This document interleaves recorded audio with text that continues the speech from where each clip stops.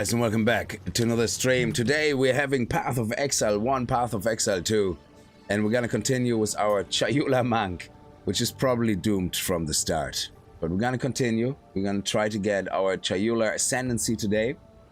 We should definitely get to the point where we can fight Babala, whatever her name is, but is our build strong enough to actually get the Ascendancy today? That's a different question. So, hopefully we'll all go well. We'll see. Fingers crossed, good luck. And let's go. We're gonna continue. And I think Babala is gonna be not too far into Act 2. We're definitely a good level, but yeah, we are kind of struggling with our melee damage. And I believe that is mainly due to the armor changes that the devs made, which also impact monsters, making them tougher and increasing their armor also in the to the same amount as the player armor.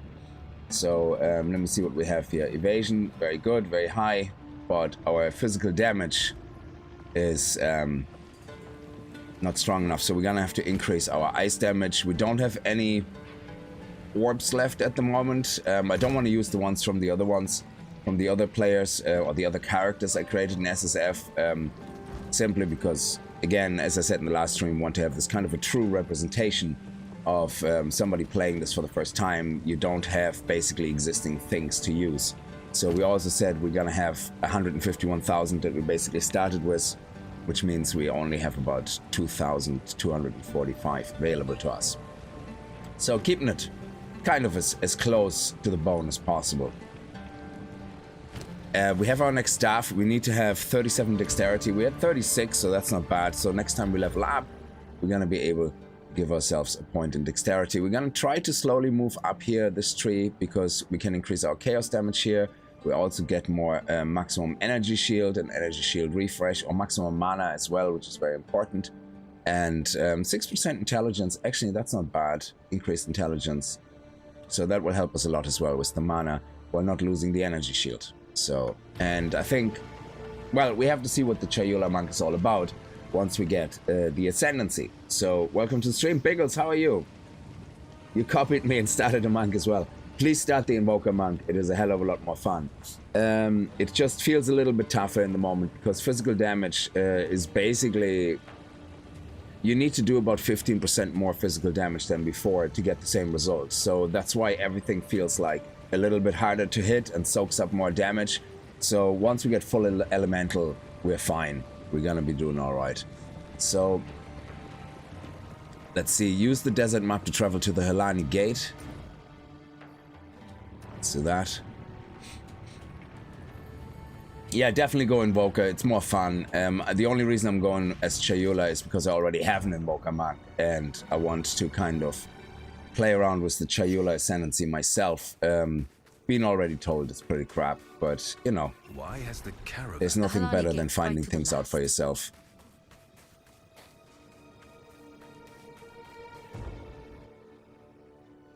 Hey H2, how are you? I hope you're feeling a little bit better already. Probably heavy influenced by ibuprofen, you know, to take that pain away.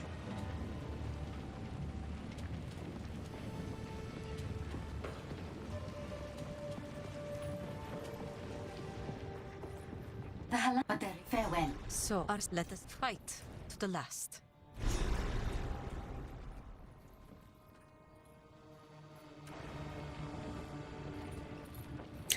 Thousand, Jesus. Yeah, we only take 400 milligrams at any one time, and then 8 hours later, another 400. The only thing you can do is, like, we only take ibuprofen in 400 milligram doses, and so you take either 200 or 400, and you leave 8 hours between them, and you can take 4 hours later, though, some paracetamol if you need more, basically, but because you can take both, kind of, but you want to leave like 4 hours between them to be safe. Jesus, 1,000. I would be asleep.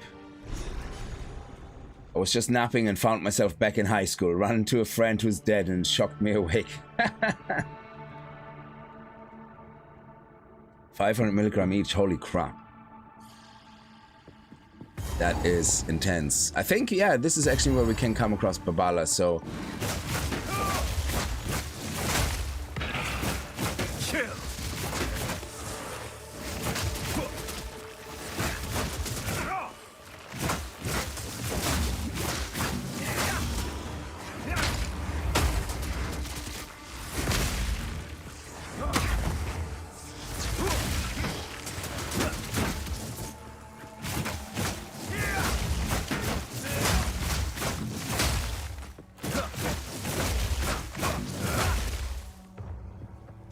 Might as well go this way around and see.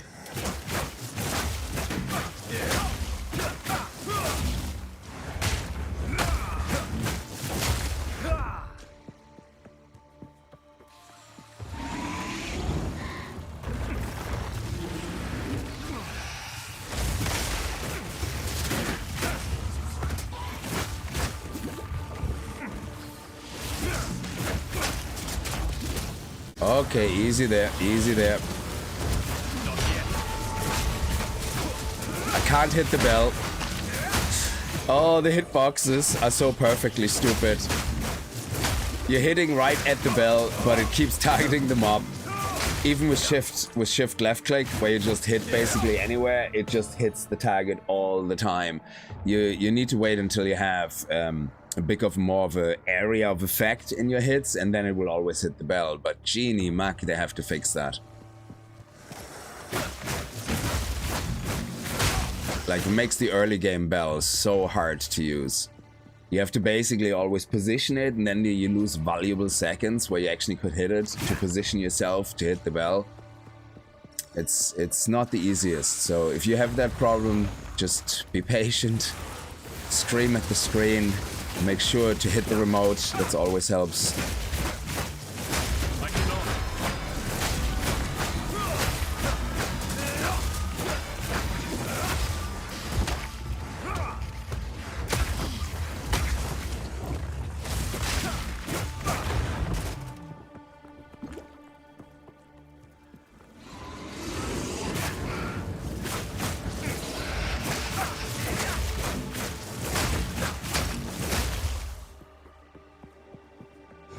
Yeah, I don't know. I don't think we do enough damage for Babala. That's actually really worrying. So, we probably have to wait a bit before we do the first Ascendancy. I mean, I'm gonna try it, that's for sure. Rush.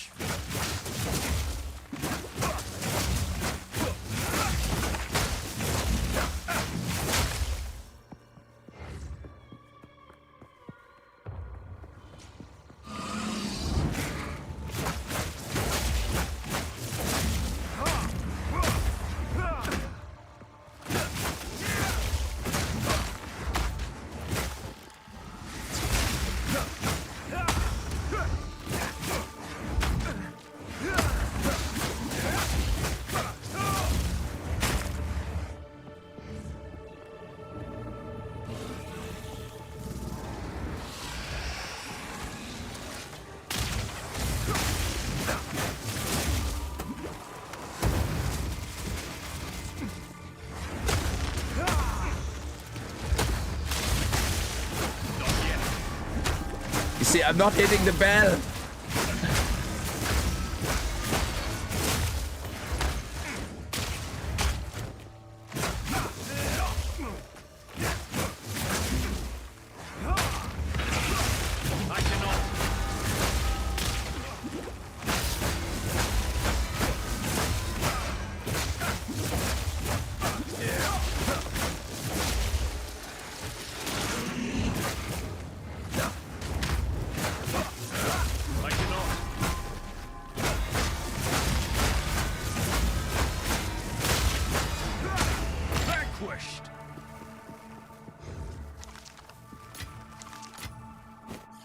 Okay.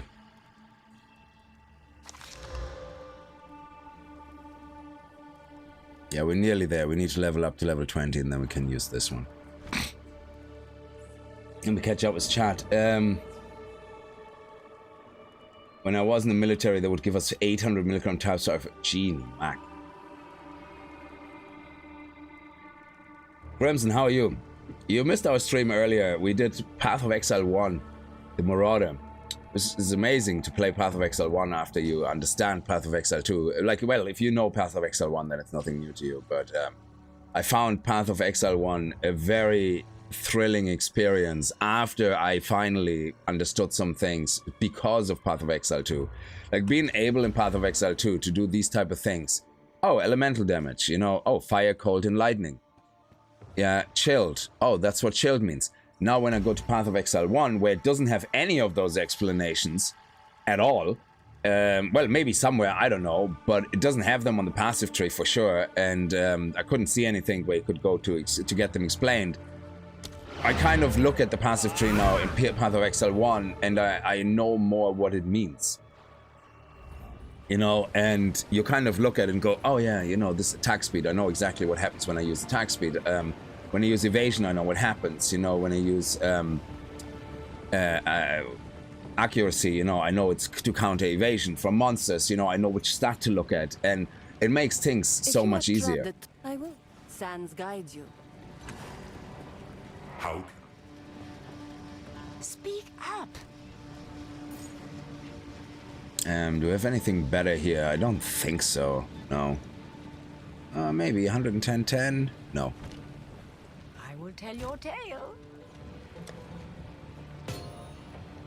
And I was saying, actually, that's funny. I bought the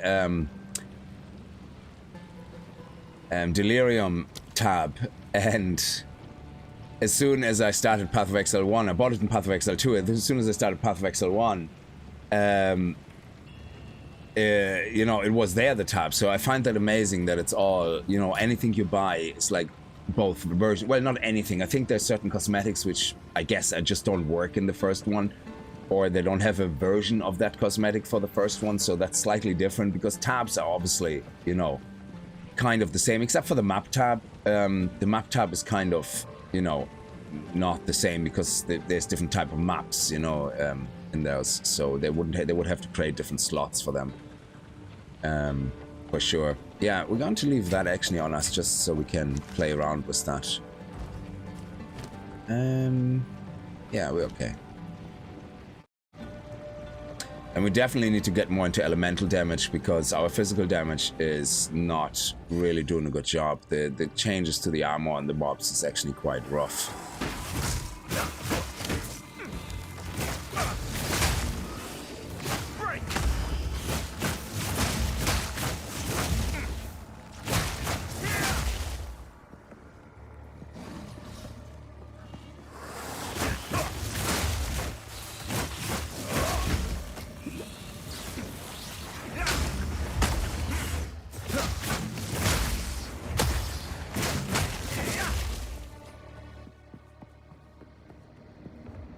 Okay, we're getting to the crossroads now, so yeah, we need to clear trash, because I don't want to take Balbala on before.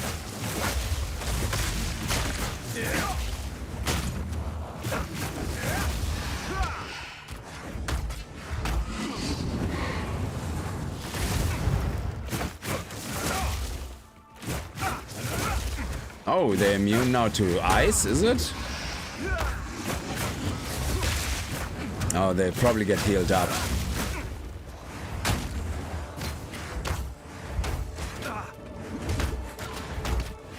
Oh my god.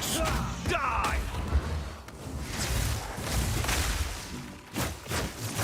I cannot.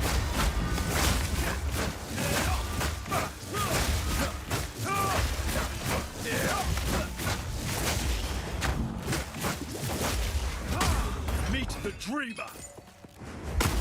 Yeah, I think he was putting a bubble around everybody else. I didn't really have time to check properly. I think he was kind of doing some defensive stuff and healing them up even.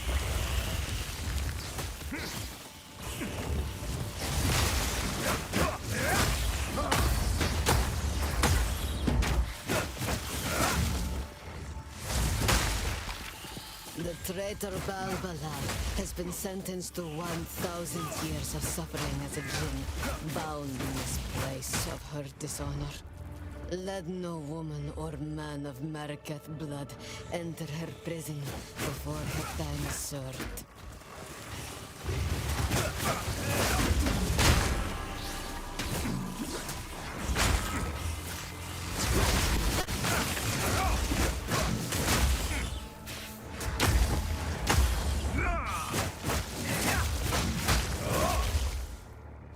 Oof. Yes, I definitely like PoE 1, yeah.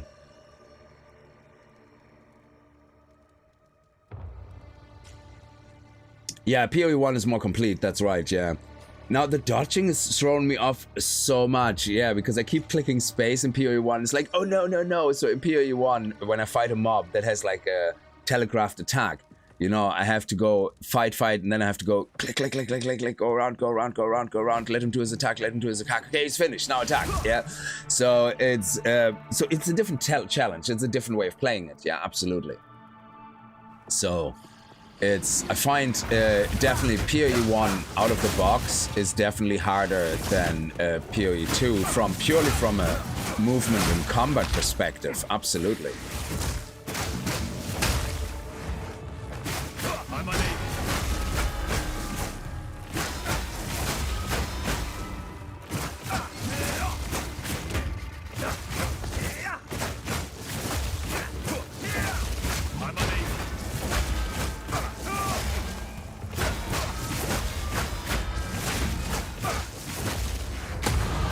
Enlightening.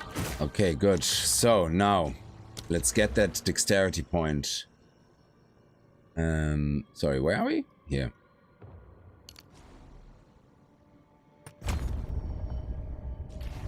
Now we can get this one. Hopefully it will give us a bit of a boost now in damage.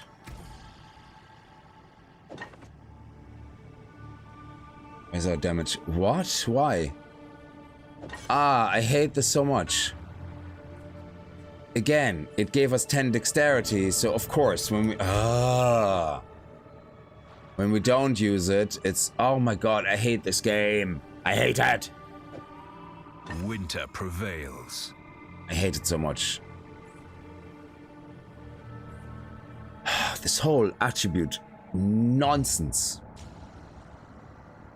Unbelievably frustrating. So friggin' annoying. Okay, that's it. We're gonna go and get, I don't care. I stopped caring. I'm gonna go to my chest. I'm gonna get a dexterity amulet. I don't care. I just had enough of this. It's like, no. No. Because I can't even take my strength and turn it into dexterity, because then we can't use other things. What is it we can't use? I should be able to take. Why can I not take my strength? There was something else, was there? The shield doesn't require strength. That doesn't require strength.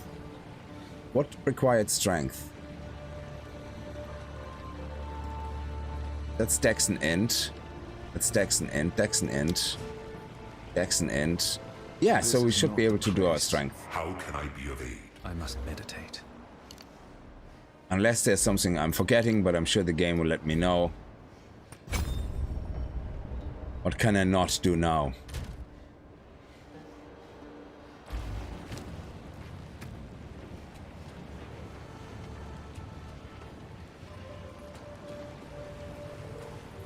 Oh, shield charge, yeah. You know what? Screw it. Don't care. I do not care anymore. I will abandon all hope. Waiver all rights to my sanity. And I will just give up. No, actually that one I have to keep. Get rid of this. Get rid of this. Screw you, shield. Don't care. I was trying to be helpful to you, but no. You don't want my help. You just want to be a douche canoe. So that's what happens. This one we're going to disenchant. There we go. Yeah. And we're gonna get rid of that as well. Hello. Nope. There you go. I had enough of your shenanigans, your parlor games, your mental arithmetics. No longer will I care. So this one, 23 to 40, 32 to 36. Now, come on. More damage now, please. We have Ice Strike. And, yeah, Ice Strike's our main attack, yeah. There you go, 220, 70 more damage. Excellent. And just in case I overlooked something else, I'm gonna leave you in my stash. There you go. The dodging element of PO2 is what got me. Yeah, that makes sense. Yeah, it's Elders. Yeah, the Dark Souls game and Elden Ring. Yeah, it's a little pet hate. Every time I look on the internet, games similar to Path of Exile, it shows Elden Ring, and I'm like, are you out of your mind? Elden Ring, between bosses, is the most boring game to me. There is no mobs or hordes of mobs. Like, the whole idea of a game like ARPG, like Diablo or Path of Exile is that you have to fight through hordes of mobs, that your build becomes this build where you just smash hordes of mobs without even caring what there are, loads of loot drops, and it says Elden Ring. I'm sorry, Elden Ring is a sleeping tablet compared to any other ARPG like Diablo or Path of Exile. Yeah, it's exciting when you fight the bosses and extremely difficult, and I can't do it, but it is on the level of that type of game. It's not the same game. I don't know why people continuously say, oh, you like Path of Exile? You will love Elden Ring. Why? Because of a dodge roll? A dodge roll doesn't define a game, man. Stop it. It's a little pet hate.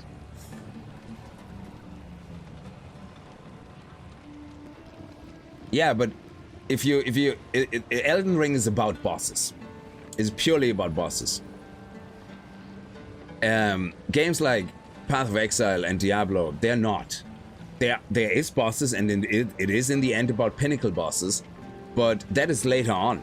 Like, Elden Ring is about bosses pretty much straight up from the beginning. There is nothing else. Yeah, it's all about getting your character, the lore, you know, the story, and it's a more chill game up to the boss fights. Yeah, I think like each encounter is pretty serious. Like, if you see two mobs on the road, you're not gonna blast through them. You're gonna have to think even on those mobs. They might actually kill me, and then I have to start again. So it's like being in a I suppose in a map where if you die you have to restart. But there is not enough. Elden Ring and Path of Exile, they are so different of type of games. They couldn't be any more different. Yeah, in a lot of ways. Only because you have bosses and you have dodge, it doesn't mean they're the same game. So they're not. Like, I mean, because then you might as well say, hey, it gives me the same dopamine fix. And like, yeah, okay, in that case, every game you play will be, you know, the same game. But anyway, when I look for games similar to Path of Exile, I don't know how many people would look at Elden Ring and say, oh, yeah, that's exactly the same to me as Path of Exile, and would be happy with that suggestion and not go, that's not at all what Path of Exile is like. So, I don't know. It just is apple and oranges to me. They're completely two different games. We have to go back because we have to find the Babala.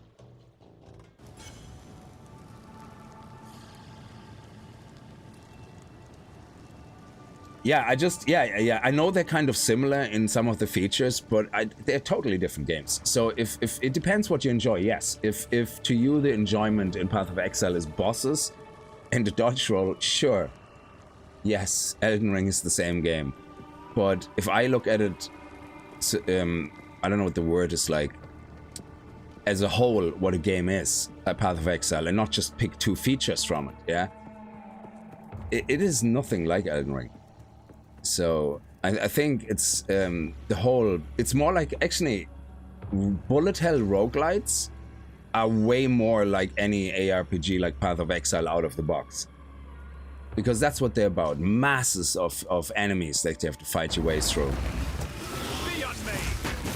So hopefully we're gonna, yeah, that feels a bit better now. That feels so much better.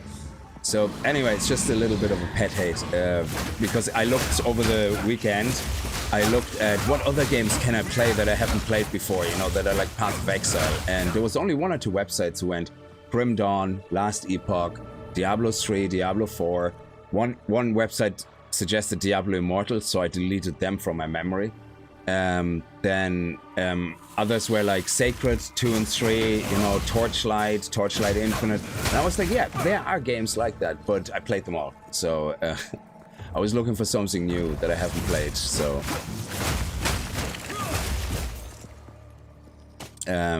Torchlight 2, actually, I don't think I ever played Torchlight 2.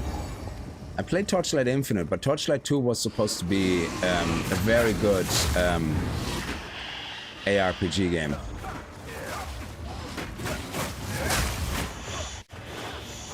And I suppose another aspect of a game for me, which is not typical ARPG games like Path of Exile, but it is something that interests me obviously as well, is endgame and seasons. Like leaks, seasons, whatever. Something has been sealed away here with great ire. Lord Butterscotch, how are you? Titan Quest. I own that. I played a character up to level 5, just to the first half an hour or so, to see what it's like, and it reminded me very much of Grim Dawn, the way the class selection is and everything. It's actually uncanny how close it feels like Grim Dawn, yeah, in a lot of ways. It could be made by the same people for all I know.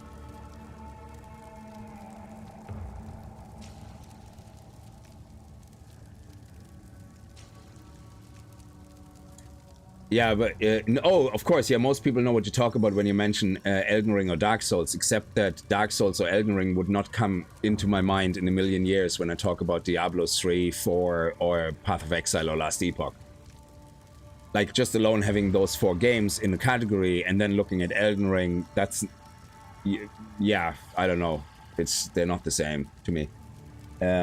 Resident Evil Village. Actually, Resident Evil 4. I recently bought Resident Evil 4. I haven't played through that. So I actually wanted to do something like that as well. I had to take a break, change the underpants in VR. Are you out of your mind?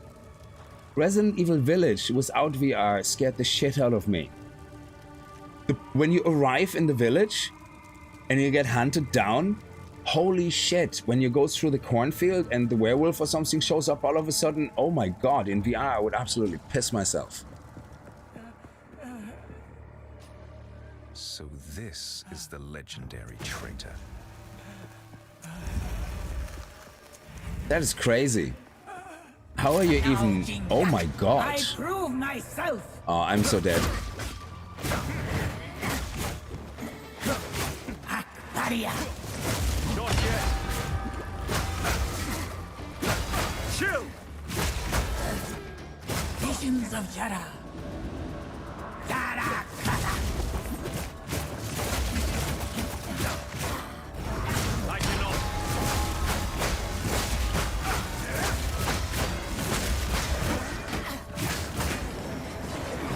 Atul. Coon deck. Face me. Hey.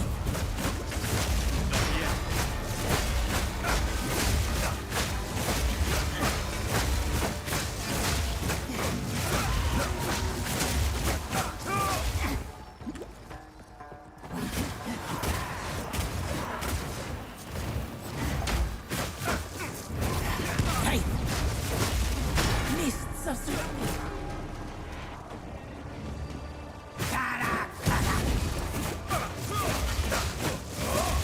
Ah, you bastard.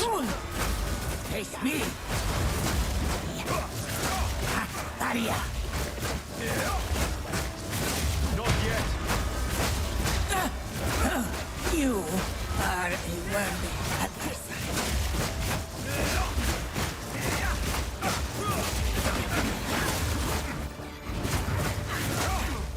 Daria. No! Face me. Hey.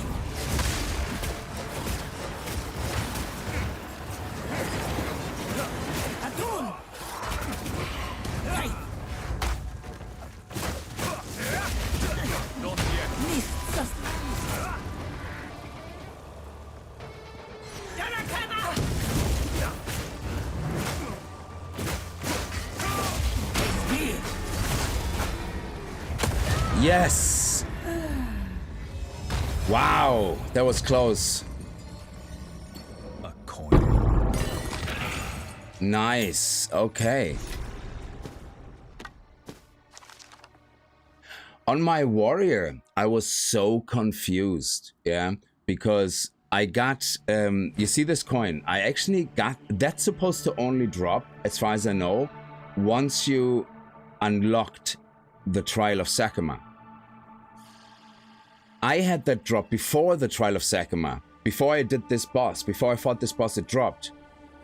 We did the trials, we couldn't get it because we didn't fight the boss. Yeah, then I dropped this one, but I already had the Ascendancy, and then this one dropped, and it didn't give me any more Ascendancy points, but then the quest popped up for that. So I had the Ascendancy before the quest. That is so weird. Anyway, let me catch up chat. Lotoran, how are you? Thank you so much. I'm doing fine, thank you. It's been really good moments of slight motion sickness since I made camera a smooth turn rather than by chokes. Oh man, in VR I would absolutely piss myself. No, I would actually get sick. I don't think I would be able to do it. She's the one of the better fights in the game. Yeah, I like her actually. She's a real, because you can defeat her even when you're very weak. If you just, but the thing is, she keeps adding more ads, I think, so it will get a bit more trickier because eventually you're fighting 3 or 4 ads with her. So I've been thinking, Kickz, maybe instead of investing in a new PC, maybe we should get a full VR setup. That could be hilarious. I don't know, I don't think so. Thank you so much for the 9 months, G4K Ninja, you're amazing, thank you. I actually, I have a very small office that I'm actually working in, so I'm touching the wall here right now, yeah, and on this side, there's maybe another meter, yeah, but it's very small, so I couldn't even stand up and play in front of the PC or something. It's the door is right behind me. It's a box office, they call it. It's a very small room. I don't know how to explain a box office, but it's usually what you call it when it's like quite a small room that you put an office in. Oh, sit and play would be nice. Yeah, I love that.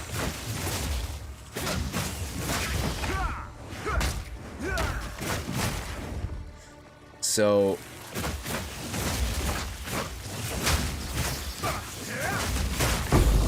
oh, nice.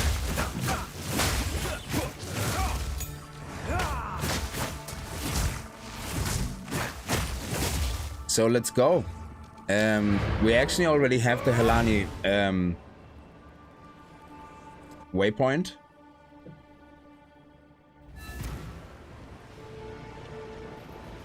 Yeah, I remember the very first time my brother-in-law showed me Doom on VR. It was fucking amazing. And you were able to sit down as well and play it with mouse and keyboard. Yeah, but just having the VR headset playing Doom was just absolutely amazing. It's just, what an experience. So, warm nights. Ah, it speaks. Stay inside. Is there anything here? Oh yeah, look at that. Yeah, I'm gonna take that for the attributes. So ammo evasion rating. A box office is not cheap. I was looking at no, a box office is a box room. Sorry, it's a box room that the office is in. It's basically a room that's below a certain size or something. Yeah. I'm gonna be back in like 20 minutes. Just gonna get some night McDonald's because I'm lazy. Okay, no problem. We wait. Okay, you're just gonna wait. I was thinking about downloading the app for PSVR 2. You can use it on PC. Oh wow, that actually would be really cool. Yeah.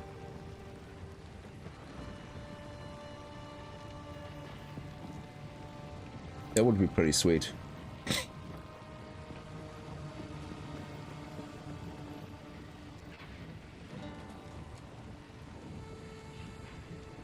You make one that collapses. Oh, that is crazy. That is absolutely insane. Yeah, we're gonna wait here, Crimson, so you better hurry, okay?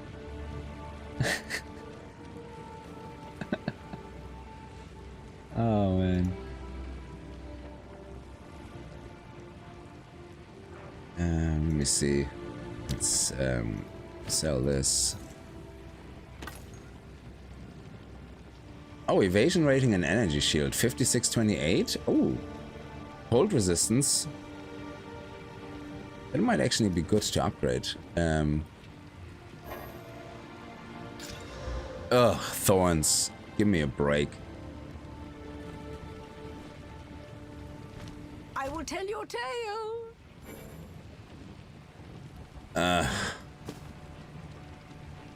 No.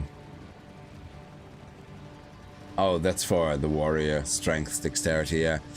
Okay, let's bring it here. Level 6 skill. Ice strike, definitely.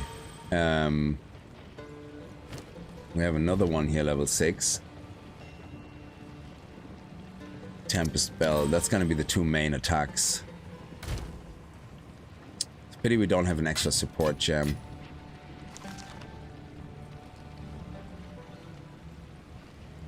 What? Actually, one of the things I noticed in Path of Exile 1 is, unless I'm mistaken, Do not wander. one of the things, the augmentation, doesn't actually add a magic item.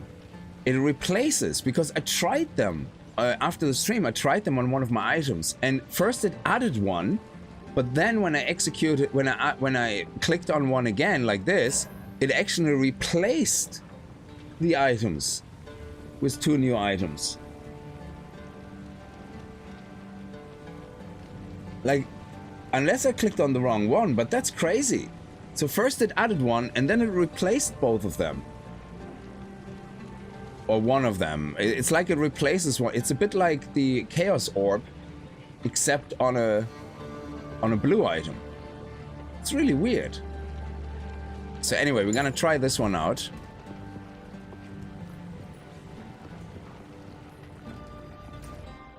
Let's go to the Trials of Sakama.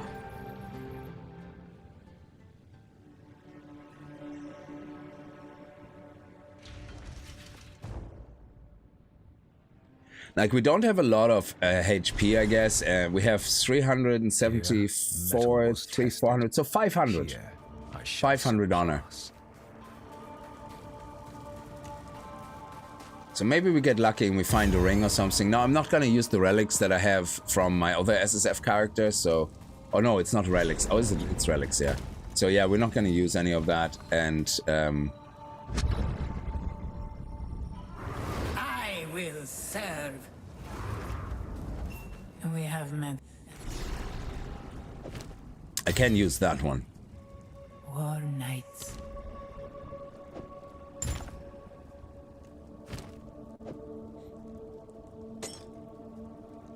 The air is stale, but not silent.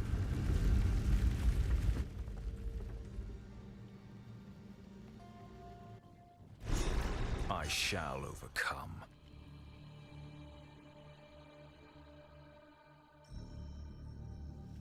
On the Twitch side, I don't know if anybody's actually watching on the Twitch side. If there is, let me know if the stream is coming across all right or not, or if there's any issues with the quality or the sound. So I shouldn't have changed anything, but I think I use a different chat window right now. So I'm not sure, I can't see everything there. Oh, okay. We have 532 honor.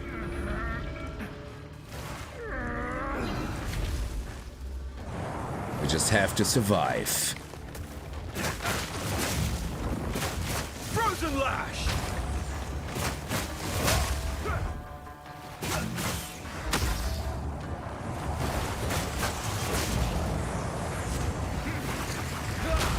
Oh, crap.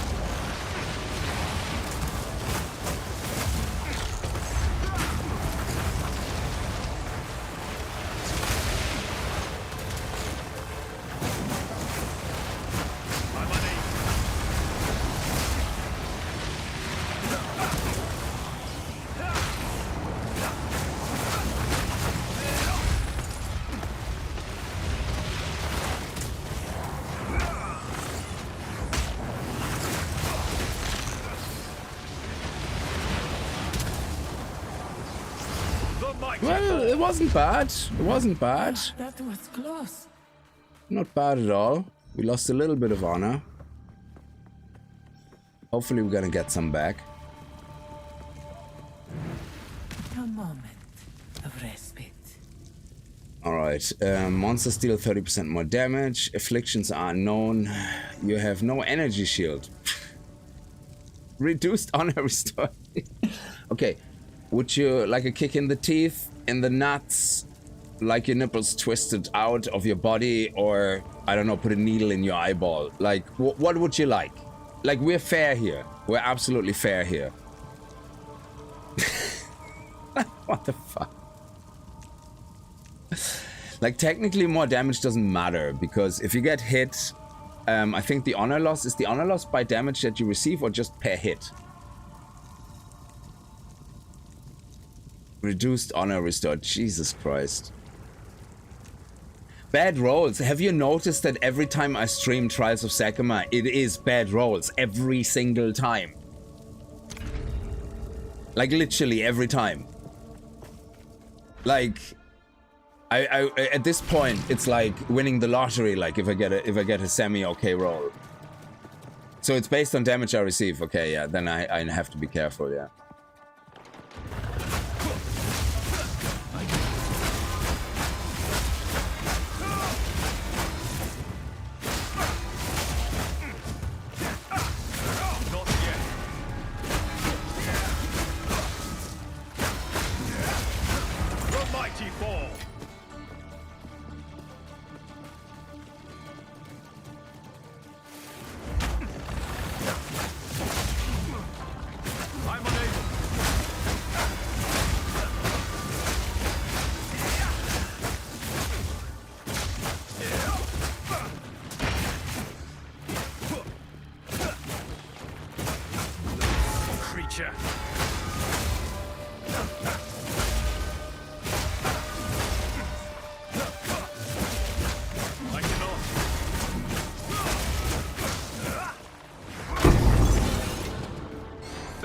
On my side.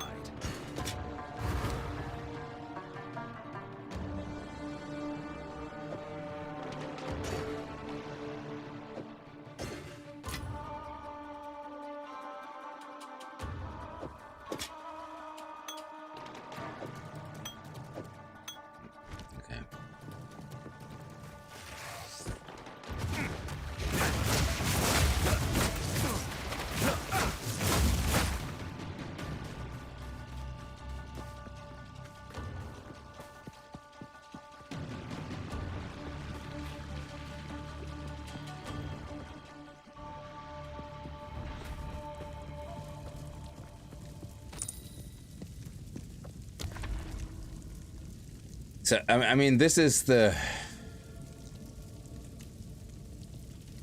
Oh, man. If I want this shrine, I have to go here. Okay, fine. At least if they are unknown, it means I'm not getting any. It's just that they are known. Afflictions are unknown on the trial map. Okay, that's fine. Whatever. Okay, let's go.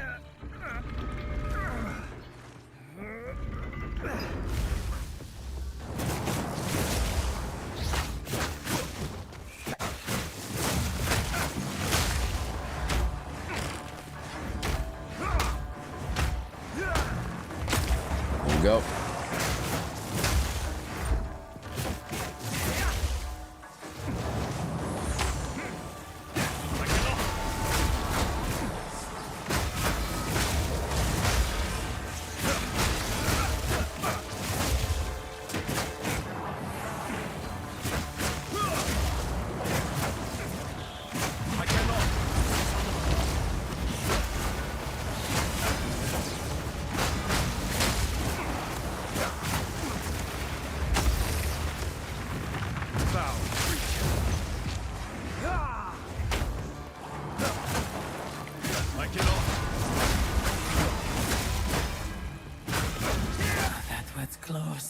Do you think?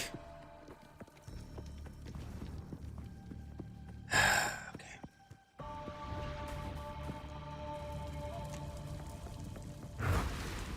Relish your mortality.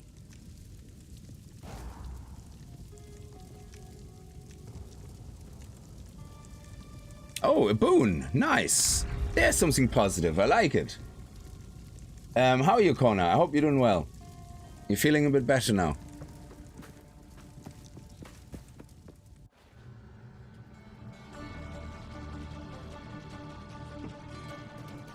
Yeah, but at least the less rooms if you're ahead in unknown afflictions, you kind of can live in the ignorance of everything is gonna be fine. I'm not getting immediately punished, everything is gonna be fine.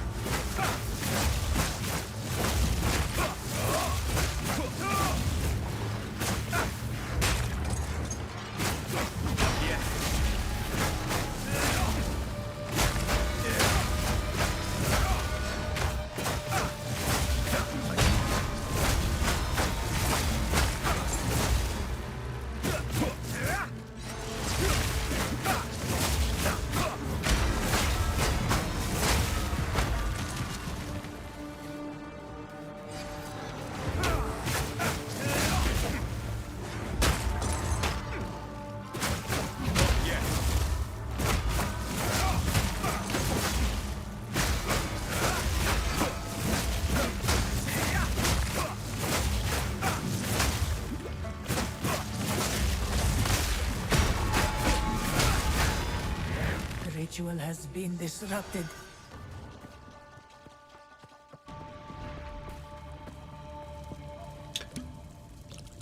Okay, good. Jesus Christ, it's still so little. Okay. And grants us a boon, and then we go for the bronze key. And after that, it's gonna say your health will be 1. Oh, man.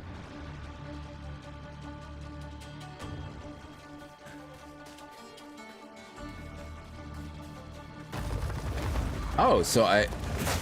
Crap.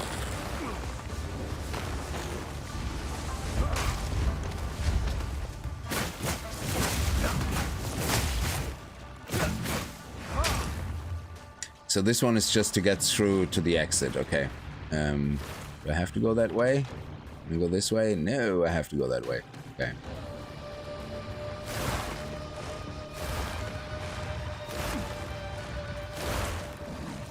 Feel the shock! Oh crap, I went right. Oh, I rolled into it and I did. Oh shit, I'm burning. Oh my god, burning damage seems to be a pain in the ass for Honor. It just keeps going.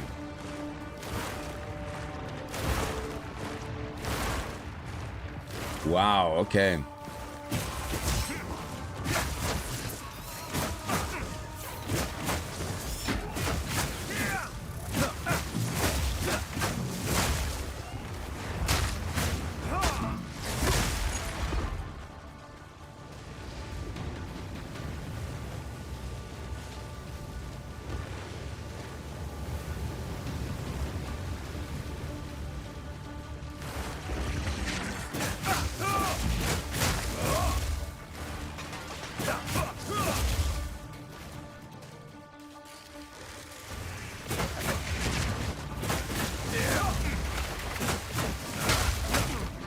Nice.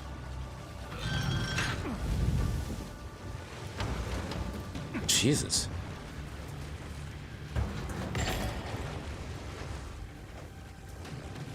Why are the wrapped sandals showing up that way?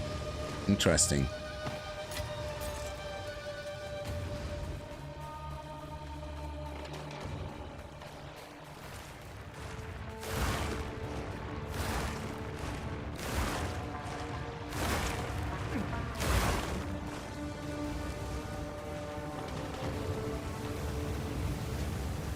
Oh, crap.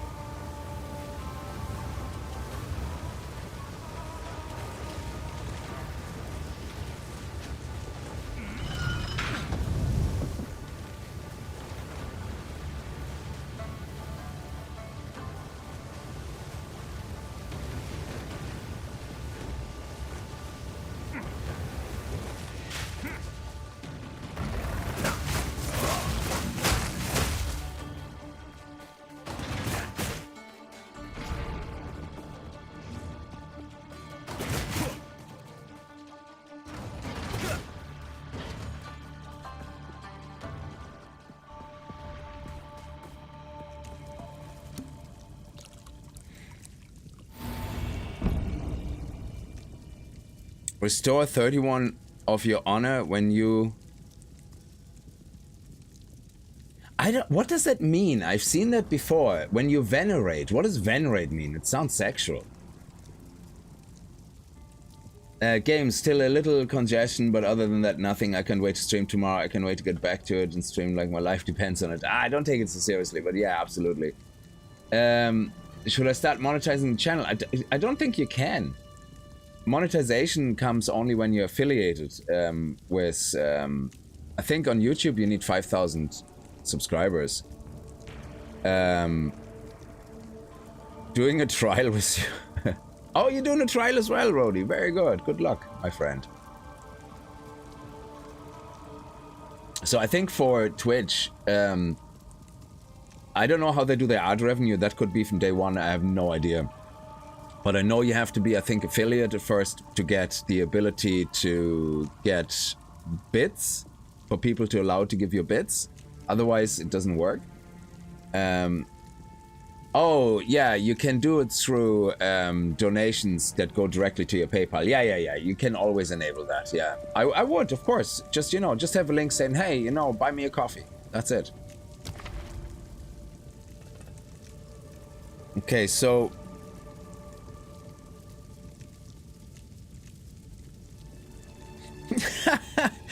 Okay, guys, here we have a good choice. Afflicts you with an unknown affliction on entry. Afflicts you with an unknown affliction on entry. Afflicts you with an unknown affliction to entry. So which one do we want? Do we want the unknown affliction on entry? Or do we want to kind of think about it for a little bit?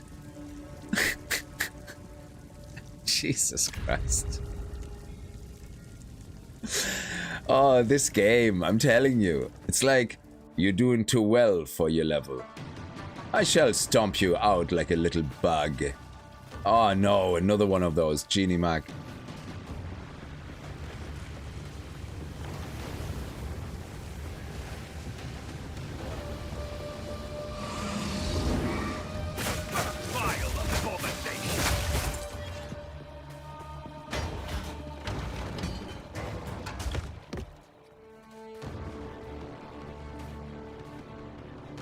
Oh, I thought it just... Sorry, the unknown affliction thing. I didn't know that that is what it means. Afflictions are unknown on the trial map. I thought all that means is that if there is a room with an affliction, you're not gonna get to see it. I didn't know it means every single room is gonna have an affliction.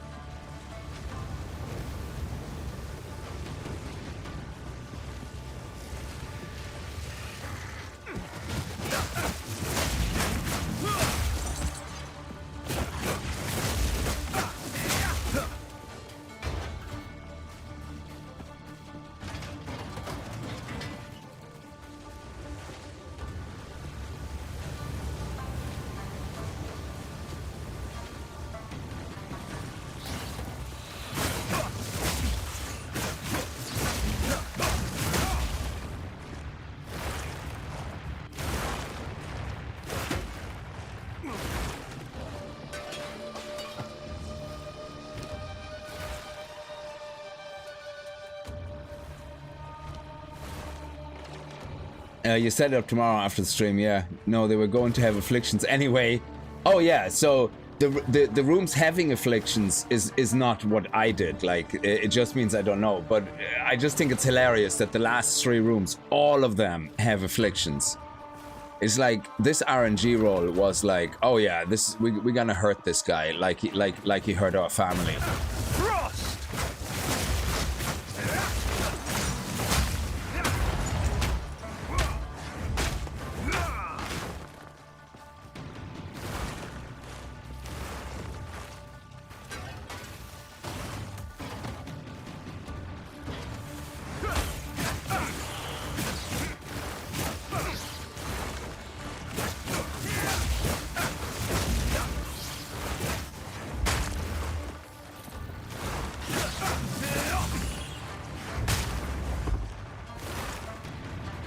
Where is the switch?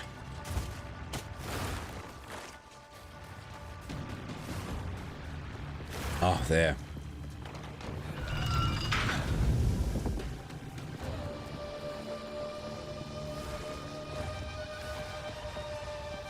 Oh, where's the exit now? Oh, it's over there. Okay.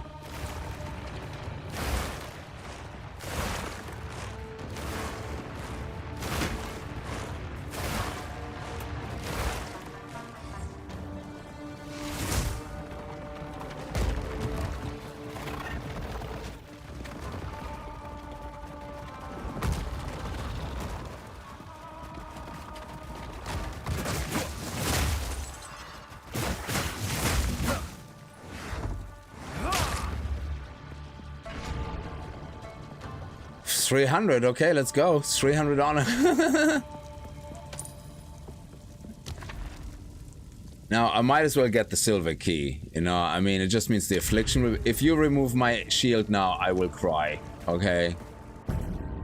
Increase damage taken while on low life. Okay, just don't go to low life. That's actually not a bad one. What is with all these rooms like? Genie Mac. Like, the variety of our rooms are like 0.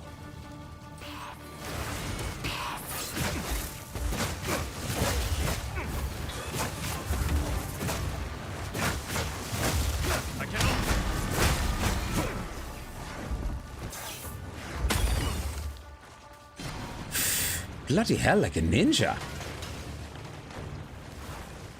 Hey,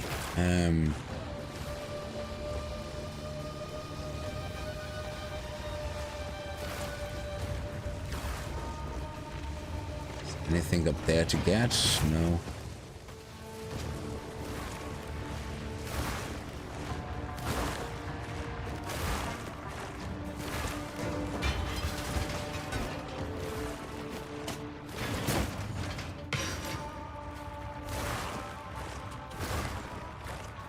Oh, we can't go through there, okay.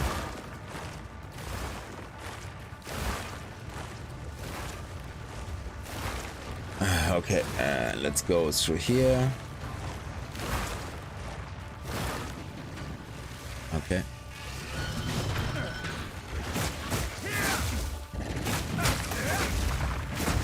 Freezing strike! Okay.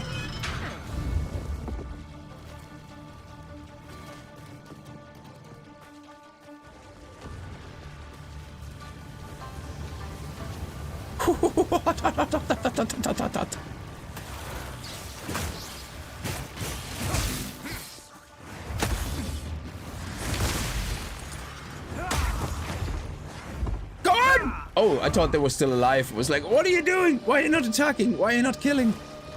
Okay, I don't think we should be picking up everything because in the end we might get actually a reward. I think a drop or two.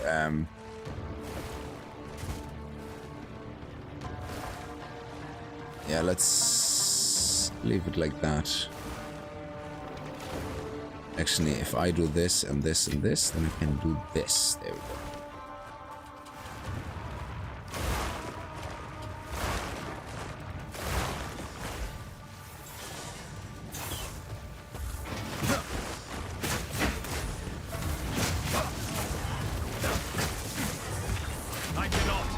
Yeah, that's where the bell goes because, you know.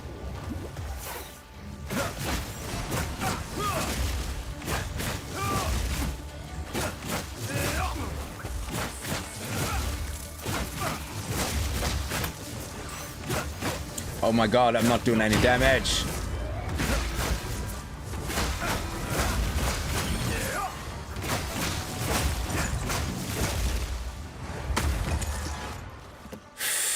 I'm so fucking dead.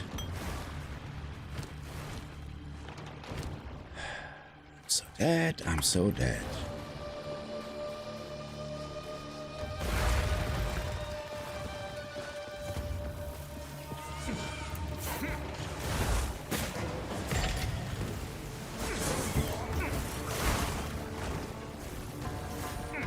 What is with all these flippin' snakes?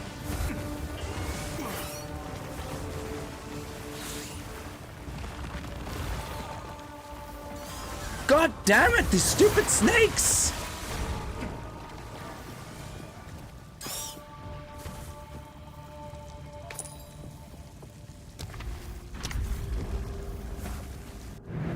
The foe ahead is formidable.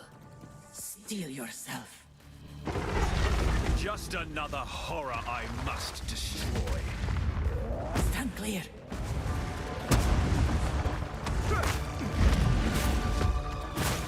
Frost!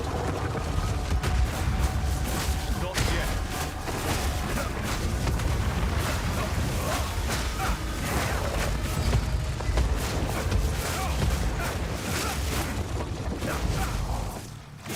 I'm unable.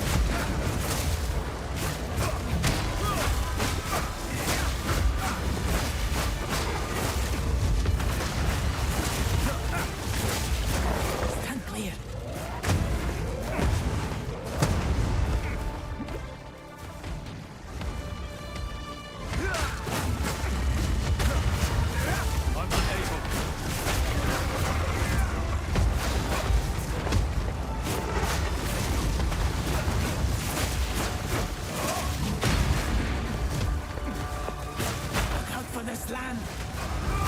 Be not disheartened.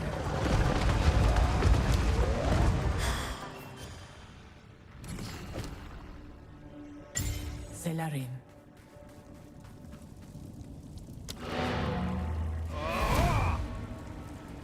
Let me just get that all unchecked and we have some relics. We're gonna try it again. I want to get the aim today is to get the Ascendancy. So let's see if we have something better here on life. 401, I don't think we're gonna get anything better, to be honest. Though that could be better, level 23.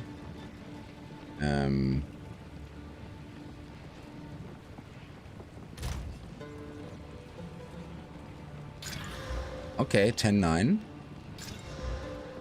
Went the wrong direction. Sorry, my friend. Oh, this one is good. Energy shield and 5.4 life regeneration per second. That is awesome.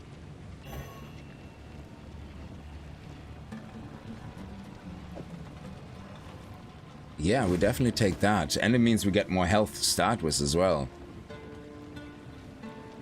Armor evasion, no. Evasion energy shield. No, we lose too much in the moment for that. So we can sell this. Sell this, this, and this. We keep this. Sell these. No.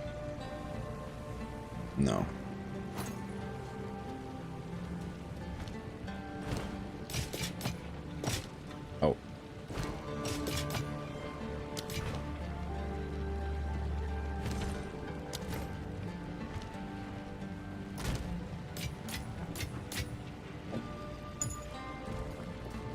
Honor is, yeah, I find it a bit silly as well. I think it should just be health and the bosses should just be tough. But it should be your health. So that you can use the health potions. It should be just a fight. And I said it before, what I would like to see is like, you get so many of these drops and I really don't see, like, say for example, if you have both of the Ascendancies, yeah, why would you go back to do the trials? Why? Honestly, why would you go back? Like, what reason is there possibly to go back for unless you have Ascendancy points to get? And seeing that these guys drop non-stop during your campaign, you can literally fill up a whole chest with them if you want to. What is the point? So I think it would be much better if, like before, if there was an honor system that is actually reputation. You know, for once, like in Diablo 4, where if you do things over and over like that, you get more levels unlocked from the vendor, and you get more bonuses items that you can buy. Yeah, so there's like a vendor, a faction vendor, and the higher your honor is, the better the items you can buy, and you know, you can get very unique items that you can't get anywhere or drop anywhere. They have some really weird stats, you know, maybe have some cross-mix stats, you know, where something is full armor, but has like, I don't know, something that usually doesn't come with high armor chests or something, you know. Have some fun with it, you know, have some fun with the feature. And, you know, do like a +2 ranged on a body armor. And it's like, oh, okay, maybe now I can put that for funsies on my ranger because it's like really amazing or something. You know, I don't know. I'm just making this shit up. But have some fun with a feature like this instead of just, hey, honor is health. Hey. It's like, it's as simple as Diablo 4 Endgame when it came out originally.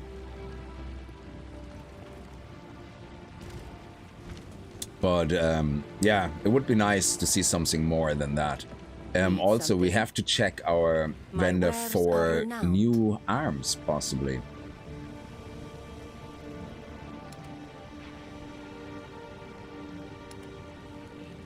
Evasion and energy shield, okay. It's some cold resistance. We have cold resistance, we need other resistances. But it also has something we can put in. Okay, here's, oh, lightning resistance, that's good. We actually don't have that. And is that an implicit? No, it's a suffix. So we have the money, so let's get it. And I know it's not as much energy shield and stuff, but goodbye. I know we can upgrade that. Fire damage to attacks. And I know we had one Regal Orb at least that dropped from us. Oh, brilliant. Increased evasion and energy shield plus maximum life duo. That is not bad at all. Excellent stuff. So we can definitely do that. A chill in the air. And then we exchange that and put that on these. Excellent. Look at that. We now have over 550. So we could have 600 life if it, yeah, if it pumps us up. So that is nice. And we now have actually 0 lightning, which is great. So the only thing is fire now, which is left. So I could put... Oh, actually we have fire resistance here. There we go. Now we're sitting at 2-15, which is perfect. At least we're not in the negative, which is the main thing right now, not to be in the negative. In the trials, if you can avoid fighting mobs, do it. Yeah, I find it really hard not to find the mobs when you have to find the exit with the levers, because I find that a lot of times when I tried not engaging them, that oh, it actually keeps that. Oh, that's pretty cool.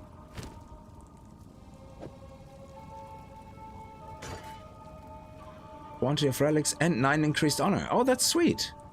The air is stale. Yeah, movement king is speed. Yeah, we have luckily 10% increased movement speed. In total, we have 10.6. So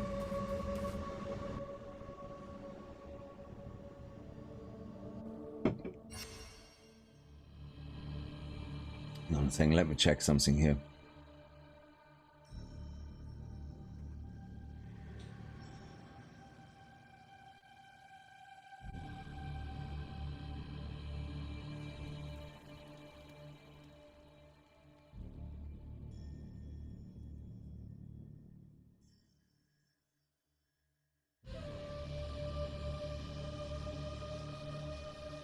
Okay. Oh yeah, this one is nice. I like this one. Why can't I have this one in every room?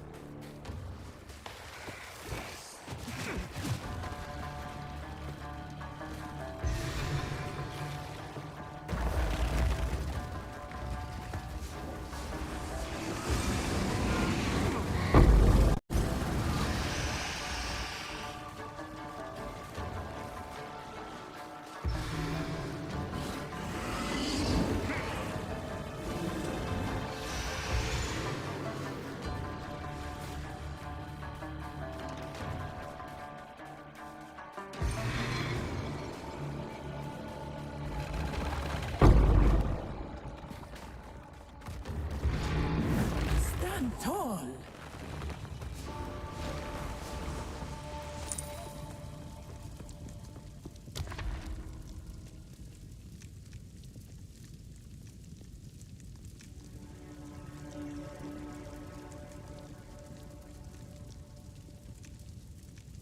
Oh, that's okay. I don't use armor. That's actually okay.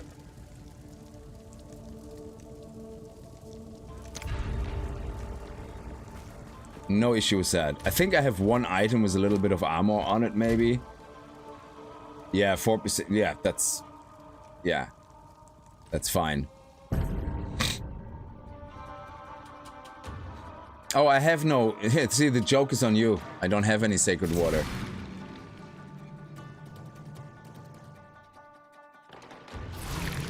Okay.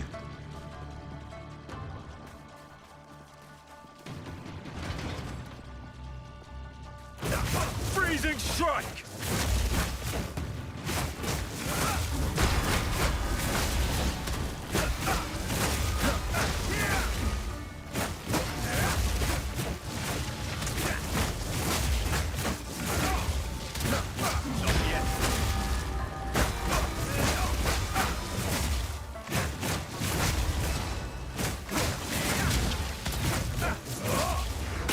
Meet the dreamer.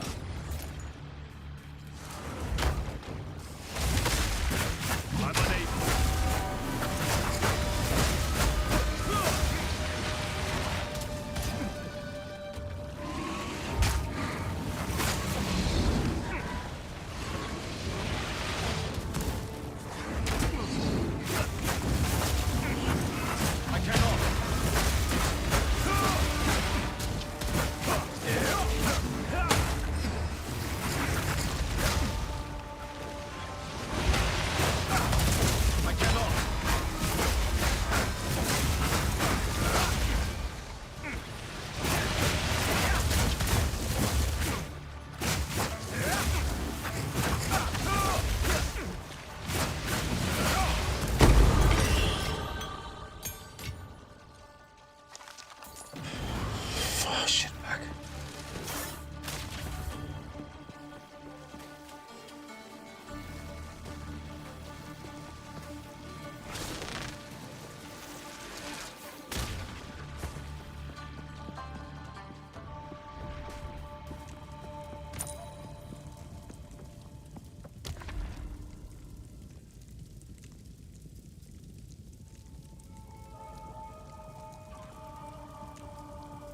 God damn it. Will I risk the affliction? That's the thing. 30% more damage is obviously not favorable. You cannot restore honor sucks, so... Oh man. We didn't lose that much honor, but... Yeah, this one is the only choice. We also have another point, so let me see. Right now, anything that would do more damage, actually maximum shield, probably would be right now very good.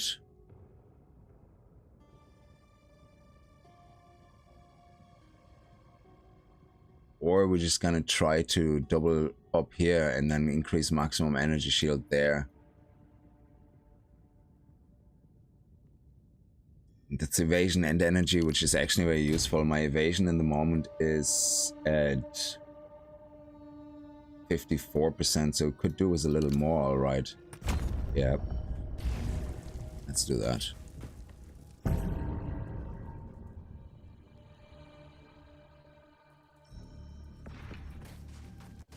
Survive until the timer expires. Yeah, actually, let's see if we don't have to fight here. Well, the little guys I'm gonna fight, but...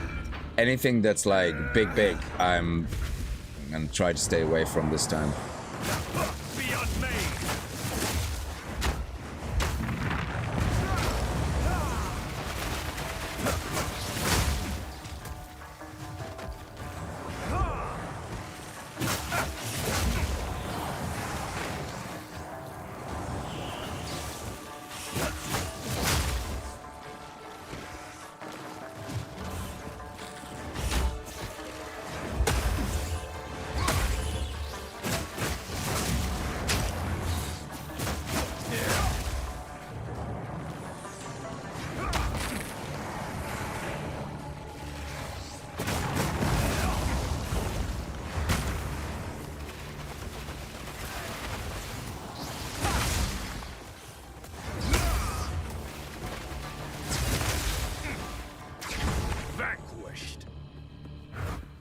That was close.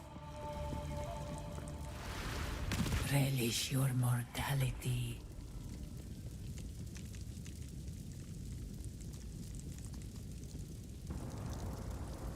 Ah, man. We could remove the boon with this again. So, theoretically, if we can... Yeah, let's do it. Let's risk it. Let's risk it. For one room, get the boon, and then we can change the trial parameters, which hopefully means I can remove the boon again.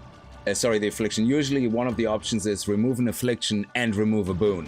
And if we don't have a boon, just an affliction, that works in our favor. So, unless it's really gonna screw us over. Hi, Rob. How are you? Oh, okay. Yeah, these guys are kind of easier to fight, so they're fine. Yeah, these guys are also very easy to fight. Okay.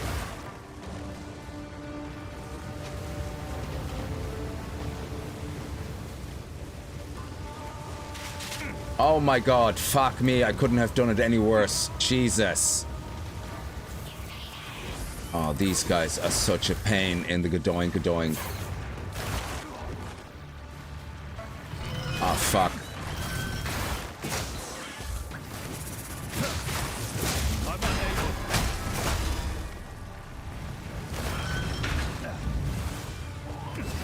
I hate these snakes. I hate these snakes. I fucking hate these snakes. You stupid son of a bitch.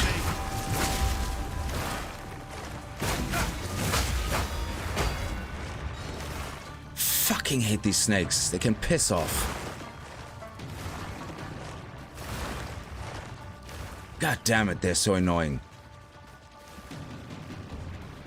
Like, they completely took 100 honor now. Just because they're such dicks.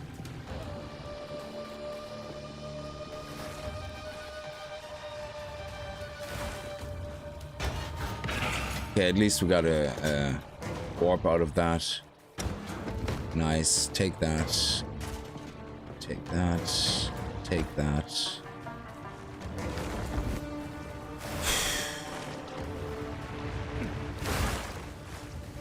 Yeah, the fire was totally on me. The snakes, I should have just fought them. I didn't realize we're gonna have to turn a lever between feckin' spikes coming up the ass.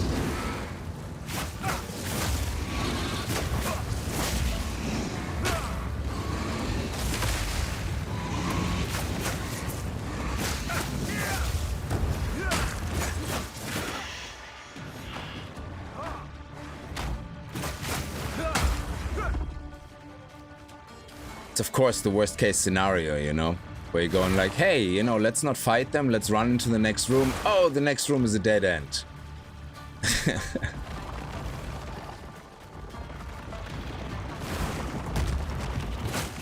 Frost.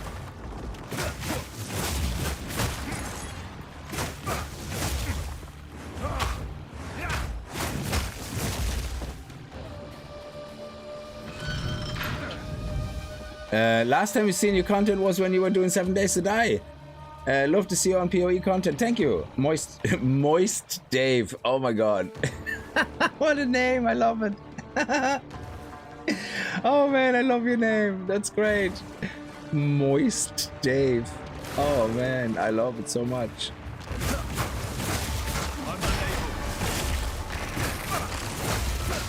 Oh man.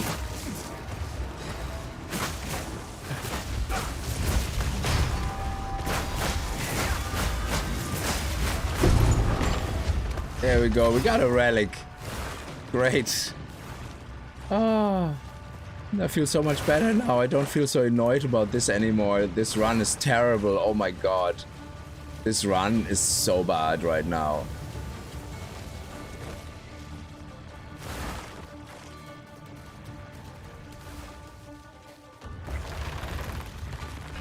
Run, run, run. Run, run, run. Like the gingerbread man.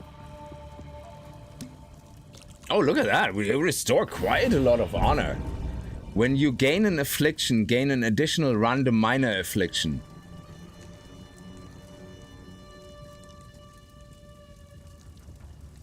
Well, that's okay.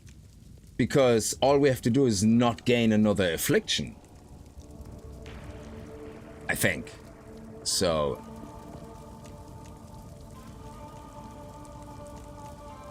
100 honor is worth it for the relic? That's okay.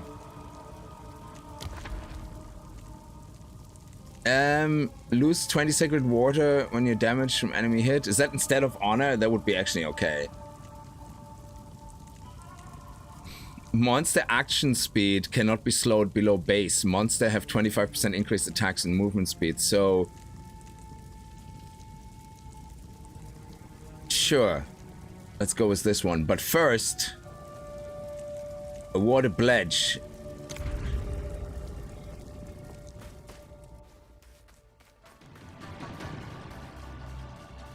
Find the exit.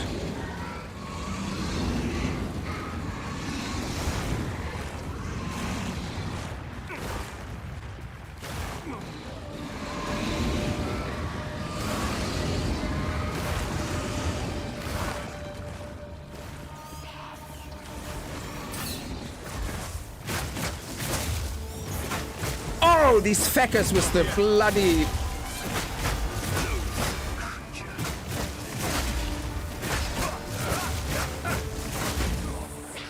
Die, die, die, die, die.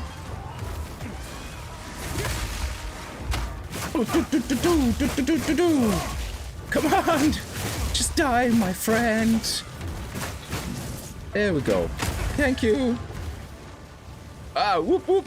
It's getting hot. Ooh, no, no, no. How am I supposed to do this? There we go. It's getting hot in here, so burn off all my clothes. Let's go. I don't know even I don't even know if I'm going in the right direction here, but I'm just gonna assume I am. Whoops. Okay, so this is where the room is supposed to be. Okay, good. Ah!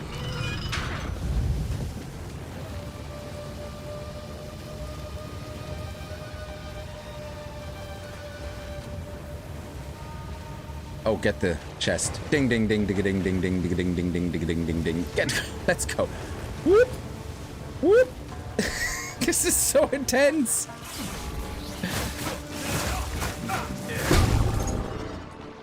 A seal relic. There you go. Ein Wasserhund relic. It's a Wasserhund relic. Clap your hands. There we go. Nice. The sexy snake ladies. Yeah, oh my god. They can get so screwed. Choose to take on a pledge to Kohe, the inscrutable, altering the parameters of the trial. No, that's not... Oh, yeah, that's it, yeah. Okay. Remove sharpened arrowhead. Gain a random minor affliction. Okay. But that's like remove an affliction to gain an affliction. That's like a bit shitty. Okay, reduced honor restored. Gain a fountain of youth. Restore 31 of your honor when you venerate. I don't know what venerate a Maraketh shrine means. I don't know what this means. Why can't they speak English? What does venerate mean? For Pete's sake.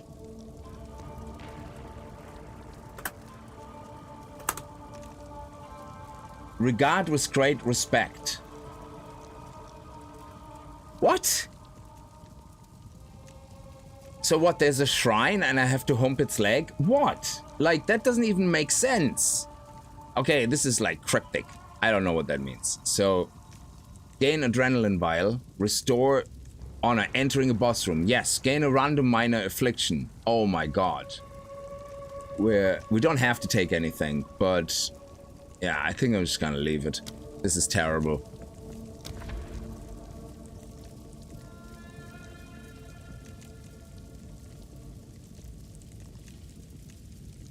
First time I did the trials, I took increased trap speed affliction. The fire things were like helicopter blades.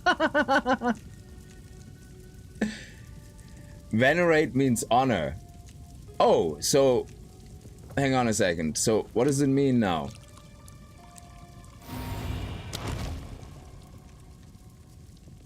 Gain 31 of your honor when you honor a but what is a Maraketh shrine?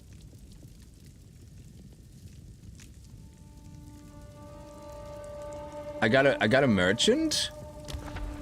Oh, nice. Oh, but I can see one fewer room ahead of the trials. I don't know where the boss room is. Okay, so you and your minions deal 40% less damage. I can't do that.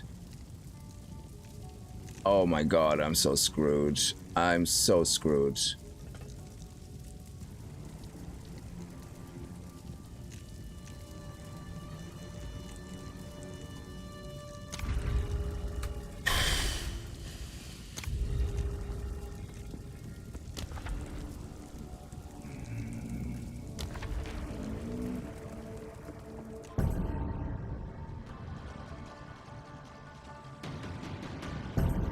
Can you teleport back in base to dump things? No, you can't. If you do, it goes back all the way to the start of the trial, I think. You're mine. Oh, these guys are bitches.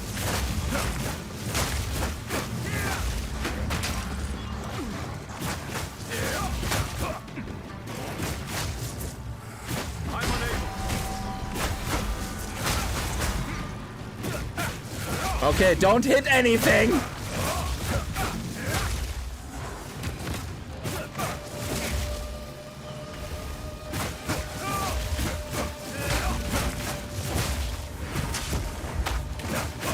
Oh, I forgot I had that skill.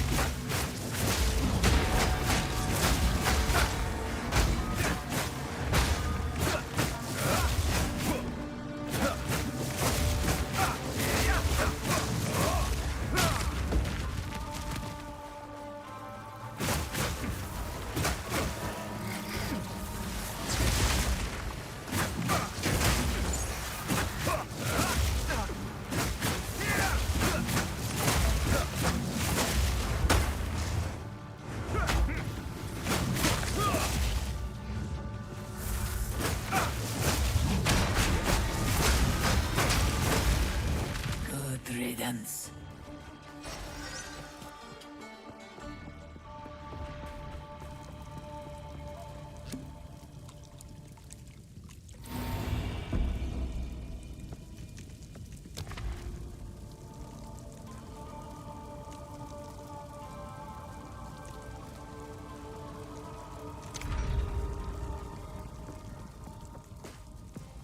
Oh, I don't know where to go. I can't see into the next room. Okay. Survive. Okay, that's actually that we could manage not to get hit at all. Watch me lose all my honor now.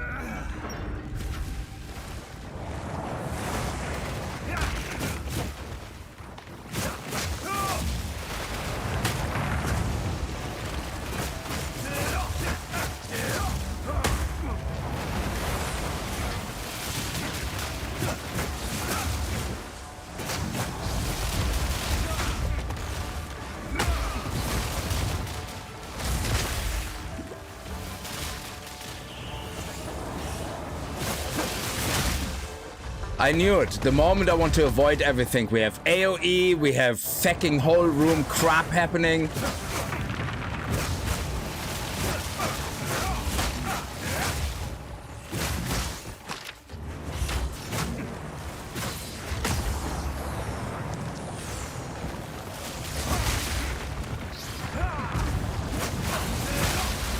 The mighty fall. That was close.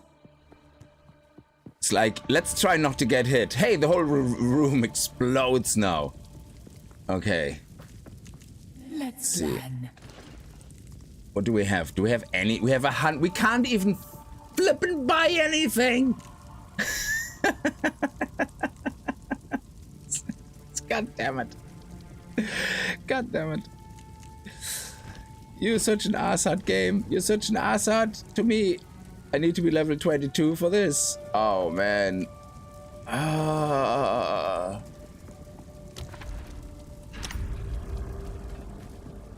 Alright. At least we have a little bit more honor than last time. Don't fight. Just keep running. The foe ahead is formidable. Steel yourself.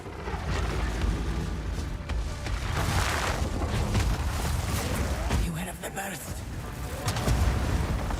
Die!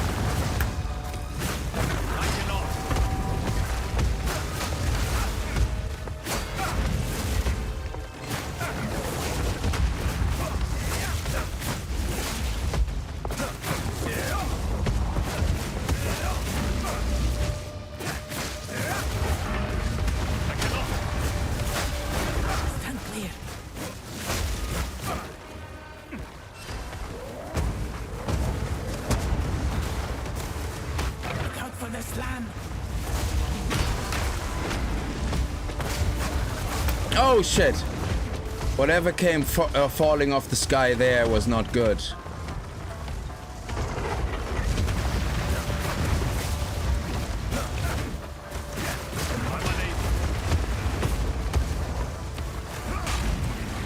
I don't like this. Do these guys not disappear? Okay, they disappear after a while.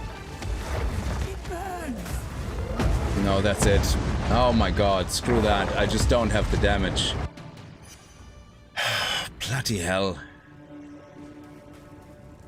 I just do not have the damage. Yeah, give me that. Yeah, I need more damage. I need to get to level 7 so I can upgrade my gems. Do whatever it takes. So I have this one here that I can use. Let me see. Oh, that's a nice one. Level 23. I hold on to that. Is that already fully upgraded? Yeah, okay. And then we have the 2 relics.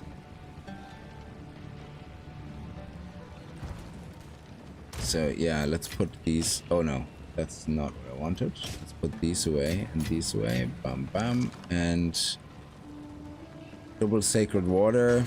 Yeah, so I don't think the issue is how much honor I have. I think it takes us way too long with the boss fight because we just don't have the damage to not have the whole room plastered in volcanoes. So level up 2 more levels, 1 or 2 more levels, and then we're gonna try it again. Actually, Glacial Cascade, yeah, I keep forgetting that I have this because I'm so tuned in on Ice Strike right now. So yeah, Glacial Cascade is a very good choice actually for the distance. I completely forgot about that. I actually forgot about a lot of these attacks, to be honest, that I had them. Here for a story. Because you don't really use a lot of them on the random mobs, just more so on the boss. Stay in sight. Who goes there? We have the gloves now, yeah, we do.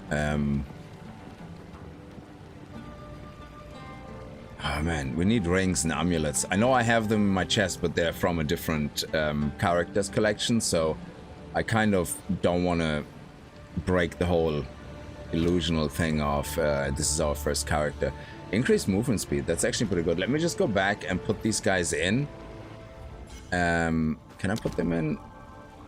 Oh, yeah, I have to wait, I guess. So, how do we... Oh, okay, let me put them into my relic locker, but here, so I know they're for me. So I can't use these. I can use only these.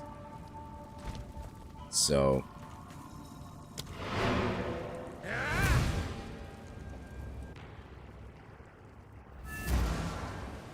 leave a like. Oh, don't be like that.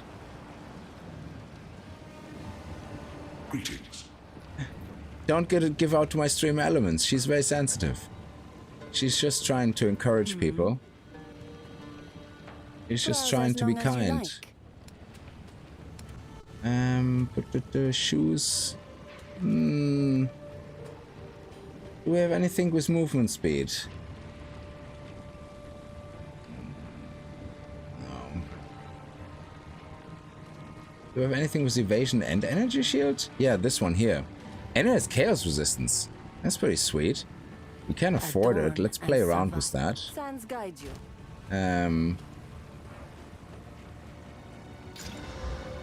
Nice. And fire resistance. Okay. So, but we would lose the movement speed. Oof. Oh man, I wish you could merge things where you say, hey, give me that movement speed and put it on this and replace it randomly with any item. Have some risk, you know, but Jesus. Or introduce a plus 5% movement speed rune. That would be pretty sweet.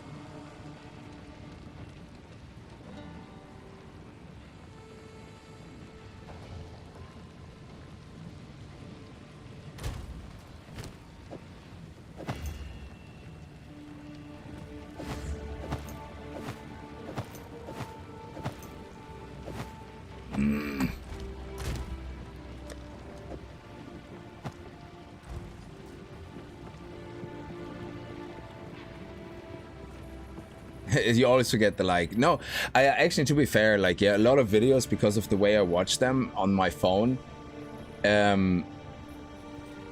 it's not that I can't like them, yeah, but it's just because I scroll so much fast to my phone, go fast forward in the video, then go quickly to the next video. I just I don't, you know, most of the time forget to leave the like, you know. But when I watch on my browser, on my PC, I always leave a like, because it's the way it's formatted. I always look at the video, go, yeah, click like, or click dislike, whatever. But I can do it straight away. But the way it's on the phone, I don't know what it is. It's just not, it's not that it's not intuitive, but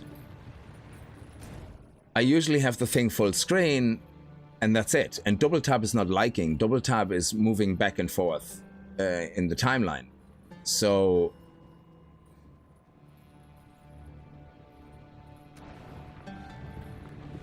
if double tap would be like, then yeah. The only thing I like and dislike is the shorts, because shorts have the like and dislike on the side on the phone, and at least it allows me to dislike every single fucking ad that comes up that's like, for, do you know, if there's only 18 ways I can show you how to make money, that's only 18 strategies you have to learn, yeah? I mean, look at me in my house that I definitely didn't rent, yeah, to look rich.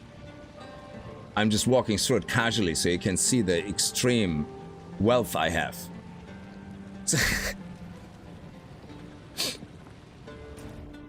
So yeah, it allows me to dislike those straight away, which is great. Disliking ads is my favorite thing to do. Especially for mobile games. Screw them.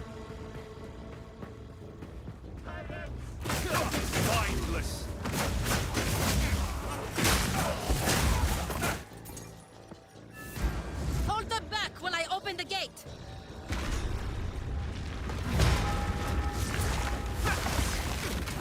Let the tide of war flow.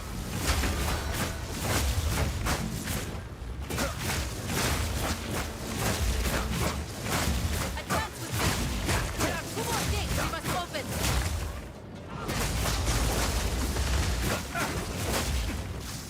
Not yet.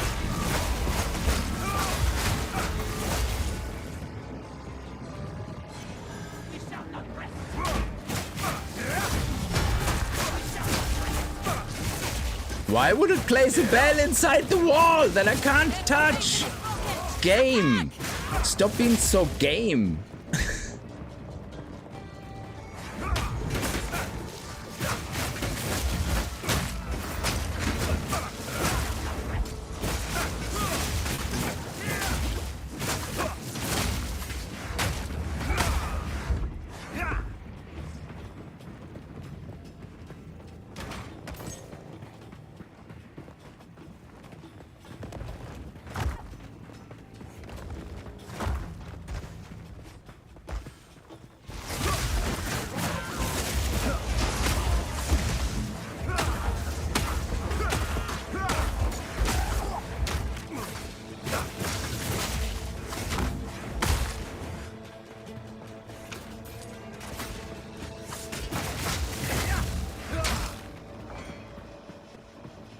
Come on, quick, quick, quick, before it runs out.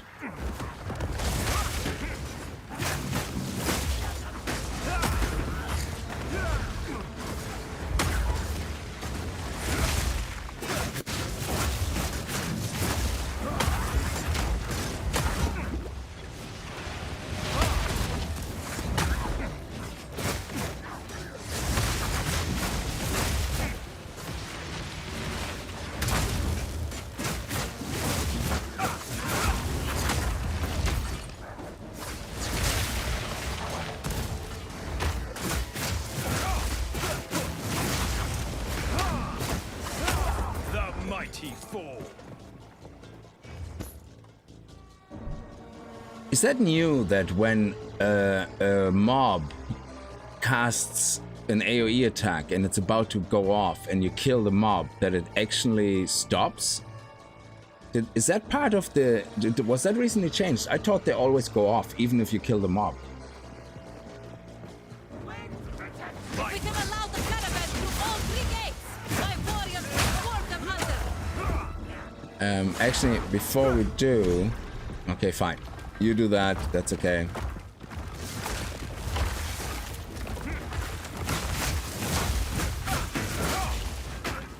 Not yet.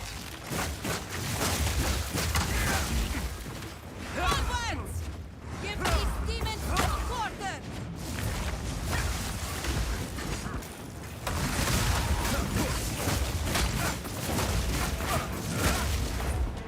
Let me go back here. I think there's an extra boss.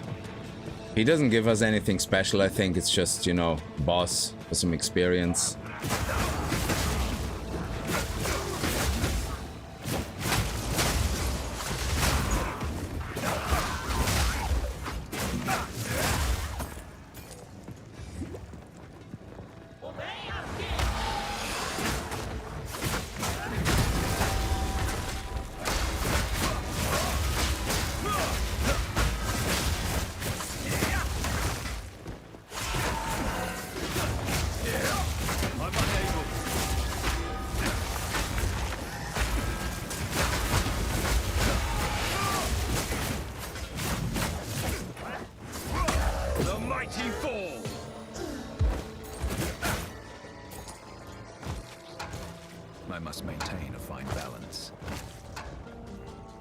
Actually, Gothic Quarterstaff, that's 11.5 critical hit chance.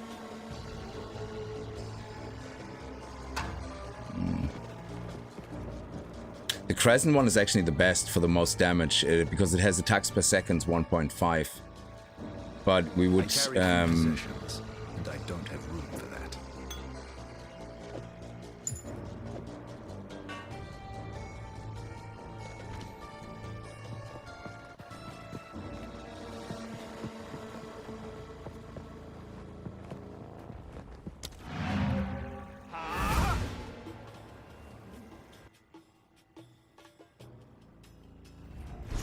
What? I kind of feel hit. What do you mean? You really hate my our game? What did I say?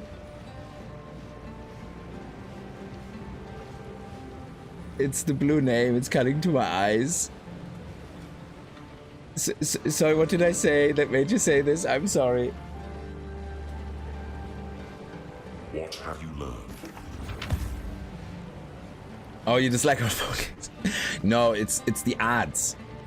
Because if you see, Hero Wars is actually a very good game. Yeah, I don't know why they need to do such fake ads for it. It really drives me up the wall because the game is actually not bad. And Hero Wars is a lot of fun. Yeah, it is a pay to win. Yeah, sure it is. Absolutely. But before you get to that stage, you actually can really enjoy the game. And I did have a lot of fun, you know, doing all the different activities and, you know, doing all the different challenges. And yeah, it gets very quickly to the point where you go, okay, uninstall. But I don't know why they feel the need to make these fake mini-game ads for this game that is not the game.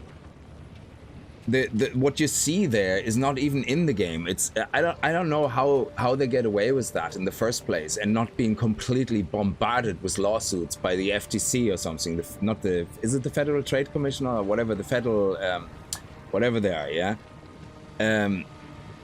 No, they don't overuse ads. They do fake ads. What you see in the ad is not in the game. It's not. And the worst is they make intentionally ads that show things that are not in the game with people saying, don't you just hate when you see ads for games where things are not actually in the game? Well, you should try Hero Wars. It's different. Fuck off. Like, yeah, it's like unbelievable. Like, yeah, they're so self-aware, breaking the fourth wall with their shit. I actually think bravo to them because clearly the advertisement agency that controls all this and regulates this don't give two fucks about it. So I think fair play, you know, but it's annoying, so I downvote them because they're not honest, you know. So, but it's just hilarious, you know. Don't you just hate it when you watch an ad for a game and the game ends up not to be like the ad? Well, try Hero Wars, it's different. No, it's exactly the same bloody thing. It's so funny. Them getting away with it is actually hilarious. What is the Federal Trade Commission or something? You usually, if you do false advertising, it's illegal. Like, yeah, but I think because of the country they're coming from or the way they're doing the ads, it doesn't apply to them. You know, it's like whatever. Yeah.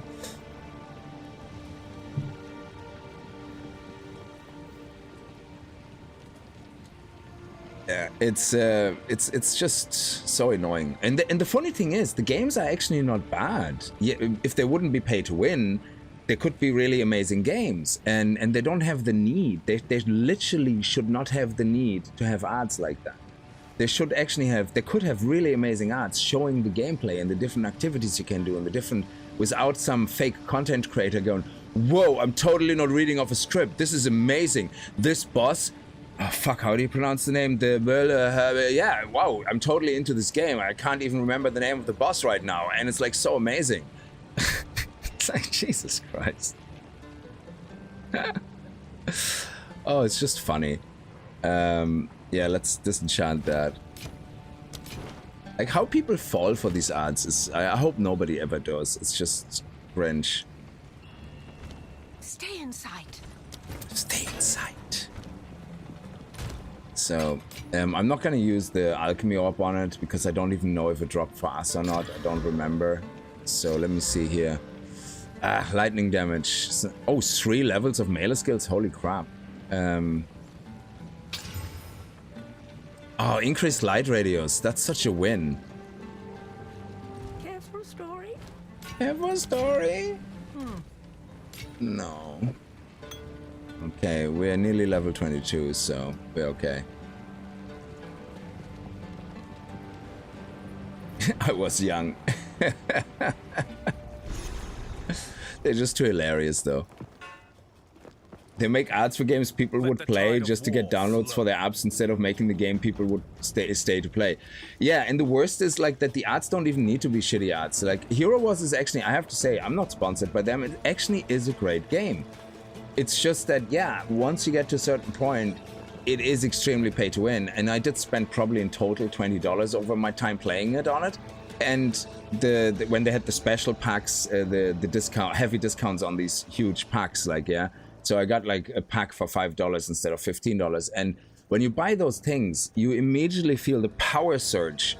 And when you do the arena, then it's amazing. Yeah, you win so much more. And part of it is probably because it teams you up against weaker opponents intentionally to make you feel like you purchased matter. So that next time you feel weak, you buy again. You have the same dopamine fix that you paid for. So I think it's all fixed. Yeah, but it's really hard, like, you know, to stop. And like, I don't find it that hard to stop, but I can see how it's hard to stop because it's very clever how they do these algorithms. You know, the moment you make a purchase, the next game you do, the next thing you play, you immediately feel so much more powerful. It's crazy.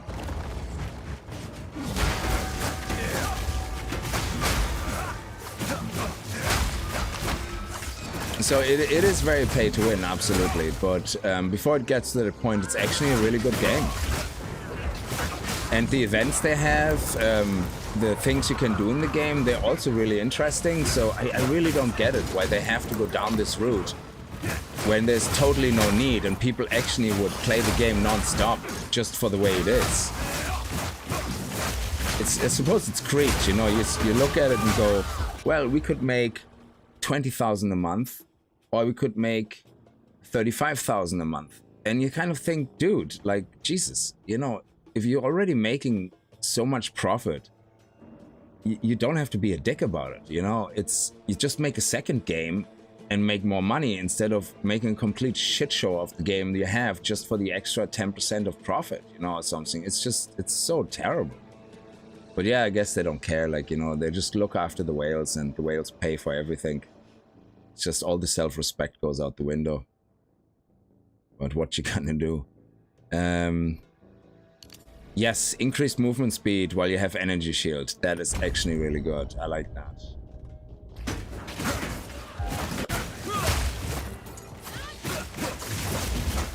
Yeah, we need more frost. Actually, let me just double check where we get the first frost again. This is critical damage. Is it here? Power charge.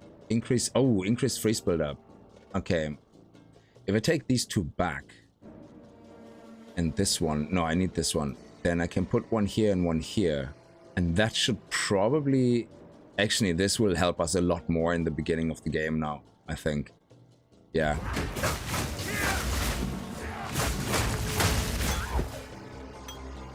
Because you can see once they're frozen, they explode so fast. So I think having that build up is gonna help us a lot more.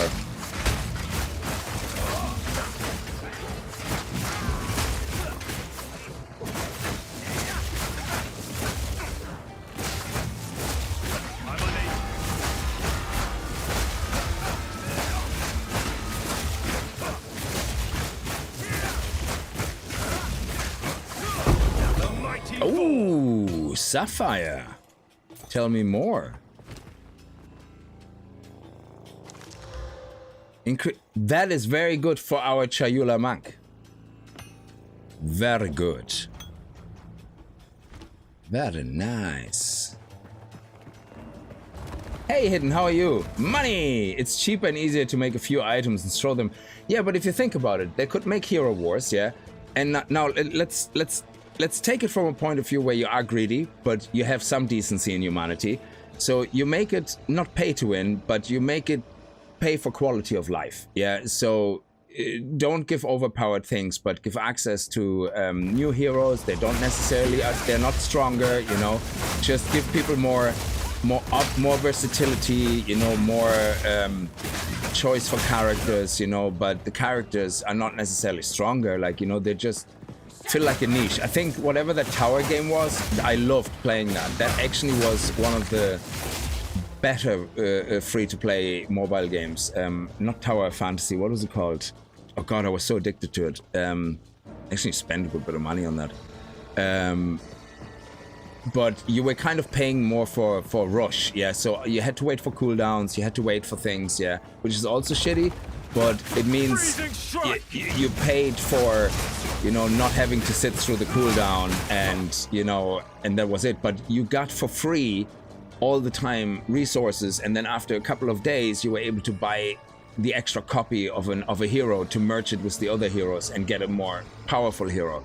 And you didn't have to, you know, pay money for that, and it didn't feel like you were held back too much. It was actually really well done.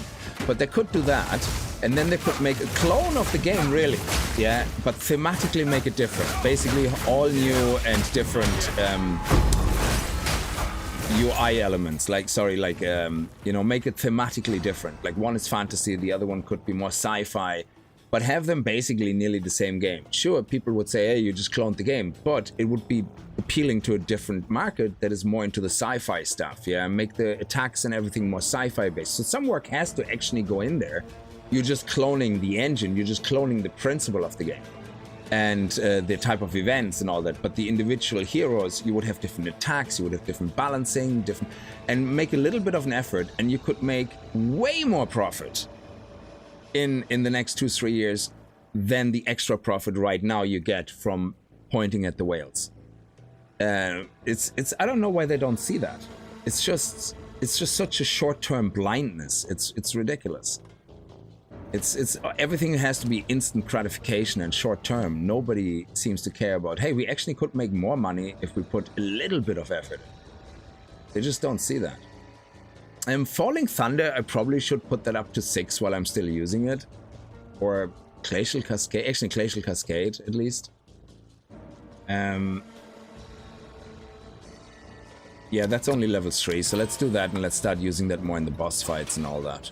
That makes sense, because yeah, that hits actually pretty hard, to be honest. Like when you get it on the peak of if you get the final burst, it actually is 150 DPS, which is not bad at all, seeing that most of my attacks that are not ice strikes are much weaker than that. Yeah, even my basic quarterstaff strike is stronger than most of it, so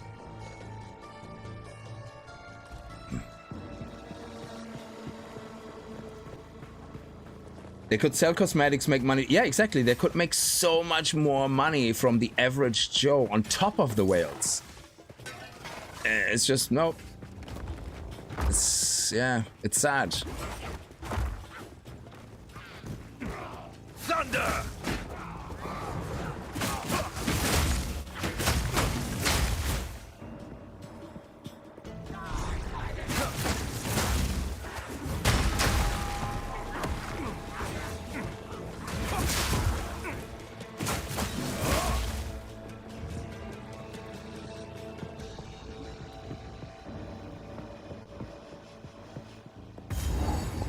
Okay, this one can be a bit tough now.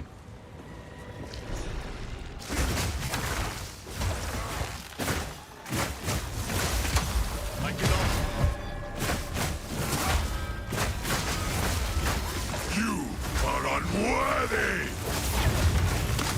The Madaketh will fall by my hand!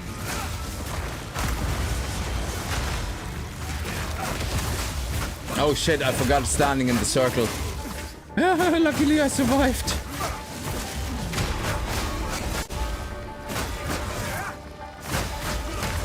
Not yet.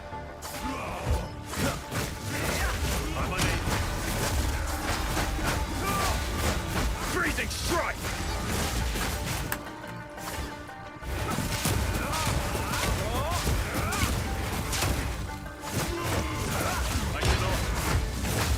The Madaketh will fall by my hand!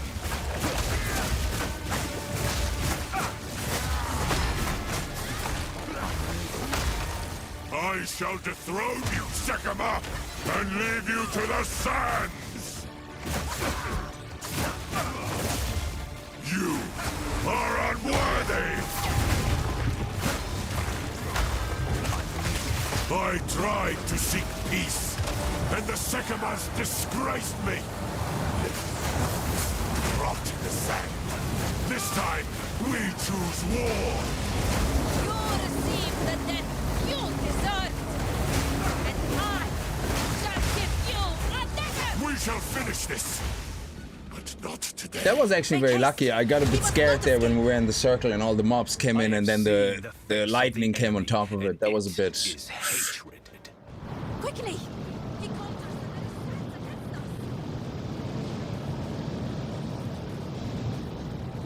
us. RuneScape has ruined the game. Yeah, absolutely. I think, besides Path of Exile, Warframe is also a game I had a lot of fun with. Free to play. Destiny 2 is not free to play, I guess. You have to pay for the DLCs.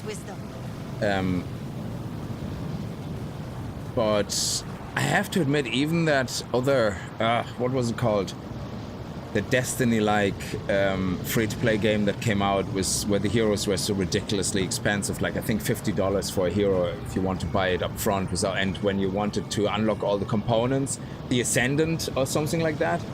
But if you wanted to buy all the components to craft the hero, it took you forever to get the golden versions, like to grind for those resources, like seriously, like a lot of time, like hundreds of hours. And then on top of it, once you actually did, what pissed me off about that game was you literally take hundreds of hours to grind all the resources, yeah? If you don't buy anything, yeah? You finally get the resources, and then it says, this will take 48 hours to craft. Fuck off. I just spent 200 hours grinding the resources. Stop telling me it takes 48 hours to craft. That is literally just taking your testicles, put them on the string, and go da da da da da da da da da da da da. Like, what the hell, man? Like, stop that crafting downtime bullshit, because of course then you can pay for something to reduce the crafting time. We're so good to you. We offer you something to buy to reduce the crafting time. Like, genie, man. What a bunch of dicks. Like, if they wouldn't have done that with the crafting downtime, I actually would have said this is a really awesome free-to-play game. Yeah, sure, grinding is a pain in the ass for the gold versions of all these things, but hey, they're gold versions. If you go for the basic hero versions, it's not as bad. But, like, that crafting timer was literally just... That was pure greed. That crafting timer is the dirtiest, shittiest thing, because if they don't offer anything to buy, to make it shorter, fair enough. Why it exists in the first place then is questionable, but that's, at least it's like, whatever. But seeing that you can buy something just to not have a crafting timer, because you can craft only certain things at the same time. So you can only, I think, craft one hero at the one time and craft up to 2 weapons at the same time or something like that. And you can only craft up to 4 components at the same time. So that is the dirtiest, shittiest thing, and that's why eventually I stopped playing it.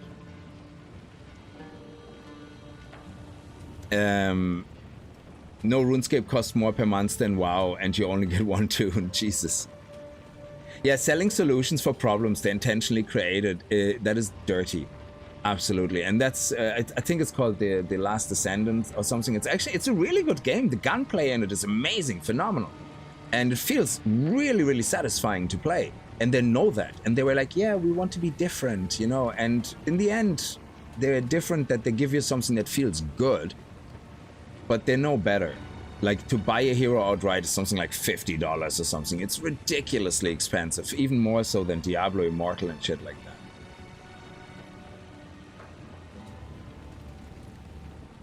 that. This stream is brought to you by Raid Shadow Legends. Oh my god, the amount of emails I got from them back in the days. Holy crap.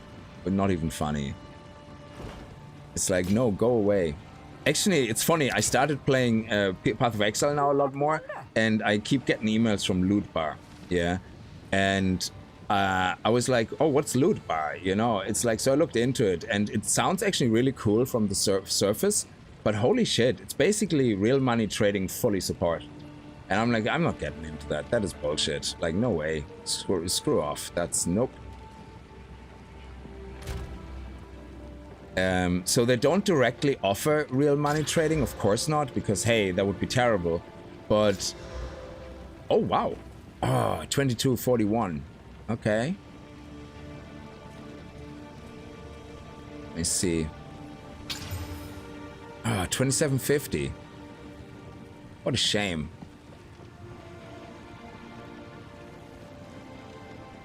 It's very good though. It has 2 extra melee skills. Is that gonna end up being better, potentially? Because of the... No, the other one has 1.5 attacks per second, so yeah, that is the better staff. I don't think it will give us more damage, will it?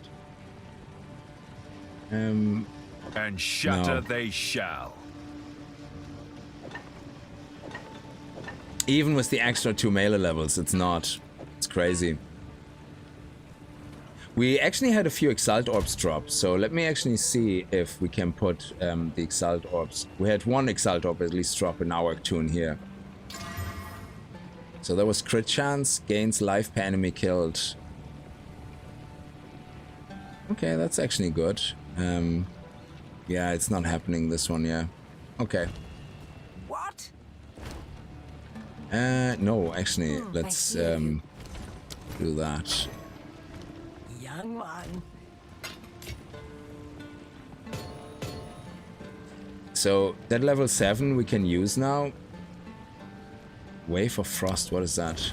Use Wave of Frost to dodge backwards and launch. There's nothing with chaos damage we can use here. Hand of Chayula is only a level 31.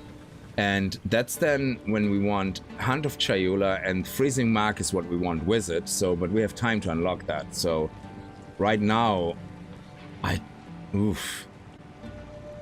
When used on a shocked enemy, Stormwave is a lightning area attack that covers a lot of... Nice, so this is the equivalent of Cascade, I guess. I think we're really better off just upgrading our other skills at this point. Though, with boss fights, this probably helps. I think so.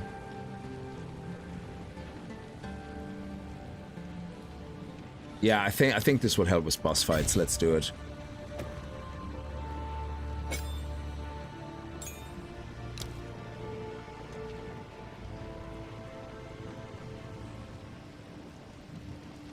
It's funny, we haven't gotten a single drop of a support gem. That's crazy. I know we got at least 1 or 2 blacksmith whetstones, so I'm gonna put 2 on that, but that's it. The rest I think was in the chest. I'm loosely remembering, so we definitely got 1. I know we got 1 or 2. We actually, all these armor scrubs are from us because I had 0 when we started. So I'm gonna put them on my best item, which is probably this one here. Yeah, so now if we try the trials again, we have a lot more health. Let's get rid of that. Increased chaos damage. And what else? Critical hit chance, nice. This actually could be a very nice Jimmer gem for us. And we have this level 7, so I'm gonna upgrade Eye Strike, of course. Okay. Can't wait to get the third one there. Again, I have 5 of them, but none of those dropped on this character, so I'm not going to be able to use them. Sometimes it would be really nice for this type of challenge to have like a solo self-found character, not a count solo self-found. Like Last Epoch has that, which is really good if you want to complete new challenge for yourself, where you go, yep, everything I find only on this character. And then later you can transfer it into a count self-found. Vote to kick Hidden Truth, click. Oh, I see Crimson is a fan of that game. Hell no. Well, the things like Shadow Raid Legion, I believe it's actually quite a good game. At the heart of it, and that's the problem with some of those free-to-play games, yeah? That there are really good games, the best ones, you know, in... Oh yeah, we have to go back anyway. In their bare bones, in their basic mechanism, and they give you really quality-feeling, satisfying combat and events and different type of things you can play, but then they have to ruin it with their stupid microtransactions. It's like... Why? Everybody wants your game because it's awesome, and then you just completely piss everybody off. It's just so terrible. Young one.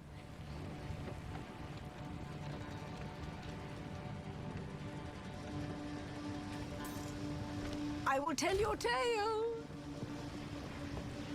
We're gonna go head back to the trials now and try them again. Fight to the last. Now we have to do the 3 levels. Yeah, that's fine. We have to go to the 3 different stages. You can see they're actually level 21, and we are level 21, so we are exactly on point with the levels. Yeah, pay to progress games, can't stand them. Well, if you wait 2 days to recharge your gems, you can progress. Slavery will not be necessary when the...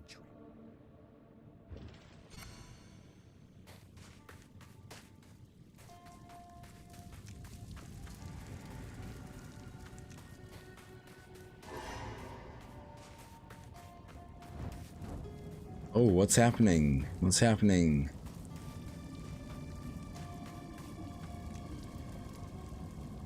Our latency is going up and down like a yo-yo. Holy crap. Whoa, whoa, whoa, whoa, whoa. Okay. That's not good. No drop frames, so it shouldn't be coming from my end. Okay, these are the ones that we had in our drop, so I can use them. I suppose if we get another one of those, we could do 1, 2, 3. Oh yeah, it doesn't matter, so. And they all have 1 each. We can't upgrade them. Prefix, suffix, prefix, suffix, prefix, suffix, prefix, suffix. Okay. The air is stale, but not silent.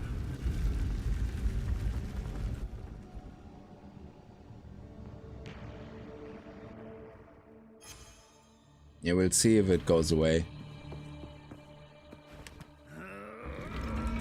So 600 honor, that should be good. Freezing strike!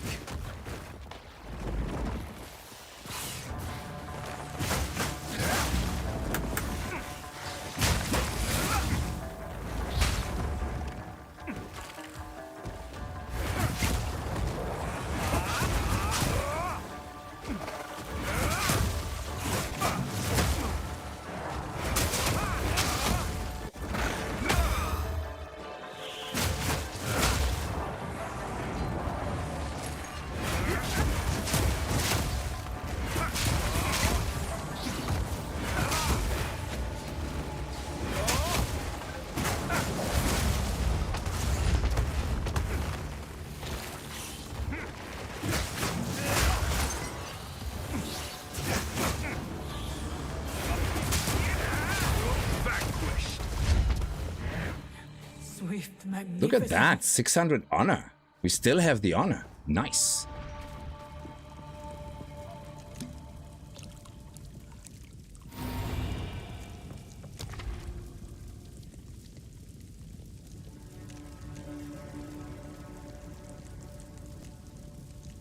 stay in the middle, I guess. But if we go here, we only can go here. So we probably should go here. So we have two choices. So let's go here. Yeah.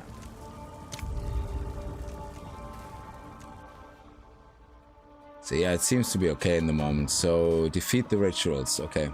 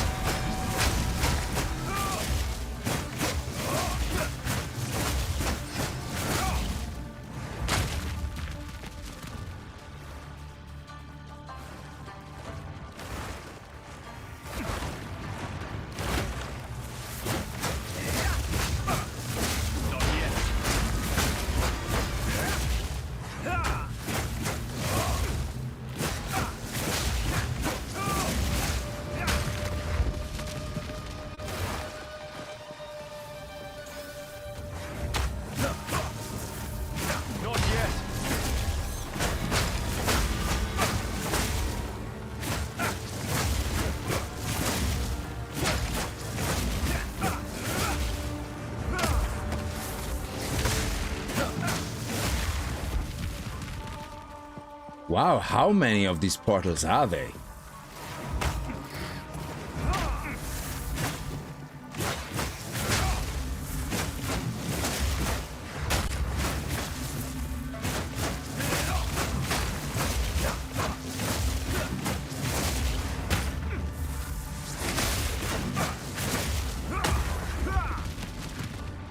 Still more? What?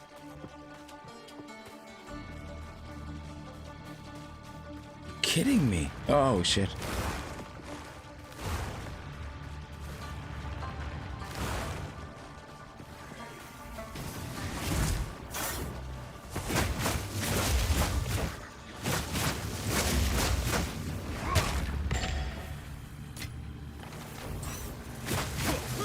Oh shit, shit.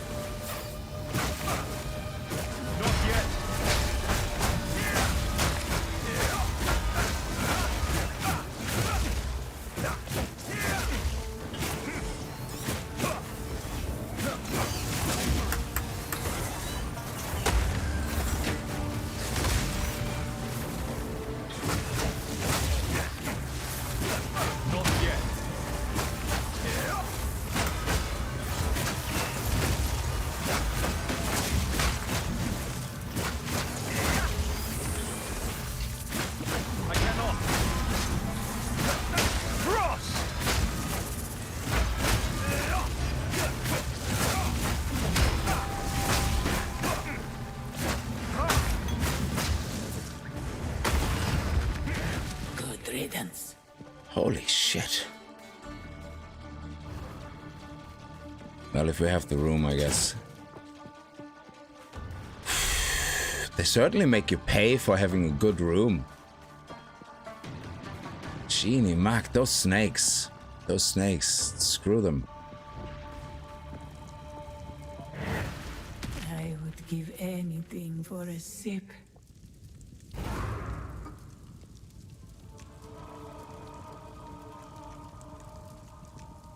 What? 600 plus what? I don't get it.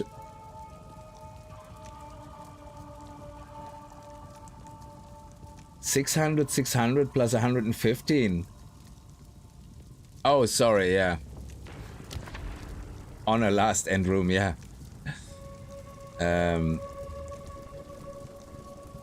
You have no evasion. Oh, that sucks. Room types are unknown on the trial map.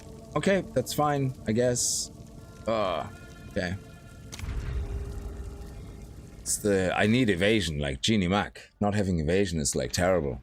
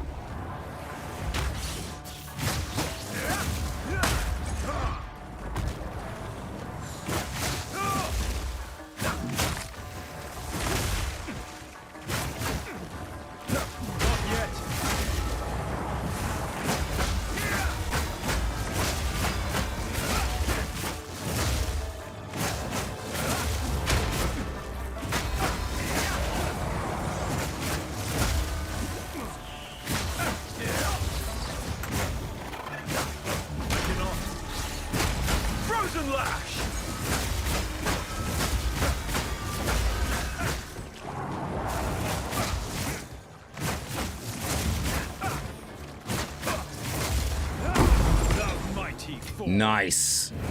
Artifice, the art. The Rune Slaughter Orb.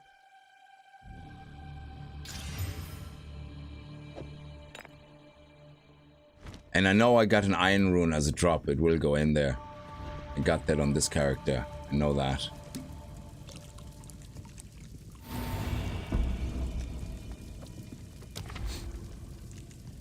Okay. Okay.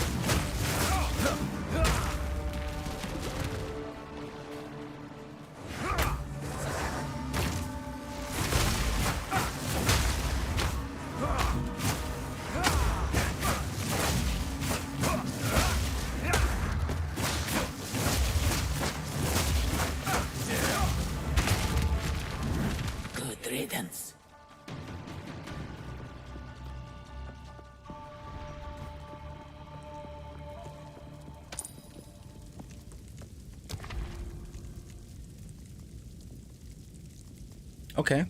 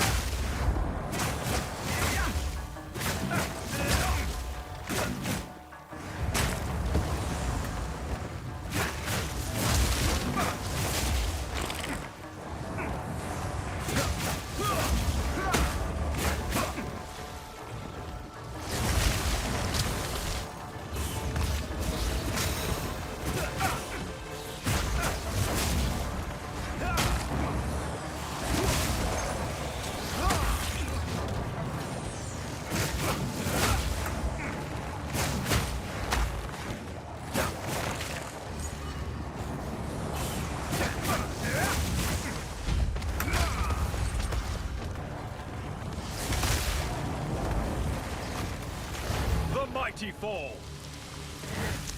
That was close. Okay, we're back in the game. Hey. Oh.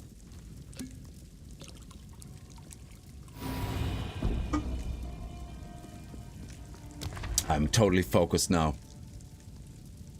Okay, and then after that, monsters have increased maximum life. Well, monsters include bosses, so no.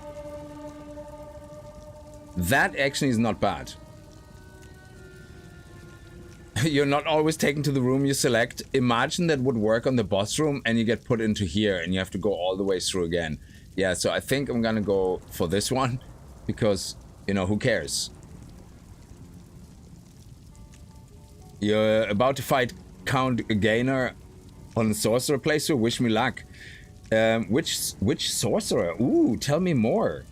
Are you going for a witch with no minions and full sorcerer, or witch with minion but full electric and fire ring?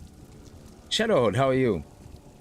The grind's going well. If we finish this now and we get our Ascendancy, we get finally the Chayula Ascendancy and can see how bad it is for ourselves.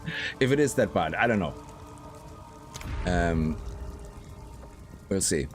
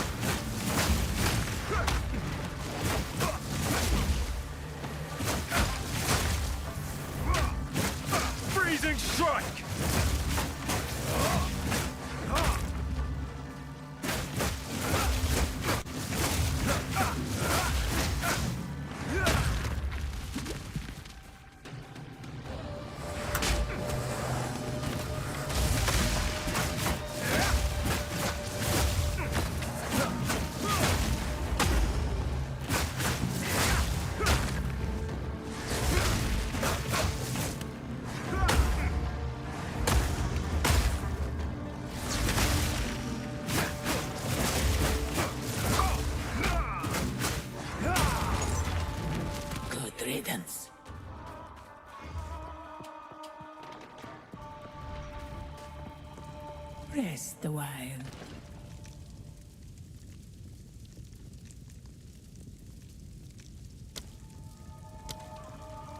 I will do my duty.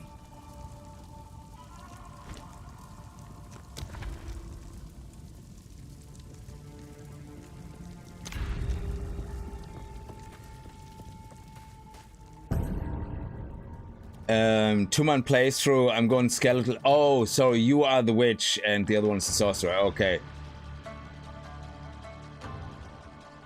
Let's hope it's not come. Well, I have an invoker monk already, so that's why I said fair enough. We're gonna try that and see how bad it actually is. Yeah, this one is easy. We might get a relic, so always kill the easy mobs. Ooh, okay.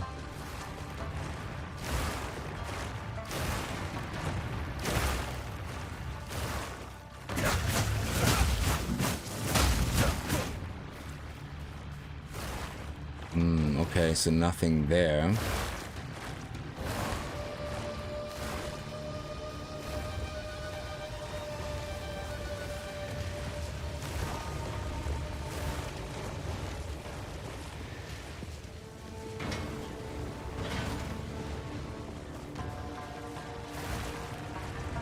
Hang on, is there something over? Oh, there's a closed gate probably, so...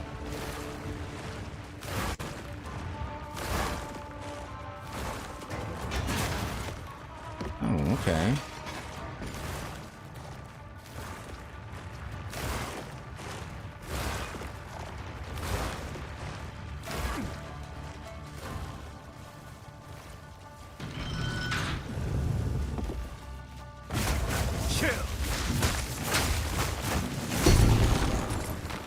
Nice. And that was a beautiful dodge.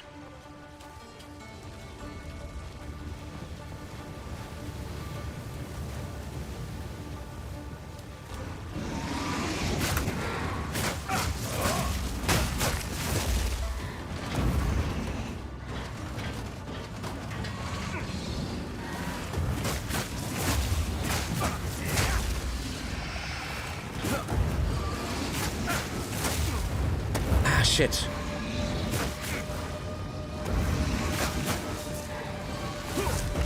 God damn it!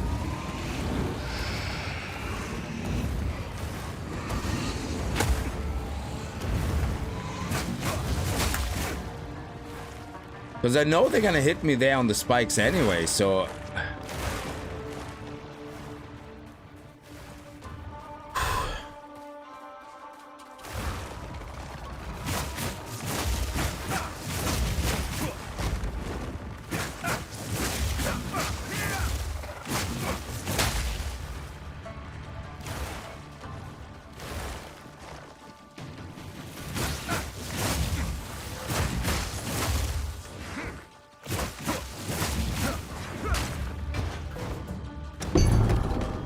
Silver key, wow, okay.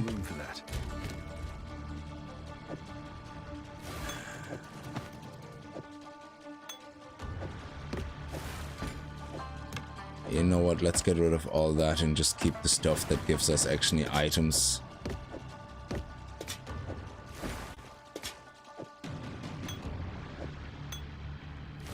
Okay. Sandals, why does it always mark them so specifically? Can the white sandals be upgraded to a nice unique? Is it Orb of Chance? Looks like it. Chill. Not yet.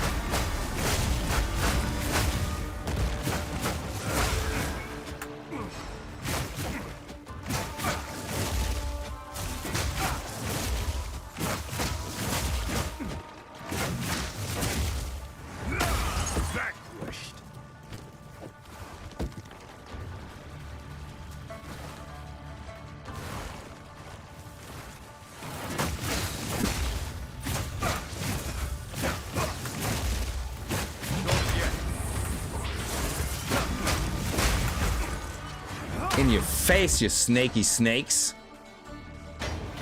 In your slithering snaky faces.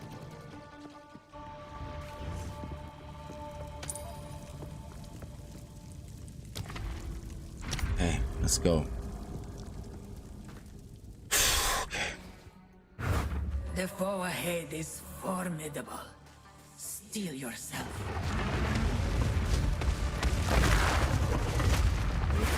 Beware of the birds.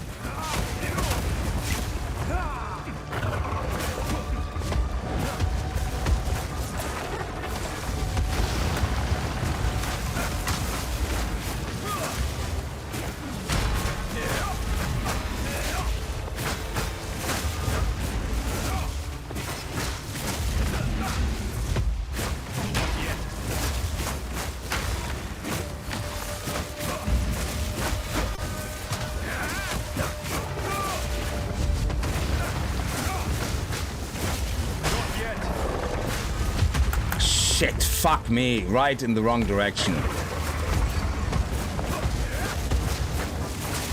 Stand clear.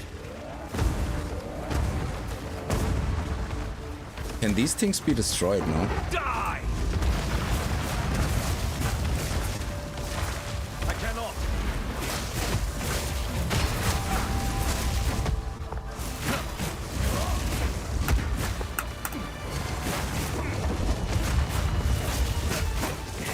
I'm unable.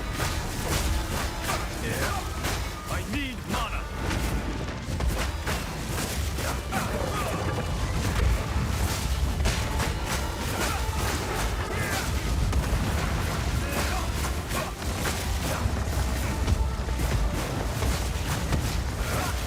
Beware of what falls.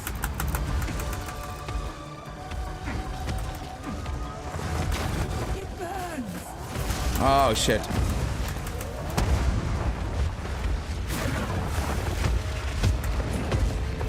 I cannot.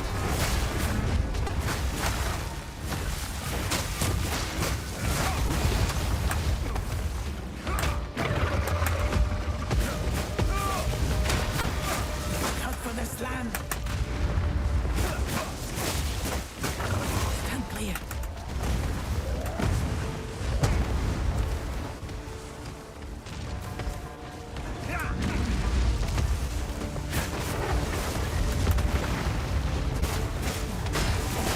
Beware of what falls.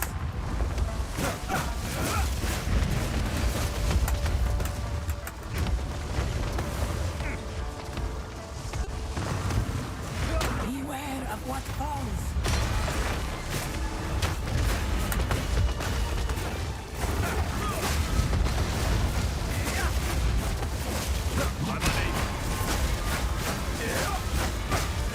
Look out for the slam.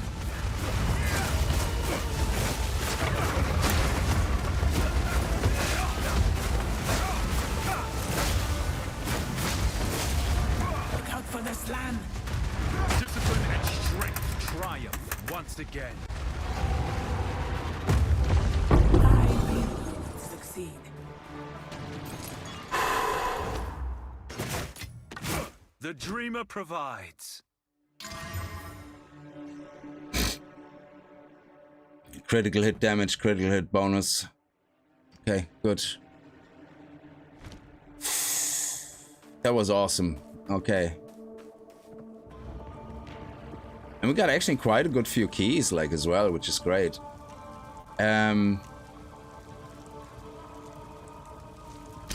So, Invoker is what I already have. We're gonna go Chayula regardless how bad it is or good it is. So let's have a look at it, though. So, the first two Ascendancy points, obviously we can only take 2, but what we have here is the little ones increase the amount of mana leached. Increase the amount of mana leached. Mana leech is instance. So, when you deal damage from hit leech, causes you to recover amount of mana. This is important because I think the Chayula build is all around using mana instead of health at some point. Like, there is keystones which you can use to do that with. They're not notables because notables are the ones you can put on your amulet. These ones are keystones as far as I know, keystone nodes. So that's what they're called. You can't, they're special, they have the emblems around them, but you can't apply them to amulets. Cannot recharge energy shield, but mana leech effects also recover energy shield. So basically, You no longer need recharge, which kicks in after 4 seconds on the baseline. You can increase that to, or downsize it to 2 seconds at least. But it means every time we hit something, we recover mana shield. So theoretically, this is actually better than waiting for recharge. Because the amount of passives you need for recharge is crazy to make it really nearly instant. You know, whenever you can. So I think if you have high mana leech, yeah, this makes sense. So purely from a sustain, this is actually, it looks promising. Then you have chaos resistance and maximum chaos resistance. Chaos resistance is doubled. That's fine, that's great. Chaos damage, now here, reality rending. 23% chance to gain 25% of damage with hits as extra chaos damage. 13% chance to gain 50, 7% chance to gain 100. So in the worst case scenario, you get 25% damage gain. What is gain? Damage gained a specific type only scales with modifiers to the new type, not with modifiers to the source damage type, unless they are the same type. Okay, so because we're doing chaos damage, if we have modifiers for chaos damage, they all apply. That's the way I understand it. For example, lightning damage gained from physical damage scales with lightning damage modifiers, but not physical damage modifiers. That's correct, yeah. That makes sense. Yeah, why would it? Yeah. Damage gain occurs in... Yeah, but that's, I thought, how the game works full stop. I didn't even think that was special. Oh, okay. As damage conversion. Damage over time cannot benefit from damage gain. Okay, that makes sense. So at the worst case, we get 25%. At the best case, we get 175%. When everything procs. That's actually not bad once we have a good amount of stuff that can make damage. So here we have increased speed. Into the breach. Into the breach. Let me see what that is. Into the breach. A flame of Chayula manifests nearby. Okay, creates a breach around you, allowing you to see nearby flames of Chayula. Flames of Chayula grant the following bonuses. Red flames of Chayula leech 7% of your maximum life to you. Okay, so I heal, basically. Blue flames of Chayula leech 7% of your mana, so red health, blue mana, makes sense. Purple flames. Why purple? Is purple not very similar to red? Why couldn't they make them yellow? Okay, make them purple. Provides a stacking buff, granting 7% of damage as extra chaos damage for 5 seconds. Basically, just pick up all the flames. A flame manifests nearby every 1.34 seconds. Fade after 25 seconds if not picked up. So you can use some of them technically as a, you know, the healing ones when you really need it. Things like that, but I guess things move so fast, you usually only care about the extra damage, I guess. Flame of Chayula manifests nearby every X. Okay, so quality increasement, additional effects from quality, make that faster, okay. The breach is awful, but try it if you want to see if it's there. Oh yeah, no, absolutely. I will have to try. I mean, if the breach does sound interesting, because if you get flames every 1.34 seconds, I don't know what the chances are of getting each flame, but obviously it's great to have like a boss fight where you don't pick up any of the flames, especially the purple ones, and then just pick them all up when you get to the, you know, finishing the boss or something. But yeah, I don't know. Effect and duration of flames of Chayula on you is doubled. Okay, that's perfect. So you get 14% of everything. That's not bad. Increase maximum darkness. What is darkness?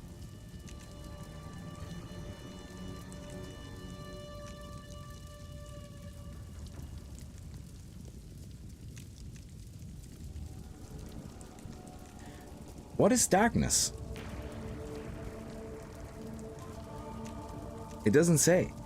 I mean, is it physically darkness? As in, you can't see, and that is... Oh, is this why light radius is a thing in the game? Because of the one skill of the monk?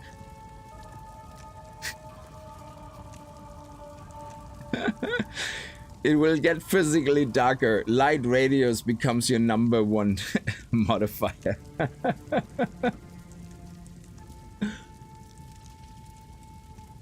Oh, okay. We also have, similar to the Invoker has that remove all spirit stuff as well. Removes all spirit, base maximum darkness is 100. Damage taken is reserved from darkness before taken from life or energy shield. Darkness reservation lasts for 10 seconds. If similar to blind, yeah, I don't know. I have no idea. Maybe you're shrouded in darkness. Maybe the game is not complete and darkness is not implemented, and that's why they don't have an explanation. But like reading this, yeah, this here, I mean, sacrificing all of your spirit, meaning you could possibly at this stage like run already at least 2 buffs, yeah, or two heralds, yeah. Removing all spirit basically prevents you from running any of the heralds, yeah. Anything at all that buffs you. No combat frenzy, no anything. So what is darkness that it's so valuable? And if your base maximum darkness is 100 and you can increase it by 10%, that means it's 110, 120. Unreserved darkness. Damage taken is reserved from darkness before taken from life. So I can take 120 damage before I get hit? That sounds very shitty small.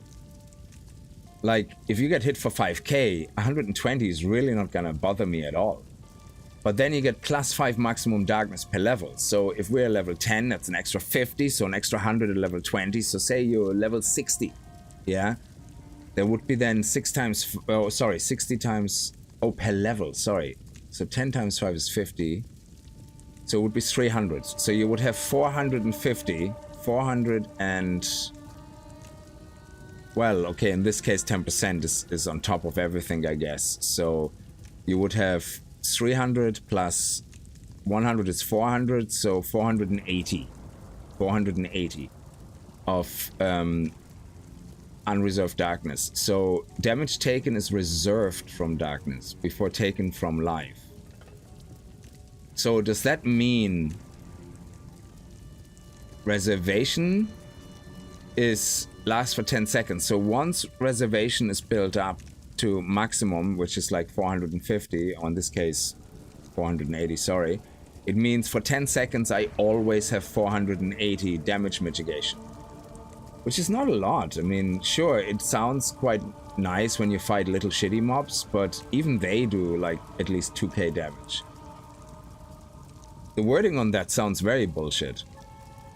Reservation effects prevent a portion of a given resource, usually spirit, though it can also be life. So, I mean, I get it, yeah? It basically means you will probably see like a thing here that reserves darkness like a shield over it.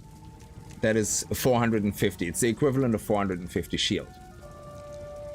So, but I just don't see this going higher than shield.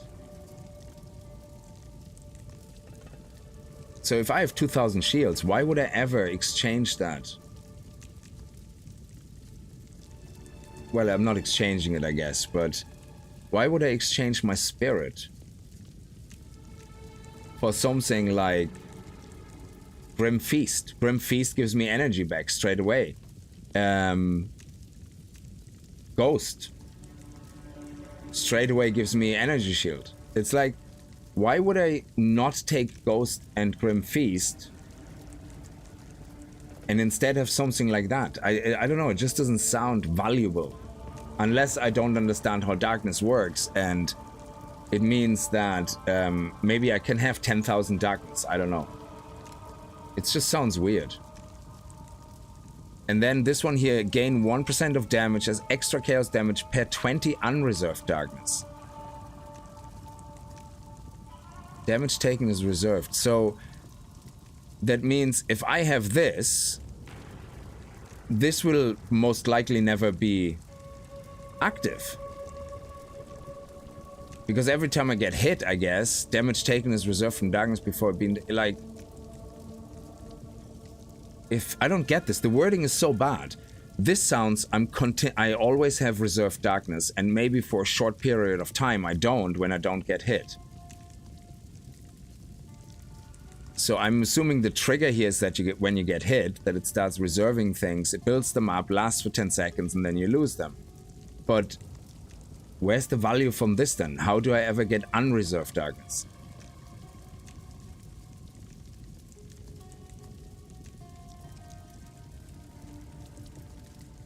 Yeah, we have to obviously spend the points to see what the benefits are, but the wording is absolutely awful.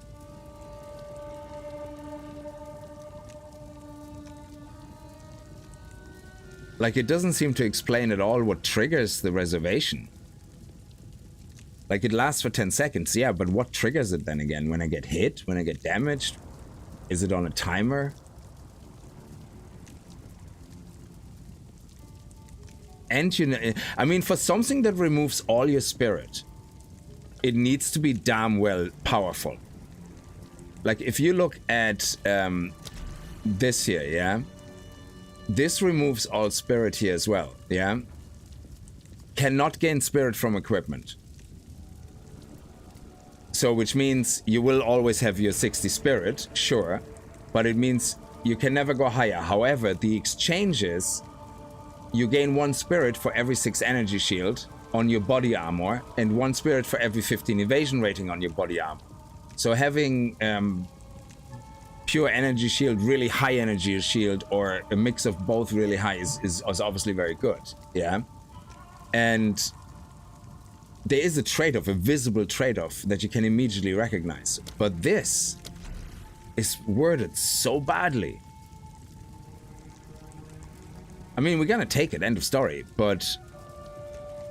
And then reduce darkness reservation duration. So which means it only is 5 seconds reserved, which is obviously good, because I'm assuming the way this works is as long as this is reserved, I don't benefit from the extra damage. So 5 seconds obviously is better, but do we know how good it is when we don't know what triggers the reservation? Because if it's continuously reserving, then we're never gonna end up getting the damage. So yeah, we have to definitely play with that. But hey, that's what it is. We're gonna take this monk. So sorry, I just wanted to look through all the things now that we get. Dreamer flows through me. It is done. Should We do have a evoker monk, so yeah. Convert the leftover sacred to keys. Perfect. Now we have 1 gold.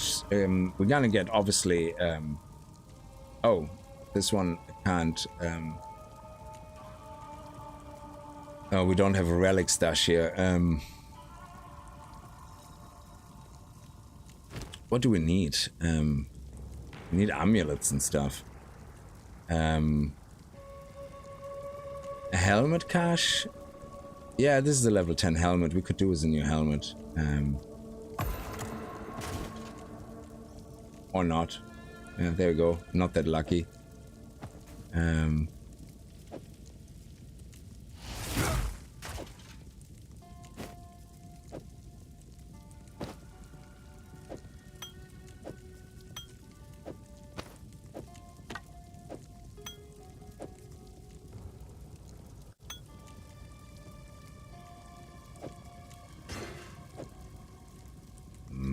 I hate this.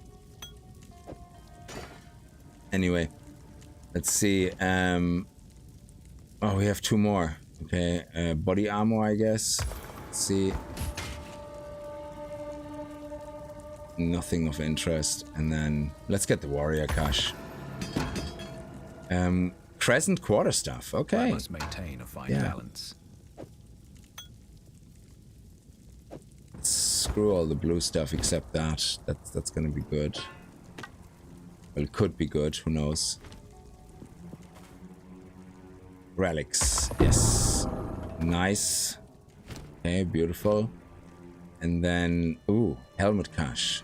Let's go.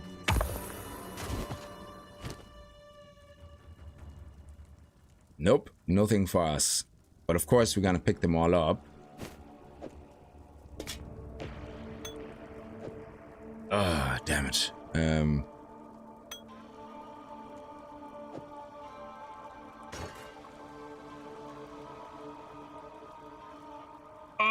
this is frustrating. Let's get rid of this. I don't care. Oh man, how could none of this be for me? That just sucks so much balls. Well, maybe this one turns into something awesome with just energy shield. That's fine, seeing that energy shield is something that we really need to focus on for this build. So pure energy shield might actually not be bad. Yeah, just so we can get the resources, let me just dump it all in here.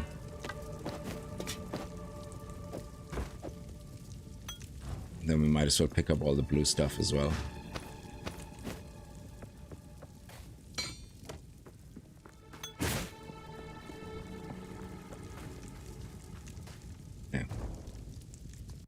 Yeah, I forgot I had storage in there, yeah.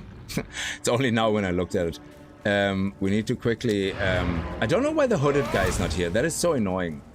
Actually, do you know what?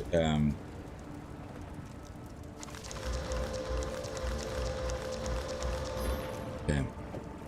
This one is the level 23 one. Yeah, we keep that. The relics, yeah. Relic locker. Oh, damn it. Okay, it doesn't matter. It's fine. Whatever. We have to go and... No, I wanted to go into the relic locker. Okay, so... I can merge them now. I don't really mind. We're not going to do this again anytime soon. And when we do it later on, it's fine if we use the other stuff. I'm okay with that. Okay, just in case we're not okay with that, I guess. Okay, fine. We can do that.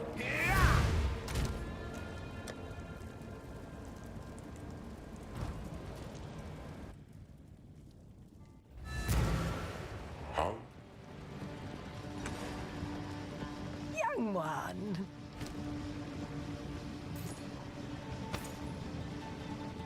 Wow, this is a very high evasion rating, but if anything, we're going with shield right now. Yeah, let's get rid of that. Let's get rid of that. And let's get rid of that. None of them had quality, no? No. Okay. And they didn't have... yeah. I will tell your tale.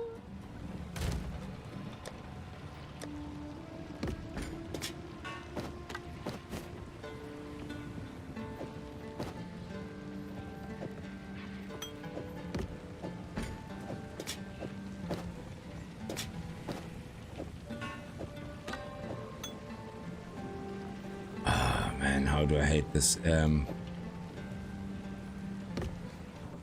Oh, the crackling staff doesn't do anything for us anyway. Yeah. Anyway, let's just go and disassemble that. And then we can take the last one out of this. There we go. Okay, so let's see. Just energy shield. Accuracy, that's not bad. Maximum mana, it's not bad for what we are using it later on. Losing maximum life, critical hit chance, 7 intelligence, that's fine.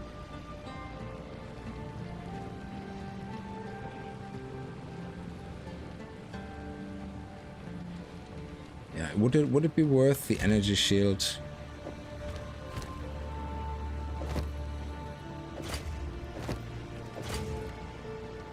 Energy shield recharge per second is only 21 because... Why does that give us energy recharge? So here we have 25.4 energy recharge and 169. Why do we have less? Oh, of course, it's one of those stupid shitty things again where we don't have... Oh man, I hate this game. We have enough int, but then when we take this out, the 7 int, we don't have enough int. Oh man, how I loathe this game for that. That is actually one of the worst things in Path of Exile. It shouldn't allow me to equip it. It should say no. If you do this, you're screwed. No.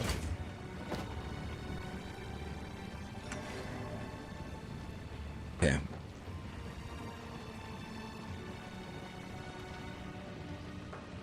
So we want to heavily invest into int actually and shield, and the reason we want to do that is because of Eldritch Battery, as well as, where's Eldritch Battery? Conduit, it's over here somewhere. Whispers of Doom, Refocus, Eldritch Battery, converts all energy shield to mana. That's why we want to do that. So we want to have pretty much just int, and dexterity for the weapon. And then Mind Over Matter, all damage is taken from mana before life. 50% less mana recovery, which is fine because we're gonna get mana leech. So the idea is our mana becomes our life pool.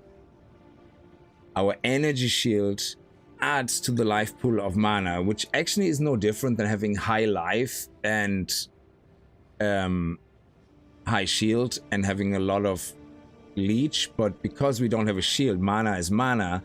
When we do mana leech, that adds a lot. So the problem I only see with mana leech is when I look at all the skills here, it says increased amount of mana leech, but increased would imply that there's a base default behavior of mana leech somewhere, and I don't see it. I don't see mana leech. So let me just try something out. If I put a point in here, will I then get 10% mana leech? And let me get rid of all this nonsense here. Hang on. Don't need that. Don't need that. That one actually ended up terrible. Don't need that. Don't need that. Well, we want to keep this one actually for its evasion. So yeah, we don't want to get rid of that. Okay.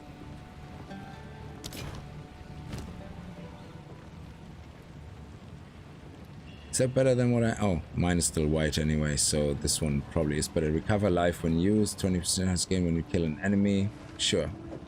There you go. Better. This we keep, this we sell. And this we sell. And this we keep.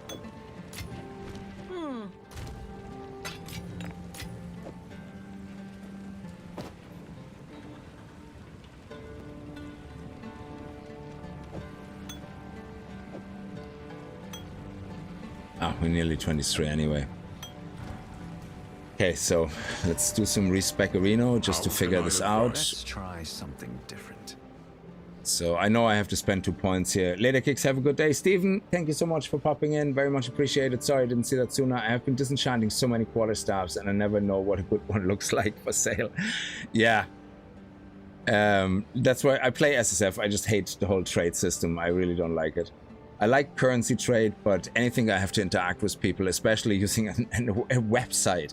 Like, this feels like playing World of Warcraft Raid without the Raid planner back in 2004. Like, it literally feels like that. It's like, did we just travel back in time 20 years? What the hell? Why am I organizing my trades on a website? Like, Jesus. Just have an in-game thing like you have with the currencies, and that's it. Don't make me talk to people that potentially can even scam me. They just don't. It's like literally moving back in time 20 years. I don't know why they thought that was a great idea. Actually, this point costs more to refund though. So maybe these two are better? I don't know. So if I say increased amount of mana leached, will that add anything? I think it's cheaper though to reallocate these because these will cost like more money, but we'll see. 1 point. No mana leech.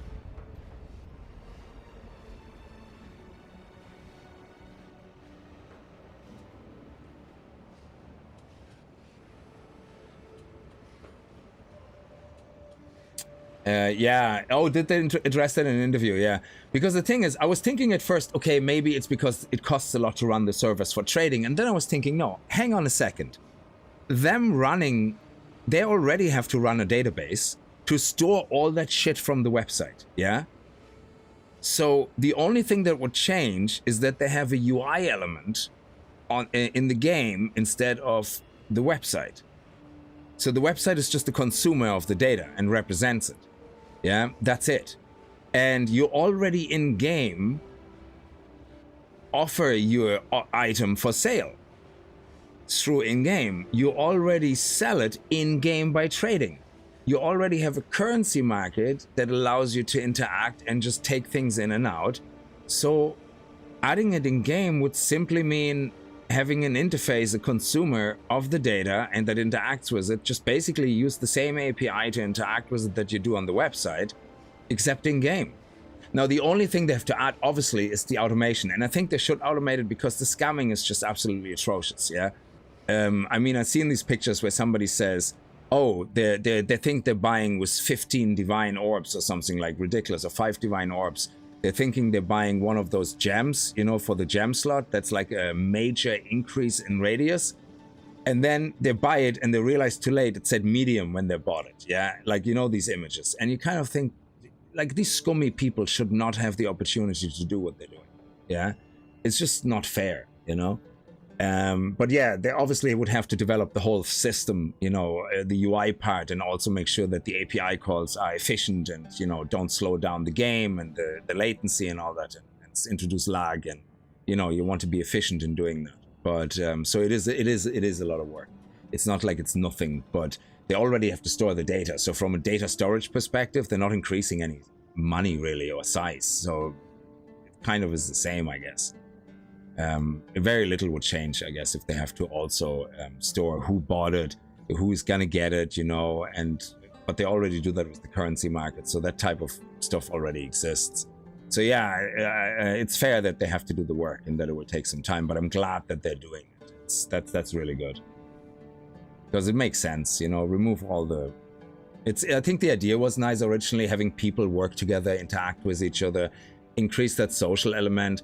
But if the risk is that the social element just becomes the feeling of a backstreet deal where nobody is helping you if you get scammed, and it's for them a lot more work dealing with scammed people. They have to constantly... I bet you they actually have to spend more money dealing with all the scammed people or the scammers, or people reporting scammers, and the whole resources you need dealing with that is gonna cost a lot more than just doing it automatic from person to person, I think. So I think it saves them time and hassle and money in the long run. You need an X percentage damage leached to begin with. Okay, but where does it come from? Because my weapon doesn't have this as a base stat. So I would have assumed, like, one thing I don't understand is that the moment we took this Ascendancy, if mana leech is such a big thing, why is this not adding 12% mana leech instead of increasing? Why is that not adding a base mana leech? I mean, isn't that what Chayula is all about? So either the moment I take this Ascendancy, I should have a 10% baseline, like similar to your weapon. Yeah, you know the way your weapon critical chance, for example, and attacks per second is a baseline. So everything on top of it uses that baseline. So you would think that by selecting this Ascendancy, you would by default get a 10% baseline of mana leech. Or 5%, it doesn't matter, yeah? Or make it 3%, I don't really care, yeah? But have a baseline added at a minimum from just having the Ascendancy. That would make sense to me. So now I have to look for an item that has mana leech. No need to rush.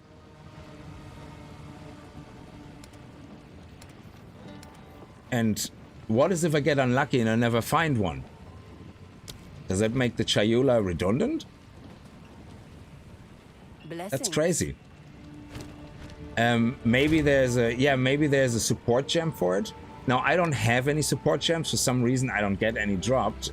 So I'm not using it. I'm just looking it up. Use it to look up things. Let me see. Mana leech.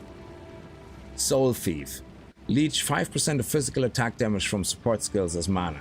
So if I use Soul Thief, and I have to waste the support gem now to do so, then that's a way for me to introduce a baseline, I guess.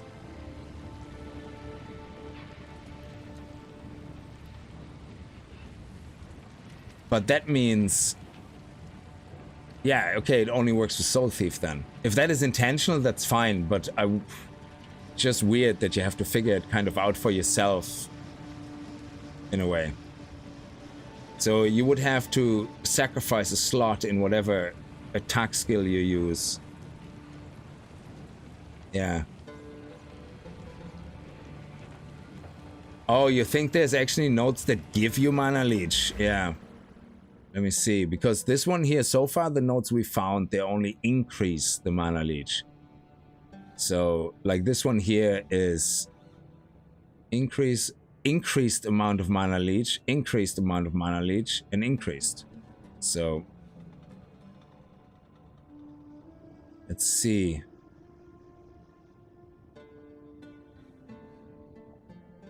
Increased amount, increased amount. Increased amount. I mean, it shouldn't be that far away, to be honest. Increased amount, increased amount. You would think that something that gives you a baseline of mana leech actually would be close to home. Yeah, it feels like they definitely didn't put much work into the whole Chayula tree.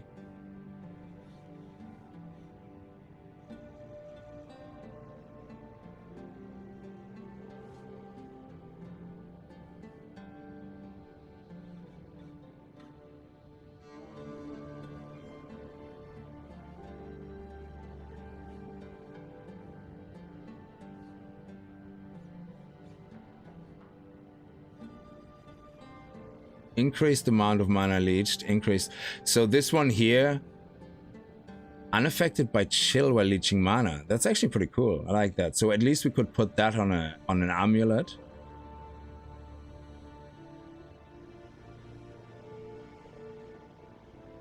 Yeah, it sounds pretty busted if that is one of the... I mean, there's darkness. Darkness is probably the main feature, but God knows what darkness is.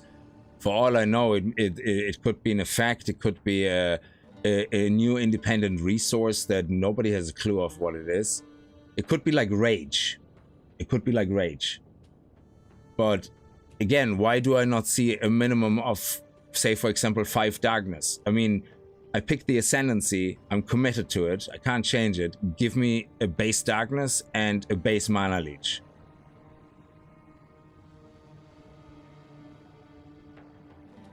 Yeah, it looks like you can only increase, so we have to get it from the gem. Yeah, so the first support gem I get, I'm gonna do that. And which means I'm gonna go into Mana Leech's instant. I didn't even know that Mana Leech wasn't instant.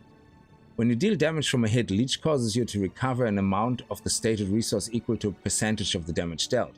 Monsters have Leech resistance that increase with monster level, reducing how much to recover from Leech. Leeched mana is recovered over 1 second. Multiple leeches can occur simultaneously. So, instant means you don't have to wait that 1 second. I don't know if that sounds like something amazingly... I mean, 1 second? Sure, you can die in 0.1 seconds, but if you need mana that desperately, you hit it with a flask. And if mana is health now, instantly, the 1 second, sure. That's good, I guess. But yeah, we're gonna take that as well as our second one, just, you know, because I want to play around with that. That darkness stuff, I'm gonna play around with much later because I don't fully understand that. So, but we need to, but chaos damage. So I do the next 2 points I put into chaos damage here. Increased chaos damage and reality rending. And that means we do extra chaos damage, we do mana leech. Now I don't know if chaos damage and mana leech is 2 separate things, but I would hope that that chaos damage and mana leech is not mutually exclusive. So, but we'll see, I guess. So I could actually get rid of all these points and then go purely into here. So one here, get intellect, intelligence, and then go bomb bomb. Get the third one. But we need a base mana leech. And that comes from the gem, I guess. So, okay, first support gem we find. is gonna be going into Soul Thief.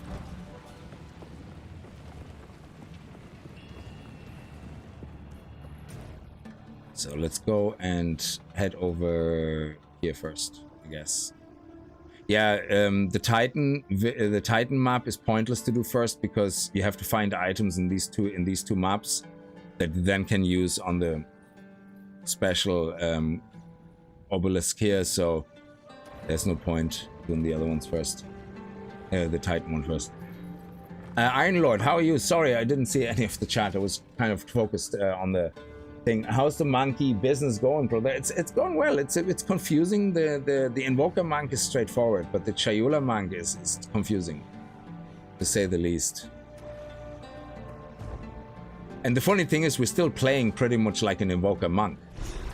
Like, we have to kind of, because there's no choice. Chaos damage doesn't really come into play until I would say level 31 with the gems, where you can convert some of your physical damage to chaos damage.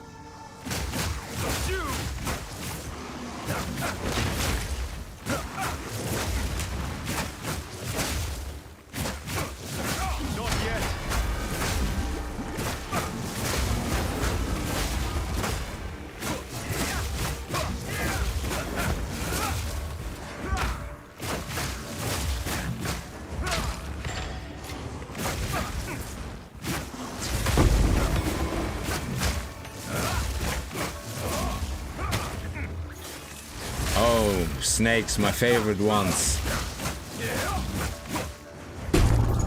Oh, this is the one relic, yeah.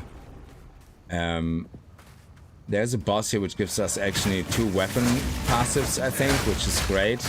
Sorry, 2 extra passives.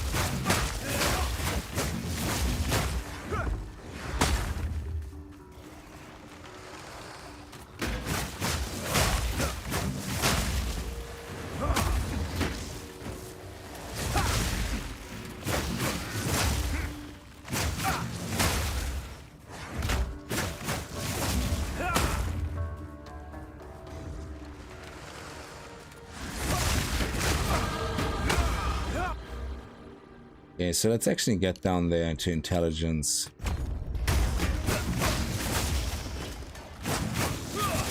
I don't know if I ever seen mana. Yeah, there is mana leech, but on items. But I think the items are also increased mana leech. I don't think the items are that they add mana leech. I think it's always percentage increased.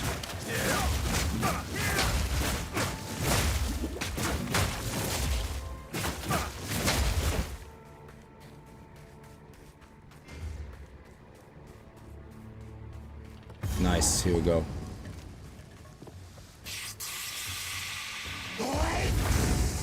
Sinister fiend. Not yet.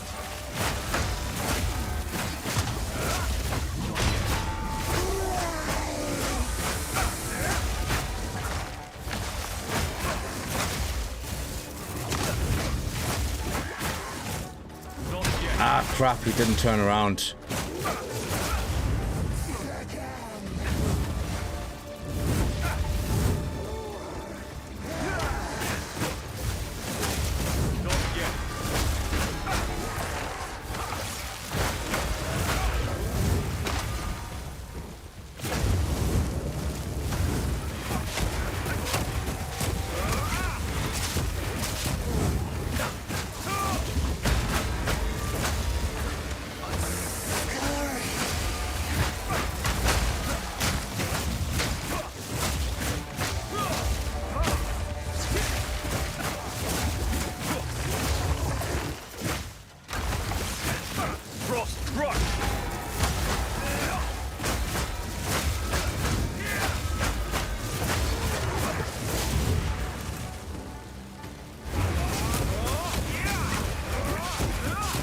Oh, we were just way too far. Is it here?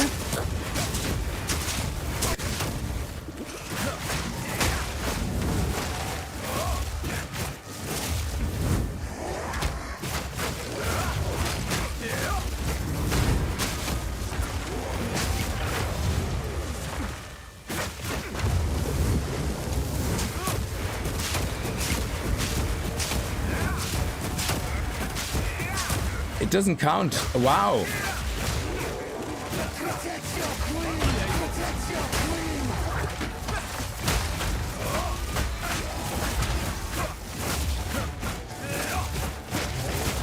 Oh yeah, the shield goes up regardless, I guess. No, it doesn't look. It does no damage to her. That is crazy. She's probably immune to, I don't know, that type of damage.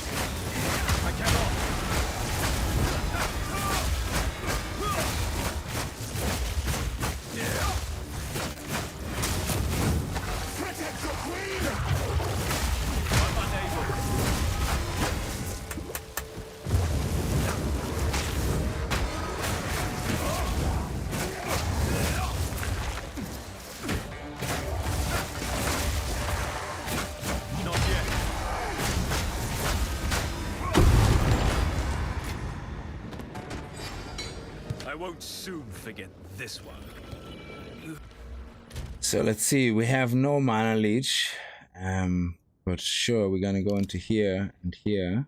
Actually, this one first. No mana leech added, okay. This one, recover 2 mana on kill. At least that is something we can benefit from. But still no mana leech, okay. So yeah, we definitely, so the first support gem dude we're gonna get is gonna go into that mana leech.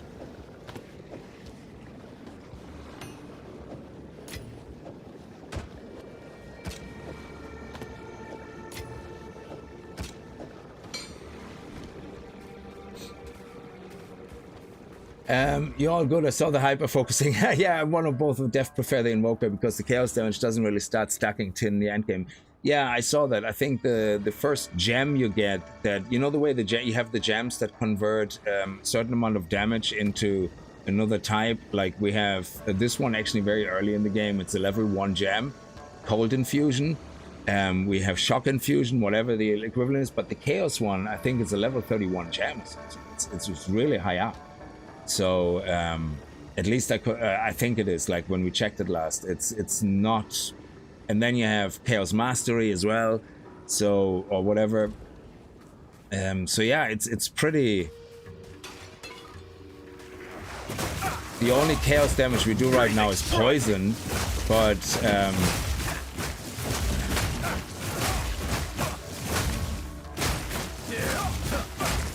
it could be better. How's our mana per kill? Let me see.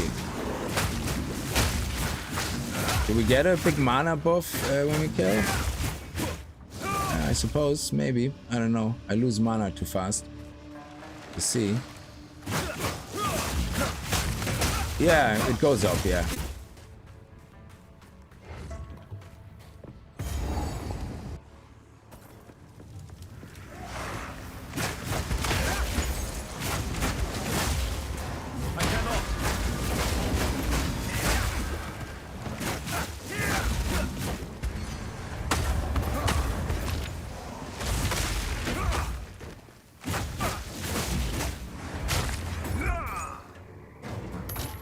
Wow, we actually got our first amulet now. That is awesome. And we got a scroll of wisdom. Excellent, thank you. Oh, and what a beauty!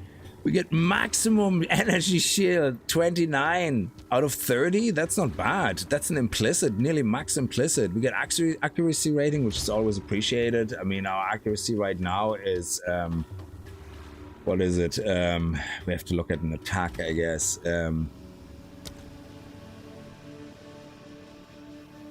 It's 375, so we're still at 100%. That's fine, but you know, more the merrier. Maximum energy shield again, 13% increased maximum energy shield, +1 level to all spells. We don't use spells, but strength and intellect is increased. Great. That's our secondaries. That's actually awesome to have that being increased by an amulet, so we don't have to waste too many points doing it ourselves. And intellect is going to be really important for us when we switch shield to mana. To have like a high default mana pool in the first place is actually really important. So evasion energy shield, this one could be a good jacket, so keep that there. We might want to switch to pure energy shield once we have the int. That would be very important. But yeah, we'll see. Evasion should be high enough, but once we have 100% evasion going purely into... I think the chest, I make everything both, but the chest we might just purely go energy shield.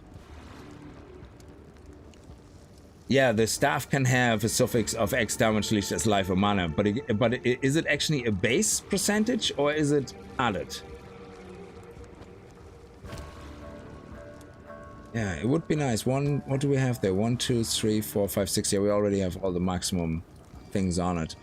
But yeah, that's pretty cool. Do we have any spells actually here in the moment? This one is considered a mark. It's not a spell, so... I don't think we have actually any spells in the moment. Oh, Frost Bomb is a spell. Nice. Global modifier +1. Sweet. Awesome. It's base. Oh, that would be pretty sweet, yeah.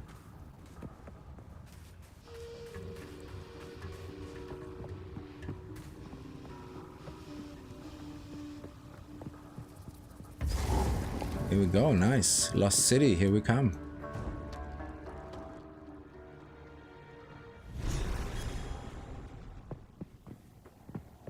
They put their faith in the wrong gods.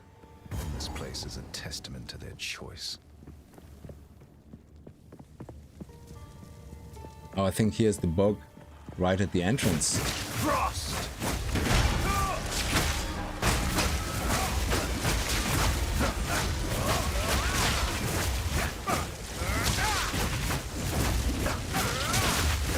Just face tank it. The mighty fall!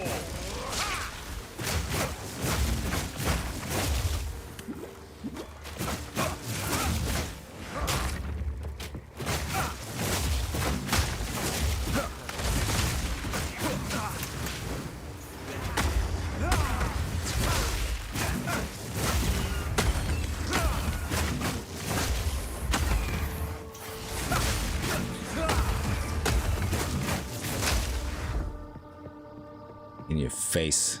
Let's see if it's over here.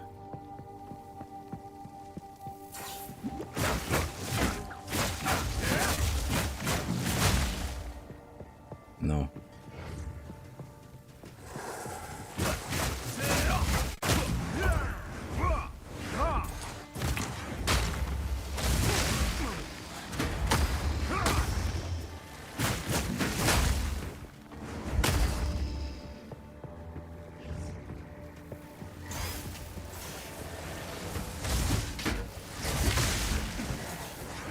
Pushy little beetles.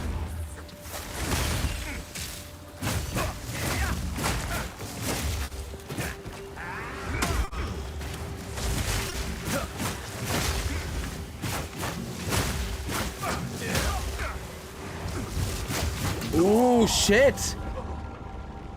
Wow, that was a big burst of damage like he did there. Wow.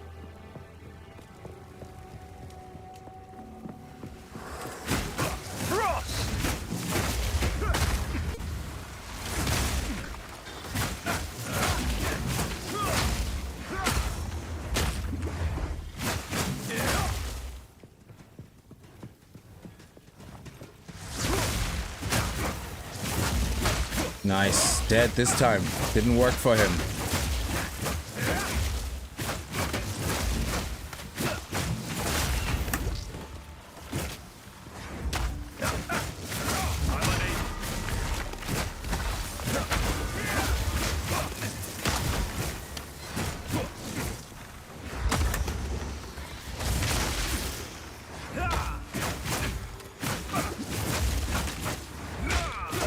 Yeah, rangers are always very strong here.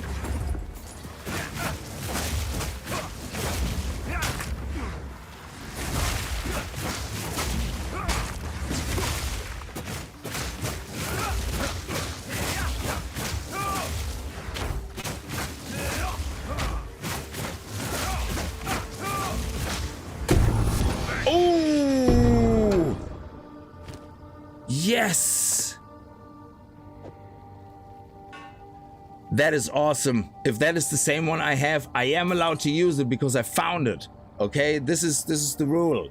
We only can use what we find really on stuff, and otherwise I would have been already completely overpowered with all the gear I have. So if I find it, I can use it. Oh man, it's a sexy time. Yeah, let's go. Okay, let's go. Come on. Ooh, Bonnie, how are you? That is sexy time now. Popcorn is not allowed. Put it down. If you're not sharing. The mark is a spell. Is the mark considered a spell? You sure? It doesn't show up as a spell. I don't think it gets the... Oh, it gets the modifier. Yeah, you're right. It is a spell. Sorry, I didn't see it. So that's really good as well. Greetings. Yes! It's no... Oh no! It is the terrible one. Oh no! Oh man. I thought it was another copy of this one I had. This one here. Oh man. No physical damage. Shit. That means Ice Strike would not work at all. Oh, we still do damage with Ice Strike? How? How?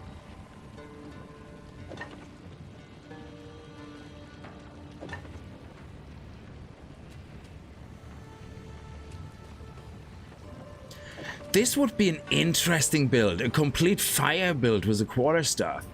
Holy shit. Oh man, that is so depressing, man. Like, what do I have here? I have... Oh man, so depressing.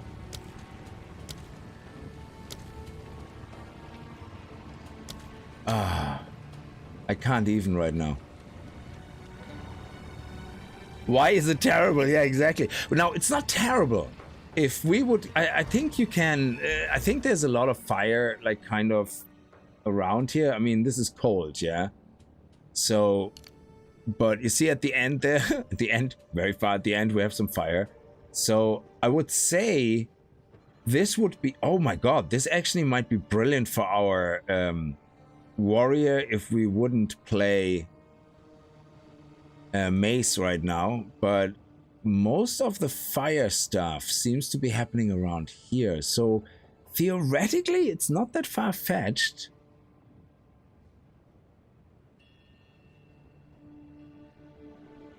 To play an ignite build, because if you think about it, penetration, damage penetration, fire resistance, 10 strength, penetration, fire resistance, so we could theoretically have even that as a notable attached to an amulet, but yeah, you would have to kind of go across here. Increased fire damage, increased chance to ignite is redundant, increased fire... I think because the chance to ignite is redundant, it means that even our Ice Strike would actually ignite monsters. I wonder how badly though. I'm gonna put this in for 1 second and just to see how let's do not scrap it. Do not scrap it. Here for a story. Yeah, anything yellow? Yeah. That's not disenchanted. Sell this.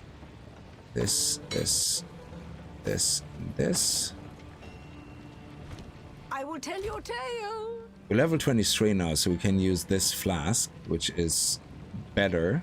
Yeah, thank you. And it also means we can sell this. And what's the story? Oh, increased maximum lives? Offerings. What is offerings? Oh, it's a minion thing. Okay.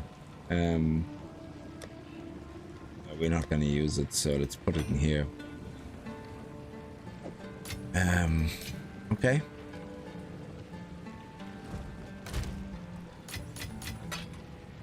Let me try this out. I just want to see if we keep igniting things. What I don't understand is where our damage is coming from. Because... yeah, you see, we do more damage without this now. Because there is no physical damage, yeah? Like, where's the damage coming from? It's purely... this is purely the fire damage. I mean, surely, average damage per use, 54, damage per second, but because this has 1.4 second, okay. Fire damage, main damage. There is 0 physical damage here. So this actually reduces. Why does this reduce damage? That is crazy. Oh yeah, of course, because it supported Dark Steel 50% less fire. So this is a terrible gem for this, yeah. So this is purely fire. How does this? I'm interested to see how this works now. I know we're gonna do terrible damage now, but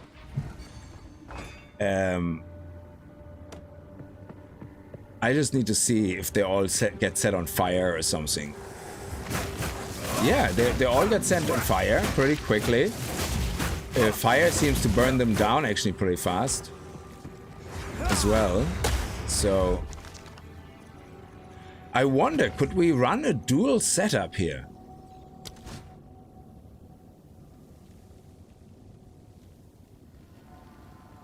Where we basically do our first hit with that and then do damage with this, and then when they stop burning, go back to this. Oh man, that would be some arithmetic, wouldn't it? It would be kind of, we have to swap all the time. And then that gem would have to work on one of the staffs. Oh, you would have to put it on the staff, actually. Wow, that would be crazy.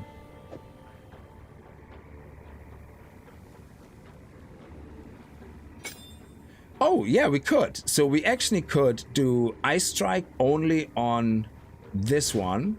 So actually, let me take this out and put this onto the main, obviously. Put this on the secondary. And then only use one. Yeah. And then the base attack. The base attack. Yeah. Shit. Falling Thunder. Yeah, screw it. Let's just not use Falling Thunder. Let's do what speed is this? This is the quarterstaff, level 7, 22, level 22, level 22. Which one is which? Shit. Okay, let's do this. Nope. That's the one. Yeah. No. They all look icy. What the fuck?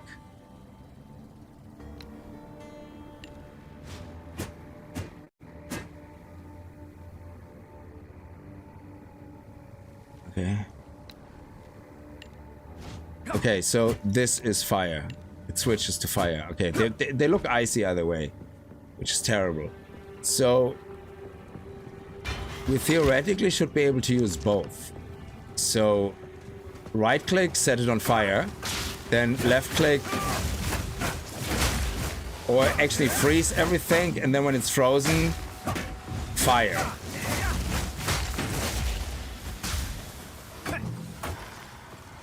I don't know, is that worth it? I mean, it's an extra ailment.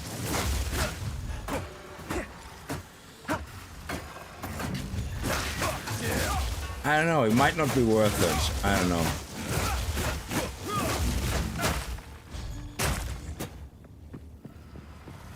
Face your demise.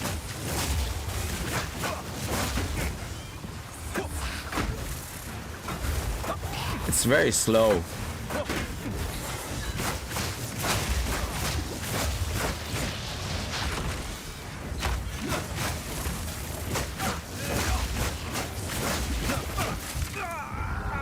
Fuck, there's so much poison there. No, I'm not switching manually. Jesus, that would be crazy. Yeah, that doesn't work either. So, yeah, that's crazy. But oh no, what? Are you fucking kidding me? I better not have lost that staff now by it falling on the ground and the game crashing. That better not have happened right now. Because I really want to try the staff out at some point with the Invoker or something on a fire build. Actually, not the chaos damage. Fire is ignite chaos? No, it's elemental. Hey Rick, how are you? Dayhawk Silverstar, thank you so much for the bits. Very much appreciated. Sorry if I don't catch up all the time straight away. I'm really sorry if I missed that. It's funny, Twitch doesn't show me the times when people leave messages. I can set that on YouTube, I can enable that, but on Twitch, I can't say show the time, the message. It doesn't seem to have that option. Oh, just don't see it. Yeah, no, appreciate the bits. Thank you so much.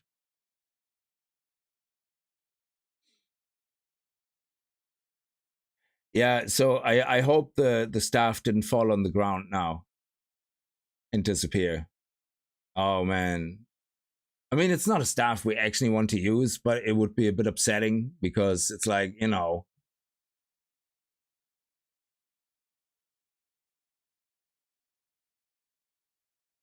Doing fine, a bit tired, drove for 4 hours and a half, no way. Thanks for asking, hope you're doing well too. The loading screen of death, yeah. Oh, please don't fall on the ground. I mean, usually when it crashes, it means it doesn't save because it doesn't have time to wrap up properly and save because the game crashed. So it goes back to whatever the last save was.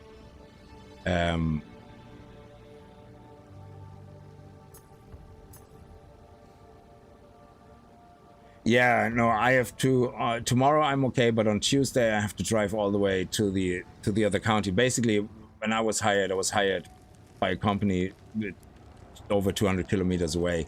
Oh, look, it's still on my icon. Oh, that is amazing.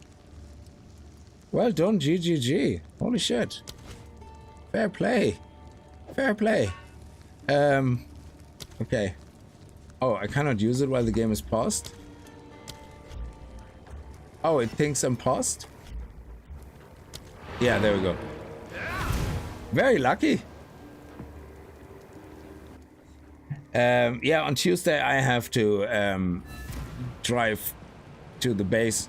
Yeah, that was really good. It actually saved the state of me being paused and everything. I mean, if they have to, that just means there's some code intentionally making sure a state is saved even on an error or something, and that's really good. Holy shit, it's fair play. Actually, one of the things I forgot to do, we actually got an Artificer Orb earlier, so I can use it, put it in here, and we definitely have 2 runes that we found, so they're gonna go into here. So there we go, we just increased our damage. I don't think we found many of the blacksmith whetstones, so I'm not gonna put any more on. Let me here. Yeah, so I think it would be worth it to do an elemental build.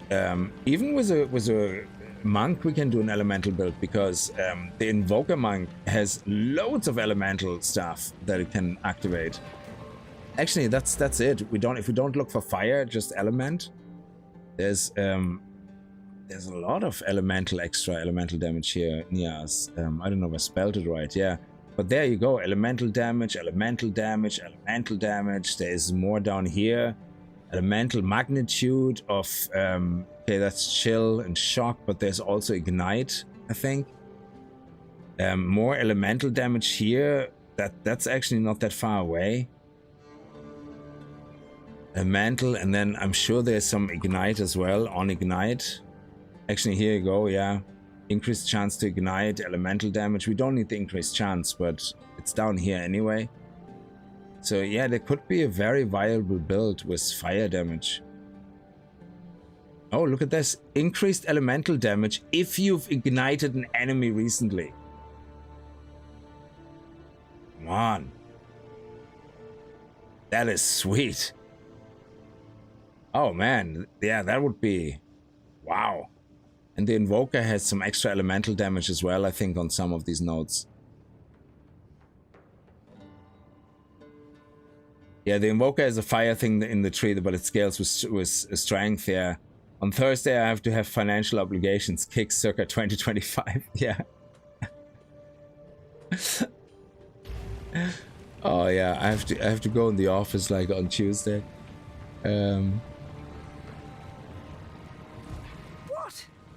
I always hate going to the office because like we have mandatory days now, yeah. So I was hired during COVID, so or just after COVID, yeah. But well, after COVID was the biggest threat, yeah. But it was remote because like I'm 200 kilometers away, and it did say in the contract that I have to come to the office sometimes or whatever, and that's fine. But I never did, yeah. So because it's like nonsense, like it's a 2.5 hour drive, and that is without traffic. So it usually takes about 3 hours at least in the evening. And on the way home, it takes between 3 and 4 hours, and now it's like mandatory one day a month. I have to come to the office as part of the coming back to work scheme, which is complete bollocks. Yeah. Basically, it's just investors and generally saying, "Hey, we want people to be back in the office. We don't really care if it makes sense or not." Yeah. So, which is fine, whatever. Yeah. So once a month, I have to go into the office, and it's all in the name of more productivity, to spend more time with your team. The problem is, when I'm in the office most of the time, the rest of my team isn't. So there you go, that goes out the window. Am I more productive? Well, I'm productive when I'm there, but the problem is I get there completely wrecked from driving 2.5 to 3 hours. I'm as productive as you can be when you're actually tired.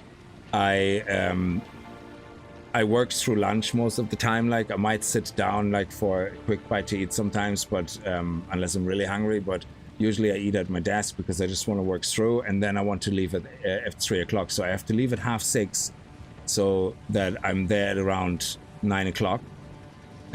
Start work at 9. I finish at 5:30, but I just work through and I leave at 3. Yeah. Because otherwise I can't beat the work traffic to come back. So I have to leave at 3, drive 3-4 hours back, and then I log back into work usually for at least half an hour just to make sure everything is still there. And that's it. So you're telling me that day will be more productive than me sitting at home and working. Say even worst case scenario, if I would be sick and I would not be able to focus fully on what I'm doing, and I have a runny nose and a temperature, I still would be more productive working that day from home than doing a total of 5-6 hours driving and trying to concentrate on work. I'm sorry, that logic goes so out the window for me. It's complete bollocks. Yeah. Yeah, I mean, sure, at home you do get sidetracked, you know, and sometimes you go, oh, I did really well. I actually finished this quite early, so I'm gonna put a wash on, you know. You take 5 minutes, put a wash on, come back, work on the next issue, you know, and you work. So I actually get more done, but at the same time, I'm feeling no mental pressure, and I don't feel anxiety or you know, all that stuff you feel when you're constantly in an office, because you can't really unwind in an office while you work. You can't. People say, oh, we have this whole thing where it's like, you know, do the water cooler joke things, yeah? And it's like me standing on a water cooler with people I don't really know, yeah, that I work with, yeah, but I don't really know them on a personal level, yeah? That is about the most awkwardest shit you can put me in. And you want me to feel relaxed? My social anxiety is going through the fucking roof, yeah? Oh, please don't say anything that people can later on, like behind your back, probably talk about what an idiot I am. Yeah, sure, I'm so fucking relaxed right now. I'm so clenched up, I'm creating fucking diamonds in my ass, yeah? It's like, no, that doesn't work for me, okay? No, it doesn't. So I don't know, sometimes I wonder, it's just, the logic they have in their head just seems to be completely contradict reality in a lot of ways. It's like, yeah, just relax, just stand around the water cooler and tell jokes. It's like, no, I want to get my fucking work done. I want to sit at my desk and do my work, collaborate with my colleagues, of course, you know, so if they're there, I sit down with them and do some peer-to-peer programming, you know, work some shit out. That's great. But I don't like all that other stuff that is supposed to relieve mental stress is actually adding to my mental stress. Driving 7 hours is adding to my mental stress. So, and the funny thing is, when you say things like, I don't want to sit 4 hours in traffic, they say, well, we can't worry about that. That's a you problem. And it's like, no, it's a you problem only because you can't worry about it and, you know, take consideration for it. It doesn't mean it's not a thing and it disappears into the void. It's still a real thing that actually happens. So you might not care that I have to sit 3-4 hours in a car, but I care, and I will, you know, act accordingly. And when the weather is icy in December, I'm not going to work. I don't care what you say. Simple as that. So I didn't. In December, I didn't go. There's no way I'm gonna risk like driving through snow. Like the last time I did that, it was unexpectedly snowing, I think in February or something. And it took me nearly 5 hours, over 5 hours to get home because the motorway where we can drive 120 miles an hour, like pretty much on the way home. Well, one motorway is 100, the other one is 120. You could drive 30 miles an hour, like 30 kilometers an hour. You could drive. That was it, because there was snow everywhere. You couldn't even see the lanes anymore on the highway, basically. So there absolutely zero visibility. So it took me like over 5 hours, nearly 6 hours to get home that night. And for them to turn around and say, "Oh, we can't worry about that," it's like, no, that's just stupid. If you care about your mental well-being of your employees, you have to care about it.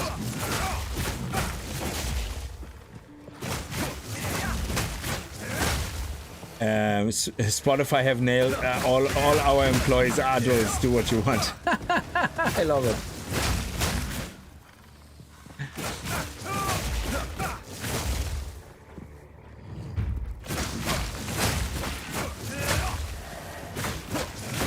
Now, there is a benefit working in the office, don't get me wrong, yeah, but I don't think it's the benefits that the company thinks they're actually getting out of it, or well, at least the ones they pretend they care about, because in the end of the day, they know it's not going to be more performant and, you know, all that.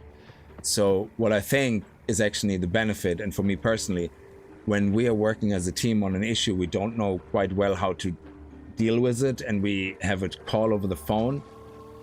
It's very hard sometimes to explain a scenario, and it's very hard sometimes to explain the solution you have in your head.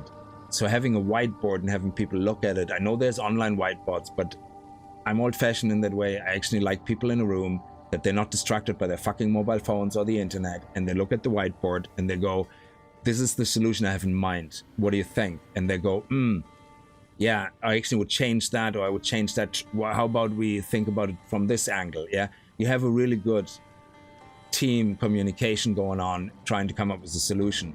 The reason that doesn't work remotely is because people get distracted, and you will find that about, in our case, I would say 80% of the team never says a word. They never chip in. But when you're all in a room, you can literally go, "Okay, tell me, what do you think? You know, what would you do different?" Yeah, and they wouldn't feel like that they can't speak up. Yeah, I think there's a huge benefit being in the office for certain things like that. But otherwise, I just don't really see much benefit.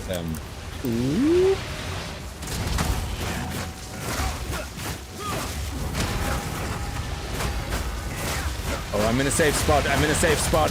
Yes. Ooh. Essence of sorcery.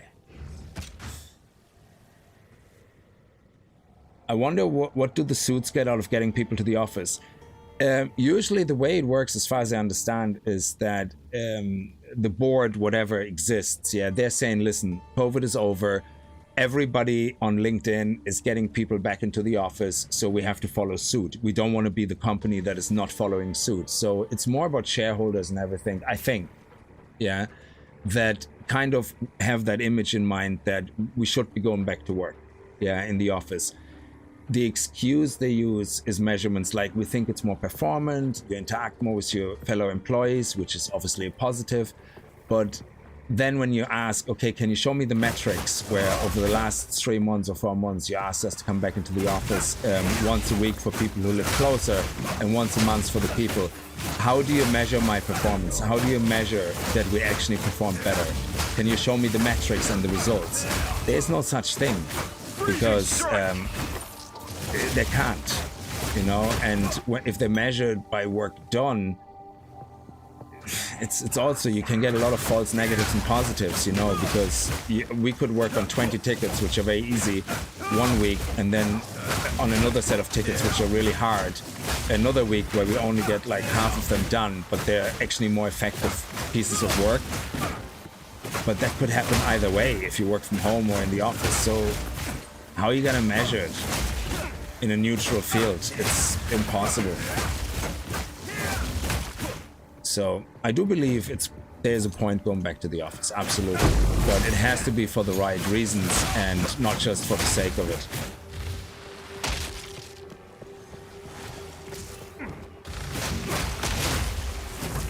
So we work in a sprint-based environment, and for me it would make much more sense if they would say things like every sprint beginning we want to have a big meeting, talk about the sprint, the work we want to do the next 2 weeks. For that, being in the office, totally, yeah, absolutely, that is much better. But these random arbitrary days, it's just whatever, you know. And we might as well upgrade Falling Thunder now. We're using it a lot still, so we might as well.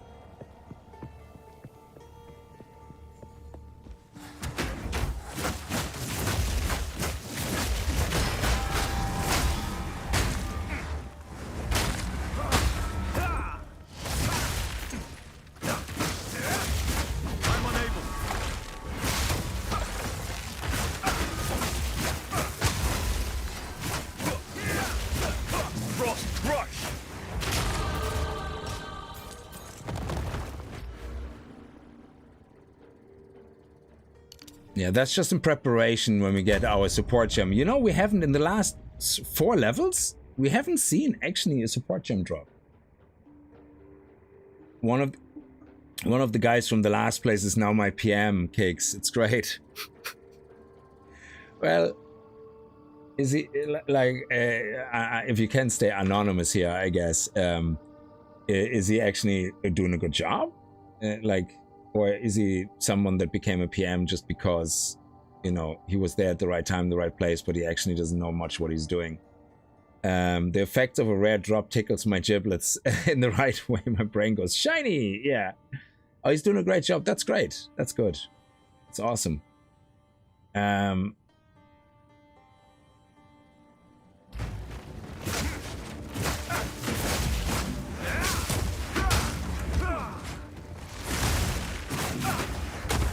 I never actually realized I was only on a level 1 still for that. That's crazy. Yeah, look at that. It's much better. Holy shit. That could have helped us so much earlier. Especially against these weird snake shitheads.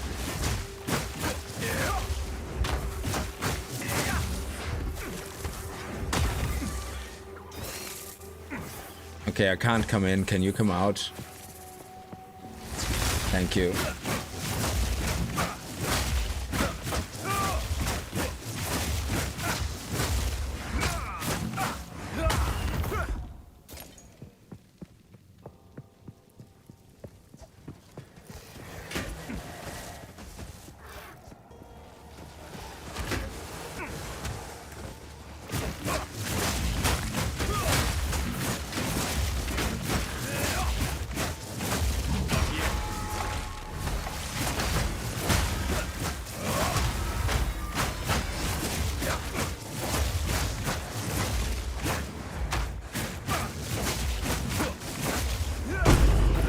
Oh, nice. That is a great rope. We will need a lot of intellect for that, but the reason it's a great rope is because going for pure energy shield on the chest is something I want to do, meanwhile going split on everything else.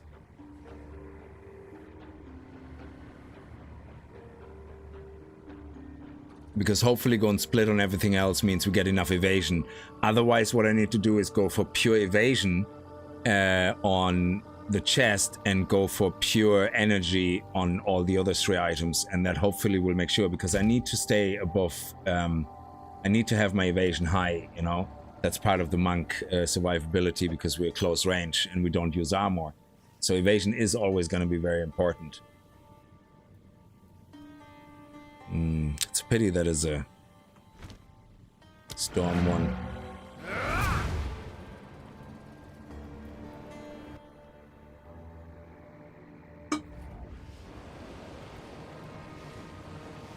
What have you learned?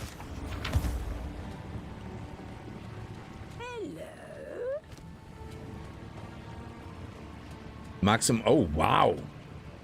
T2 maximum energy shield, T4 maximum energy shield, T2 maximum energy shield, and to 19% increased energy shield. Wow. Reduced poison duration is actually not bad, to be honest. Life regeneration per second, also T4. Holy crap.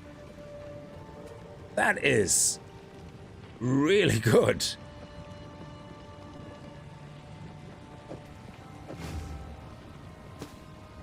Look at that. 526 energy shield from 280.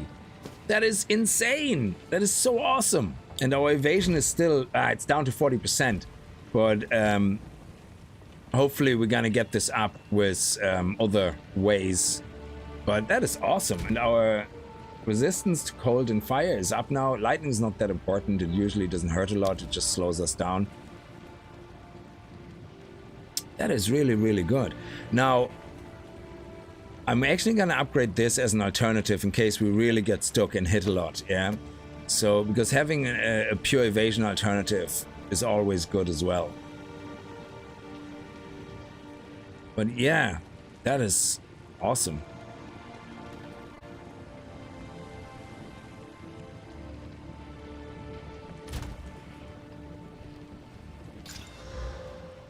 And plus 20 evasion rating. So this one is literally the counterpart of this. That is awesome. Maximum life 4.4. Oh, nice. We got maximum life on that with increased evasion. More increased evasion. That is pretty sweet. Loving it. So that is a really good counterpart to that. If we put that on, you can see our evasion goes straight to 60%, but our shield goes down to 199. So obviously I prefer going with shield, and hopefully the evasion will be enough.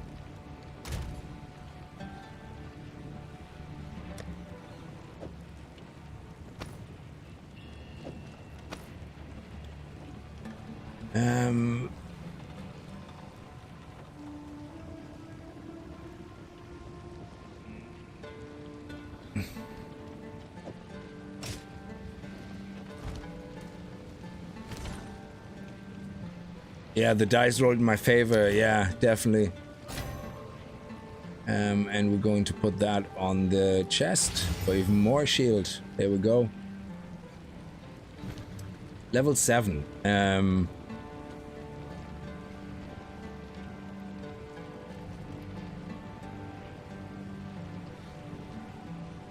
Well, let's get our bell up to 7, I guess.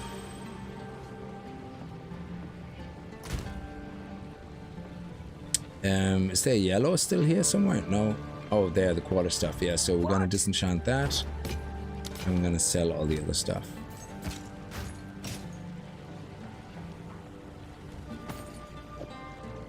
Yeah, so we can't neglect... oh, what did she have there?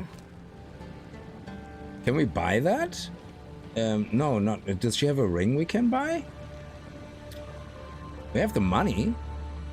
Actually, can we buy a ring? I know I have rings, but they don't belong to me. Like, so, like I said, so let's see if we can buy a ring from here, from the gambler. We have that money. We have 7,300. Lightning resistance, nice. Accuracy rating and strength, better than nothing. And we still have 3,300. Okay, so we can't afford that. Okay.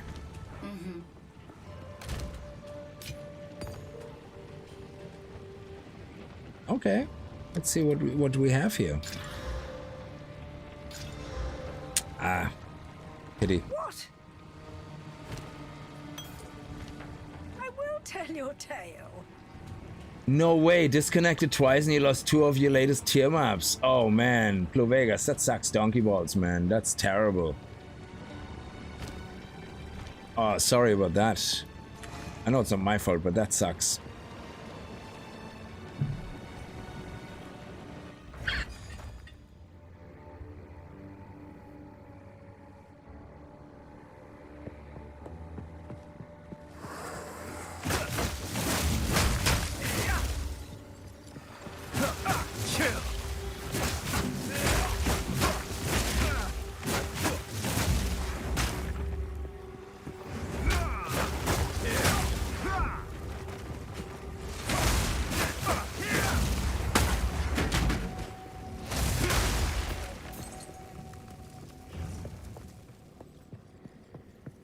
So yeah, Chayula Monk doesn't seem to really be something that we can do early game. Well, we have the Ascendancy, obviously, but that's about it. And Mana Leech will be the name of the game, but... We need to still find Mana Leech to enable it. Oh yeah, we need the support gem. I can't believe we haven't gotten a single support gem drop. That is crazy. We had, I think, 3 tier 7 gems drop, a tier 6 gem drop. But how come we're not getting any support gems? That's just crazy.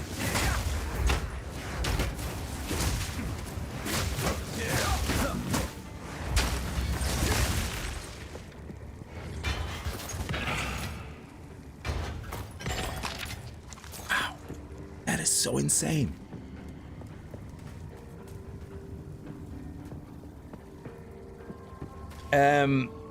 Gotta keep reminding myself this is early access. Yeah, absolutely, yeah. The monk build you're going for seems to rely heavy on effects.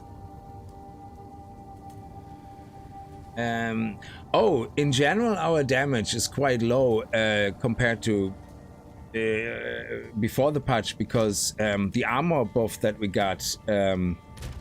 So basically, they increased the effect of armor. So if, say for example, whatever armor I had would give me 17 or 4% damage, damage reduction. It actually was 2% before or something. Yeah, so they increased the effect of armor by 20%. It's approximately 20%, between 15 and 20. Yeah, but the problem is, it seems they use the same calculation, the same formula that they use for the player is also used for mobs. So they basically also now increased all the mobs' armor by 15% effectiveness. So what I don't understand is, why is there not 2 separate instances of the formula?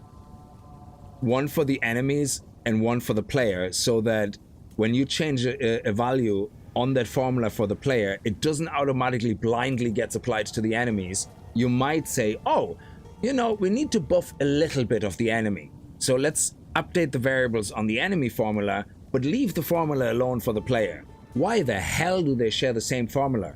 Because some developer decided, hey, they used the same formula, let's not duplicate code, let's use the same formula instance. That is just moronic, because you definitely want the ability of making a change in one that doesn't affect the other. You might intentionally want to raise both at the same time, at the same level, absolutely. But the source should not be the same. The source of that algorithm should be 2 separate versions of that same formula, so that you have the freedom to increase one but not the other, or decrease one, not the other. Hopefully it is, and they actually just decided to increase both. But if it is the same source formula, holy shit, that means we will never get balance, because they will never be able to do something for the player that also doesn't affect the... Again, no support gem. Wow. Frozen Lash!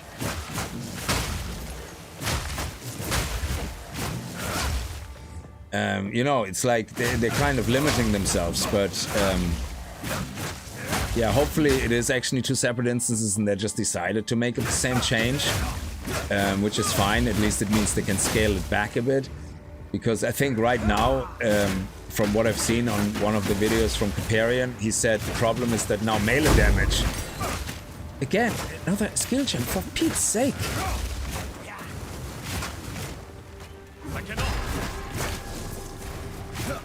Oh my god, hit the friggin' bell, you moron!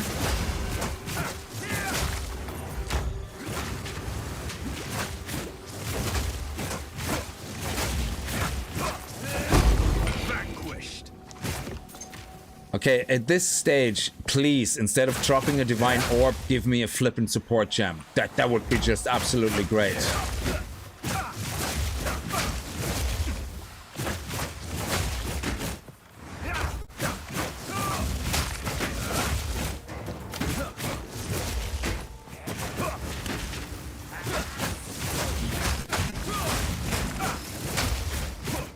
Actually, I don't need this one because I have plenty of them in my storage. Ironically, you went back into the lower tower map and you got a divine orb. Lucky you.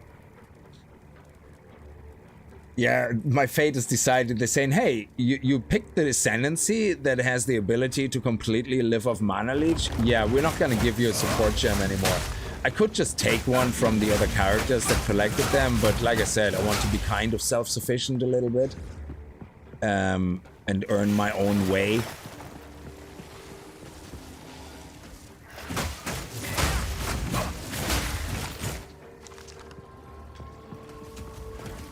Oh, this baby. What manner of creature is this?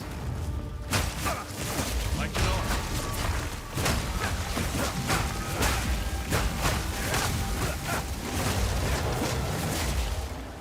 Wealth is useless in a dead empire.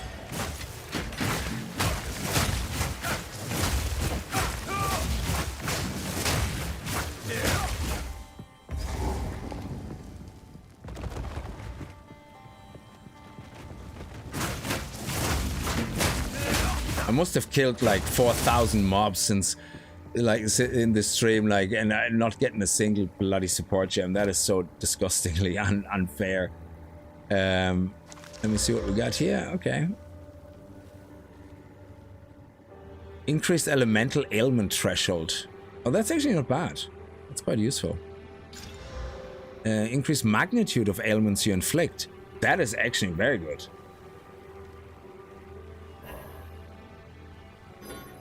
Oh, okay. I got another spirit gem. That's actually not bad, because that means we can get Herald of Thunder. Once we have a little bit more, I can get Ghost Dance as well. A Herald of Thunder, and these two together just explode the screen. So, but again, that's not very chaos damage like.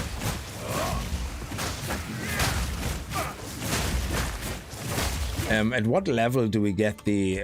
oh, let me actually check now. So we have the Spirit Gem. So if I go Chaos, there's actually a Chaos Spirit Gem. Withering Present. Withered Duration. So withered enemies in your presence. Okay. So this is not bad. So we could get that. And try that out. So with Withered. So Withered Duration is 4 seconds. Withered enemies in your presence...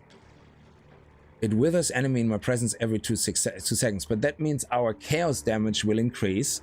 But right now we cannot do any chaos damage. That is the problem. And there is no chaos. Well, besides Essence Drain and Contagion, there isn't really anything for us as the monk except the Hand of Chayula. The Hand of Chayula, we need to be level 31. And Hand of Chayula dashes to an enemy and strikes them with an unarmed attack, but it applies to one enemy. So what we need to do then is have Hand of Chayula, get Contagion into it, so that every time we do that, boom, it applies Contagion, but then it applies Contagion only to that one enemy, I think. Which is fine, I guess, because once he blows up, everybody is contaged. Everybody is contagioned. And that applies chaos damage. So theoretically, once you have Hand of Chayula, yes, you can use the other Spirit Gem. It should work, technically.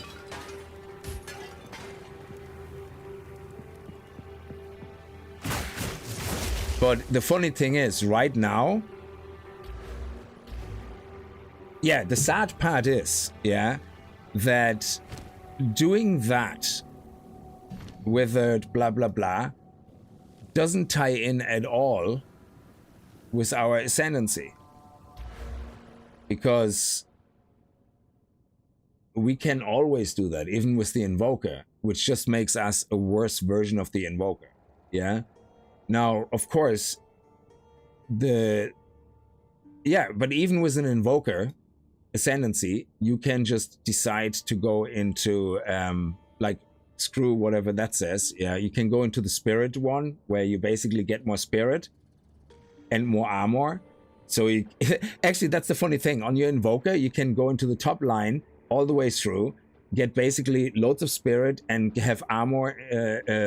For each invasion, you get like 5 points of armor or something, and it reduces your evasion by 40%, which means you end up with something like 70% evasion and 60% armor. It's great. Yeah, it's really good having double the defenses. And then you can still go into your chaos damage over here, extra chaos damage. So basically your Invoker can play pretty much the same chaos damage build than your Chaos Ascendancy. That makes no sense. Except that here you have this reality rending, which does more chaos damage, but is that enough to make it stronger, much stronger than an Invoker playing chaos damage?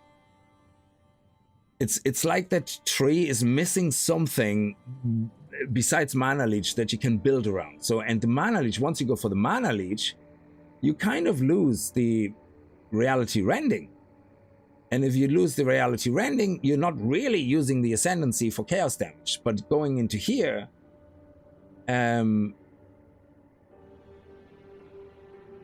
you're building a Mana Leech, but you're still doing damage for the same as the Invoker. So it's weird. So I would have loved to see the Ascendancy for the chaos damage for this to have to use a completely set of attacks and skills on top of passive nodes. Because right now, I'm still using Ice Strike. I'm still using Ice Strike. Where is my chaos damage skills? Where are they? Where is my Chaos Strike? They should be adding a Chaos Strike. Where is that? Why do I not have a Chaos Strike? Yeah, I think they're gonna have to rethink that. I think they're gonna have to either completely replace the Chayula build into electrocution, shock and electrocution, high electrocution and shock, or replace the shock flurry strike with chaos strike. But right now they're basically saying, hey, your monk can do an amazing shock build, an amazing cold build, and an amazing chaos damage build. I don't think so. That's what they're saying to you by giving you all this. Yeah, so unless the darkness, yeah, I mean, I want to figure out the darkness, because this seems to be the main theme of the Chayula manga, is the darkness thing, and we have to figure it out. So we have to figure that one out. And yeah, we're gonna go into chaos damage, absolutely. I want to go into Mana Leech and chaos damage. It makes you wonder what the other two ascendancies will be for the monk, the other classes too. Another 2 ascendancies. From the darkness. Oh, does each class end up with 4 ascendancies? Really? Does Path of Exile 1 have 4 ascendancies per class?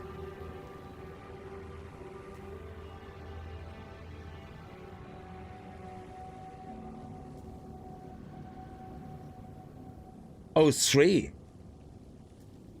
Yeah, maybe 1 is going to be a shock ascendancy, but it seems that the skills are just not in line with the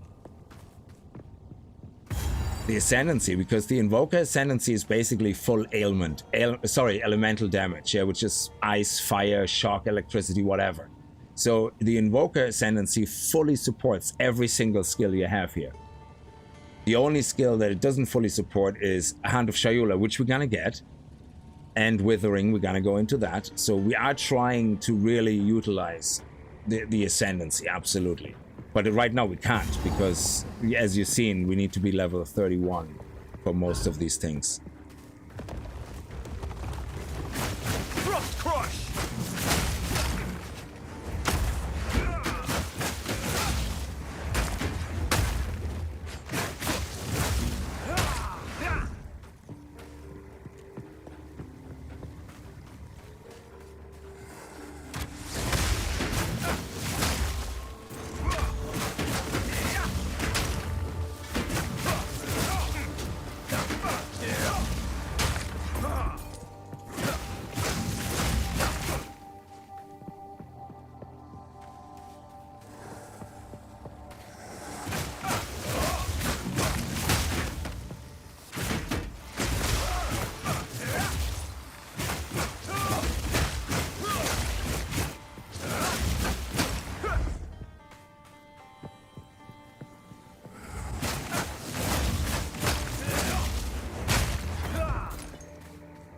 When you kill 3 enemies with a killing palm thing, it should give you 3 charges. It shouldn't just give you 1 charge. I know they probably exploded because of 1 enemy exploding, but still. Ruby ring. Nice. Oh, look at that. That's awesome. To grace my eyes once more. Second ring. Cold damage to attacks. That's perfect. And dexterity. That's perfect. Like straight away, we're gonna get fire. This and this will be stronger now. What is the damage on Ice Strike? The wind whistles through 360. Nice. Unheard by the living. I ask myself why I am still here. I ask myself why I will not let my tired bones rest. And I ask myself whether I truly believe Kalani will awaken. I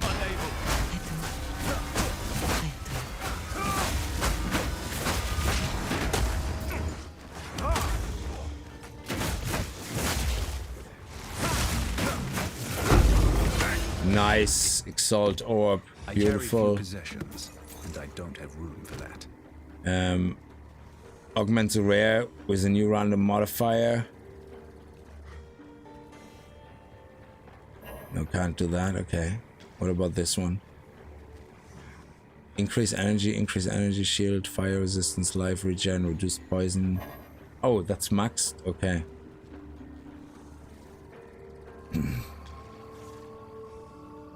Yeah, I don't see me wanting to use it on anything else right now.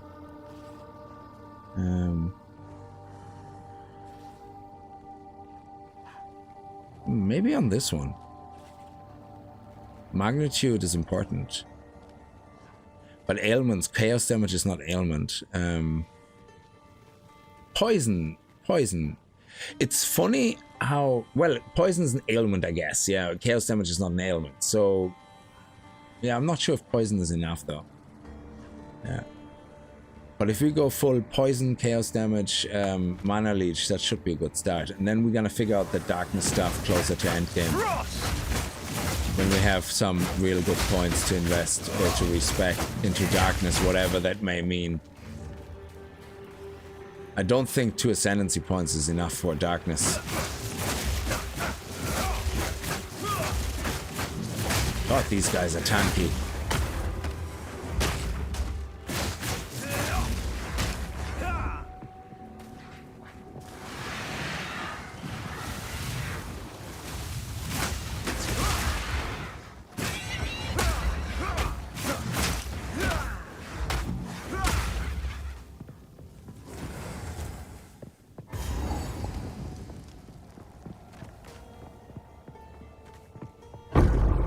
Oh, we got a support gem. Thank you.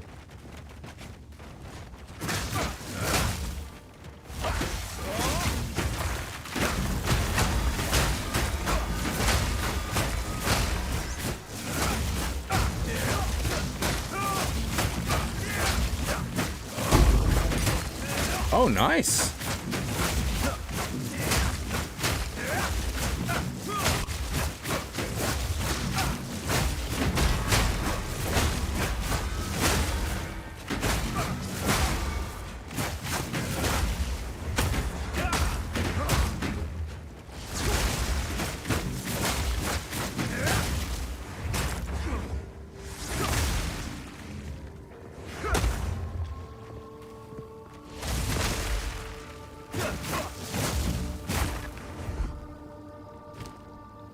Okay, here we go.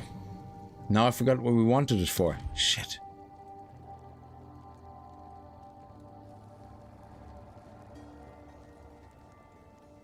Now I forgot what I wanted it for. Oh, Withering Touch. Yeah. So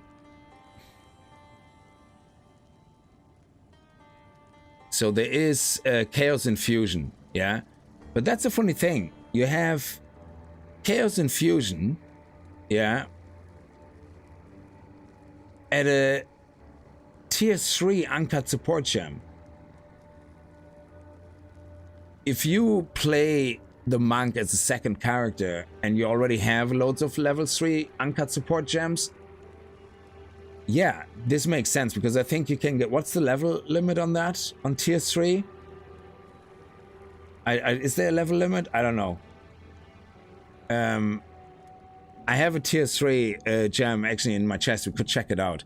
But you don't get a drop of a tier 3 support gem.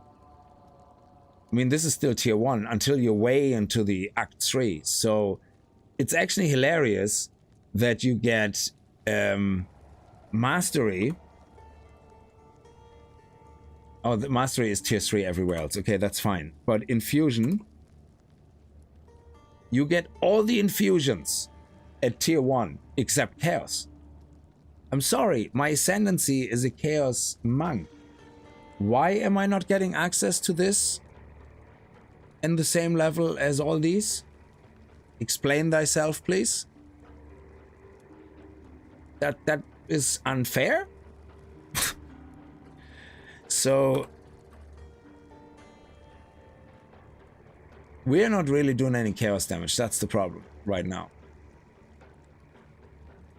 Intelligence is chaos damage per second. Okay, this is a curse though. Oh, a curse. Yeah, I hate this so much. So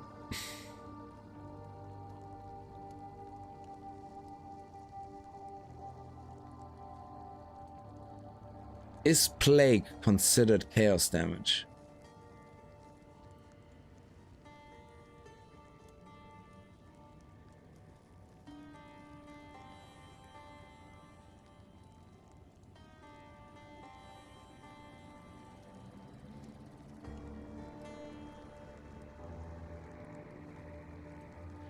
So the only way I can see this is if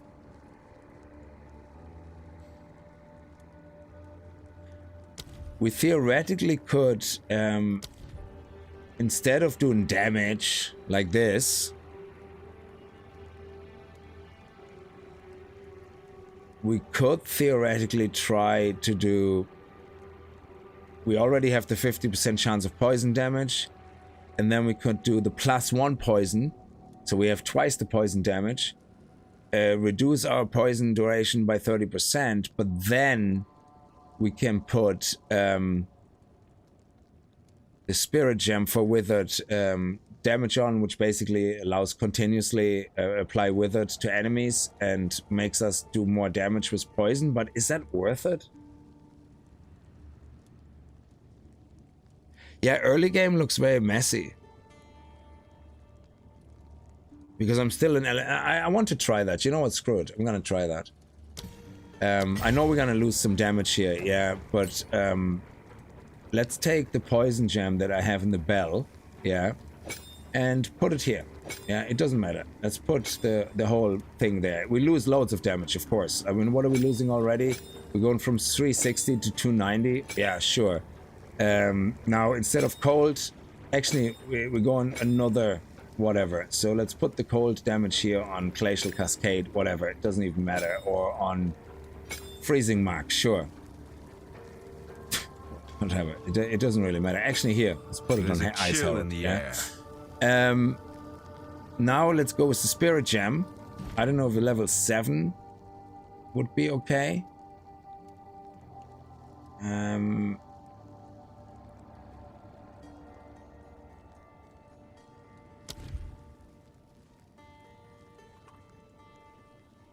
Actually, that's too much. So let's go with the level 6.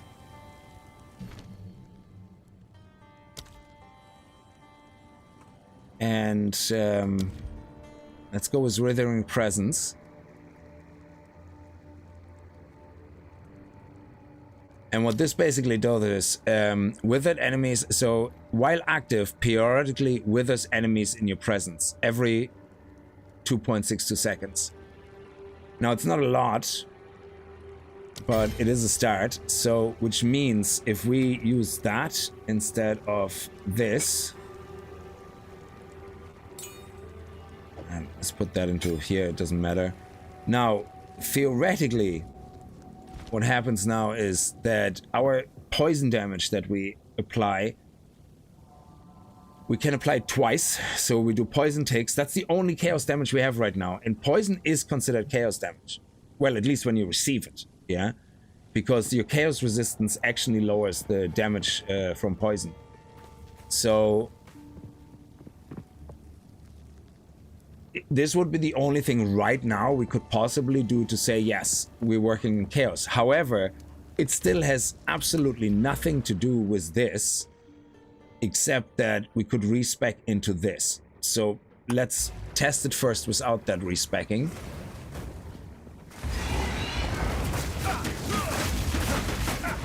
So everything is poison. I'm dying. Okay, that's fair enough because I didn't pay attention. We're not doing a lot of damage here right now. So, and I actually think I'm doing more ice damage still. So to really test that, we should be testing that on our staff actually. So let's put those guys into our staff, which actually does more damage than Ice Strike now. So now we would be using pure. Okay.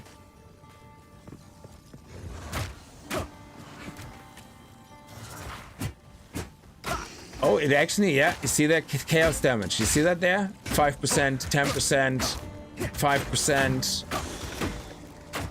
So we're actually doing some penetration for chaos damage. I don't know where that's coming from. Is that coming from... Where is that coming from? Because, yeah, look. That icon is chaos damage. Okay, okay, okay. Let me try even something more now. Yeah, we need a dummy, exactly. It seems to be a passive. Yeah, is it? Oh, the withered. The withered. Yeah, sorry, that's the withered effect. Yeah, that's the withered effect. So, which means it's working. So, let's see. I know this is expensive and we're probably gonna go over the limit of our money, to be honest, but this is all in the name of science here. So, actually, we're not over the limit, so it's fine. So, we're gonna go into here and into here. And this now is chaos damage. So let's see. It's kind of working, but is it working?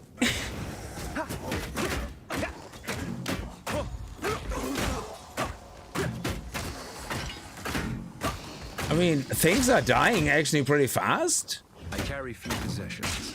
So, and now what we need to do is we need to spec into the mana leech, which means, oh yeah, the mana leech was the support gem. God damn it. I forgot that already earlier. So we need to wait for another support gem for the mana leech, which means our next slot here is gonna have to go into mana leech. So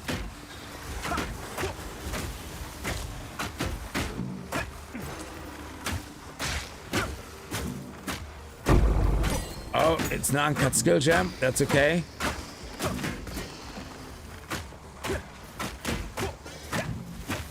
And then with the Hand of Chayula, we can do Contagion. Boom. We kill the first guy. Everything. Yeah, you see, everybody gets like withered. So that's... Look, everybody gets withered. Just us walking past them, which is great. So... I mean, it feels like we're actually not doing a lot of damage. But hey, we're alive, so...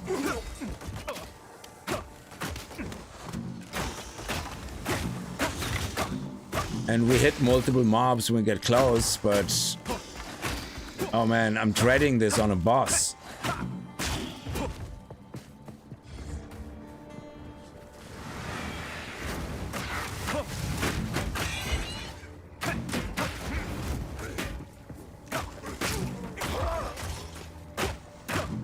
Well, it's kind of working, I guess. But how strong is it, though? Is it strong enough?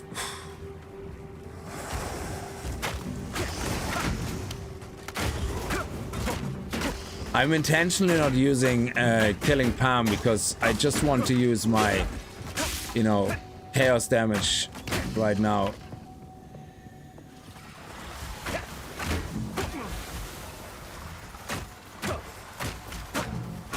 Yeah, these guys are always a bit tanky anyway.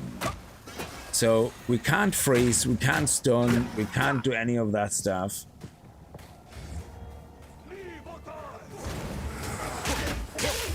Wow, he died pretty quickly. So it's weird. It feels weird.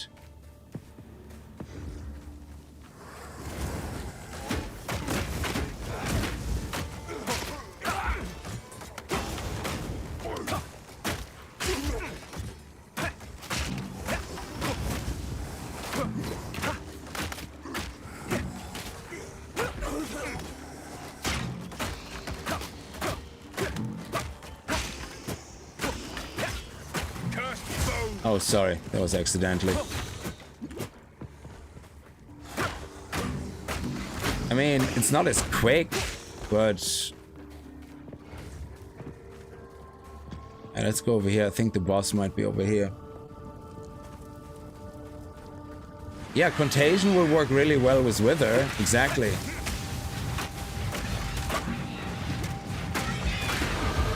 Okay, luckily we leveled up.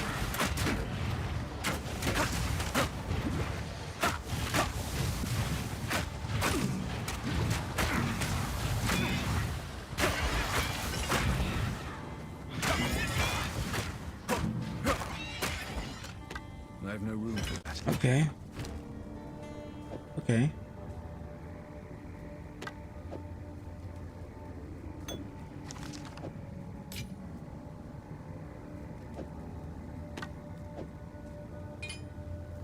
Yeah.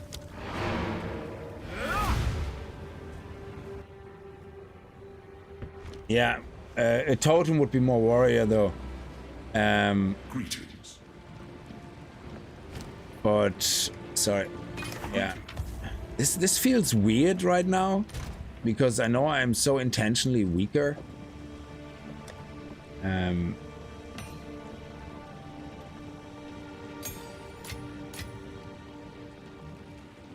Spirit Gem, Uncut Skill Gem. That's our Herald of Ice.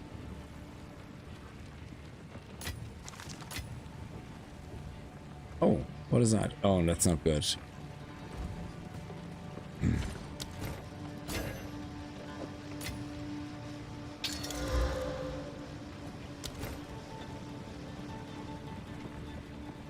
Ooh, increased elemental damage with attacks. Oh yeah, we're doing chaos damage now, so it should be chaos damage with attacks. I don't even know if that's a thing. Energy shield, evasion, bomb. Maybe a staff is not the right weapon now. I'm just trying to think.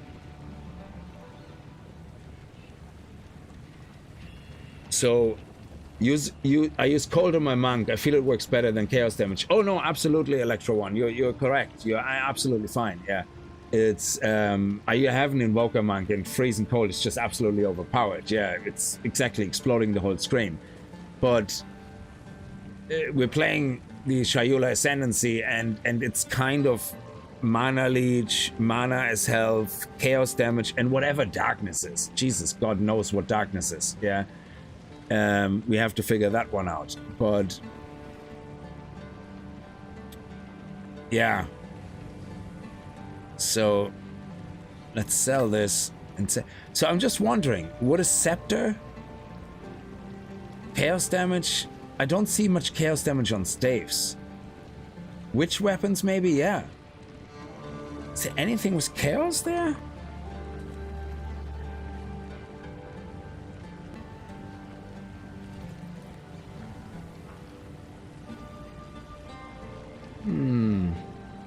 Not directly.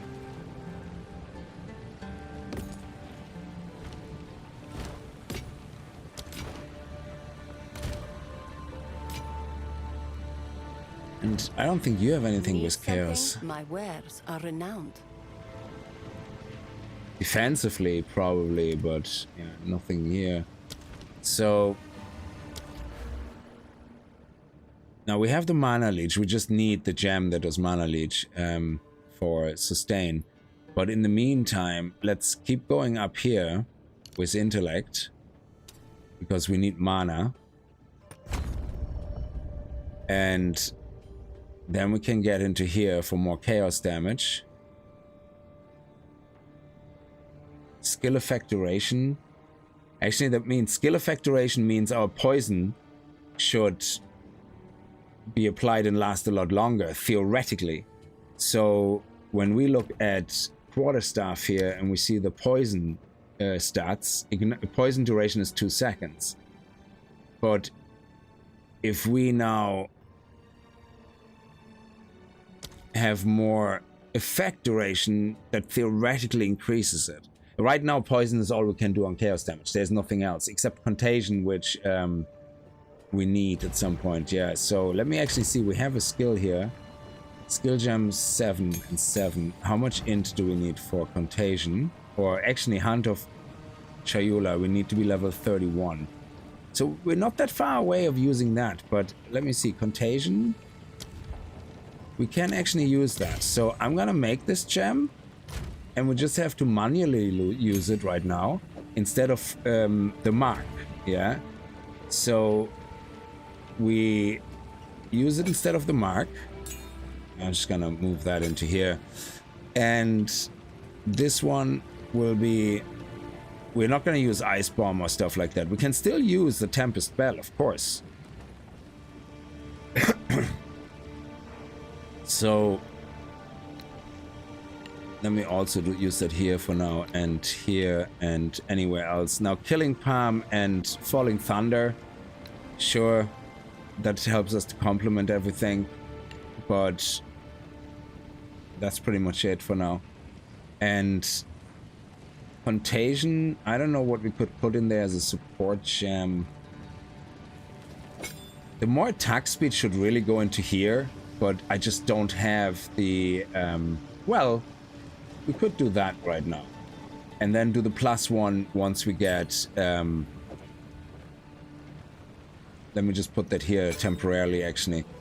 Oh, Withered lasts 4 seconds. I already have Withered Touch. I didn't realize that.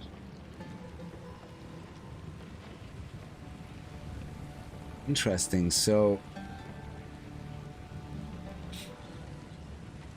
yeah, like putting... Basically... Putting these 3 on it would be great. More attack speed, but at a minimum, I suppose.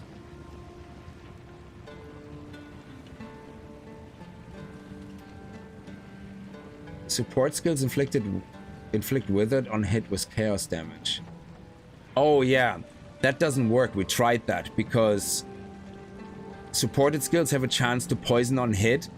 The hit itself is not a poison hit. That's why withered doesn't work. It's we apply an ailment, so we're not actually doing, you know what I mean? We're not doing poison damage with the strike. We're applying an ailment, yeah? And because we're not doing chaos damage directly with the hit, this withered doesn't work. Yeah. That's the problem. So we're gonna stick with that. And this one will only come in handy when we this here, yeah. This will work. Oh man, you suck, donkey balls. You're such a suck. So Hand of Chayula probably is where this comes in handy because you're hitting something with chaos damage. So we have to wait until we get Hand of Chayula at level 31. Let's put that back. Is there anything else here with chaos? Oh, that's the spirit one, yeah, which we already have. Yeah. Plague Bearer. So that could be the second one, which stores all poison damage you deal. Using the Plague Nova skill unleashes the stored poison. So I'm assuming this works like Elemental Invocation, where it's a buff that's active, collecting poison, and then we use the manual skill to execute to release the poison. So that could be good.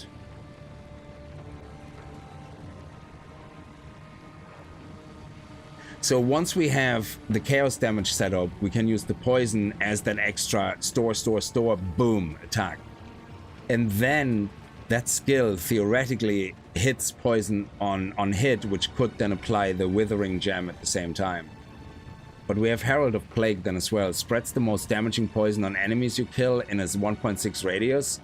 That actually sounds very sexy. Level 26 required, but we need a level 7 spirit gem.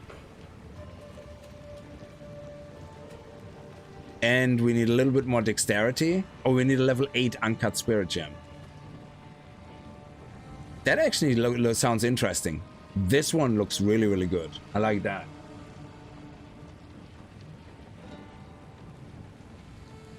So yeah, we could possibly work something out. The question is it good enough to survive? Can we reach endgame like that without getting completely knocked over on our ass by everything?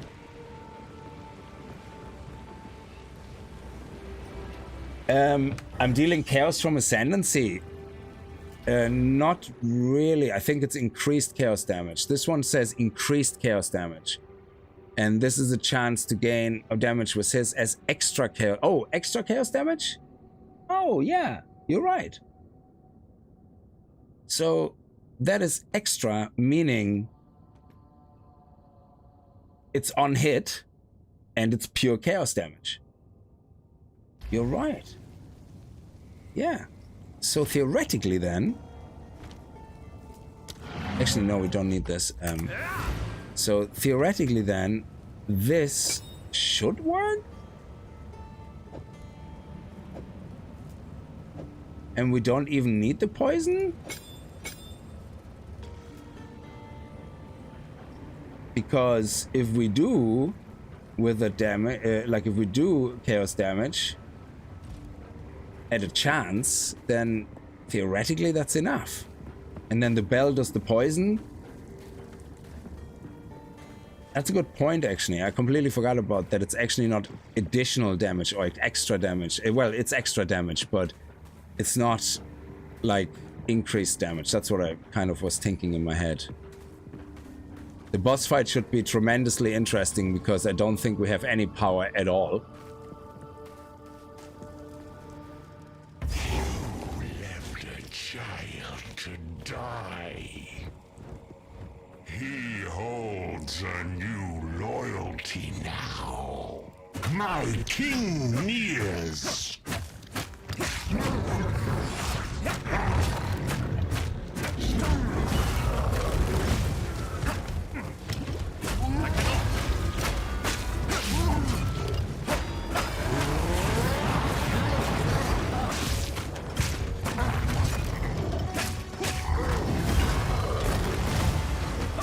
Embrace corruption.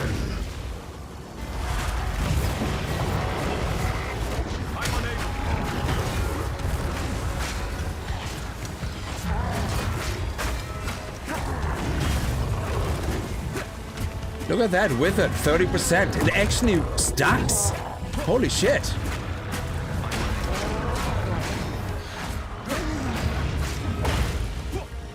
Ah, crap.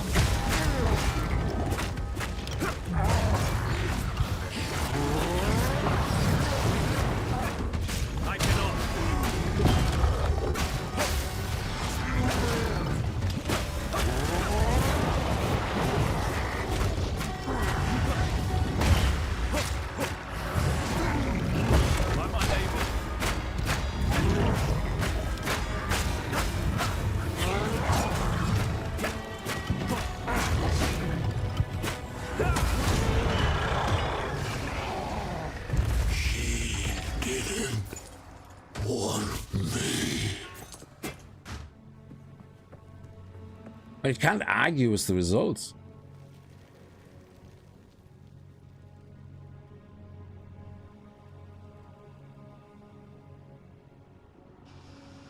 he was doing quite a lot of damage.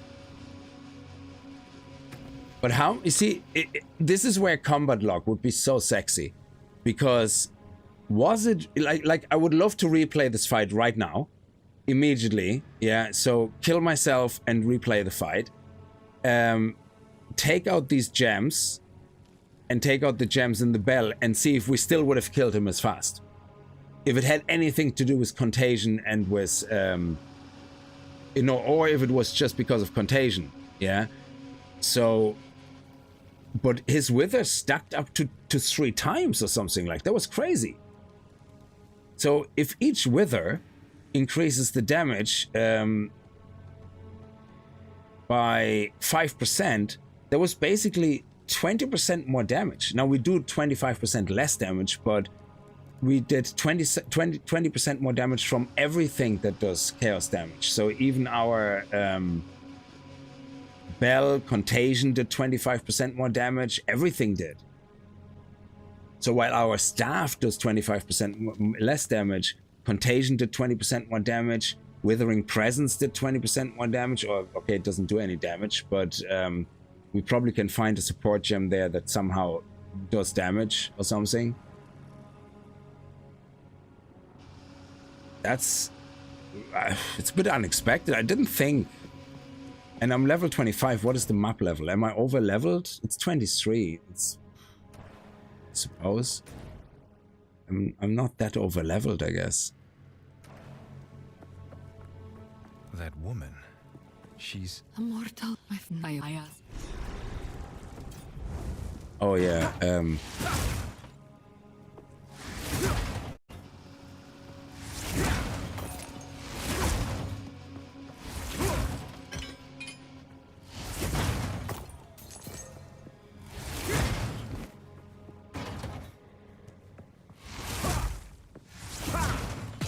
Storm Rune, paid off. There you go.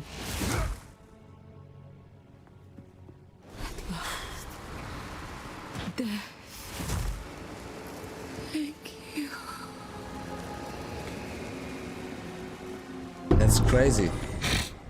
I never expected divinity could be such a... Thank you for your sacrifice. So, yeah, sure. Ice damage right now would do a hell of a lot more. But we can always fall back on that if we get stuck. But I think right now I'm actually really surprised that the boss didn't give us any more trouble than that. And his health went quite quickly down. I mean, we probably would have nearly insta-killed him maybe with the cold, but we're not dead.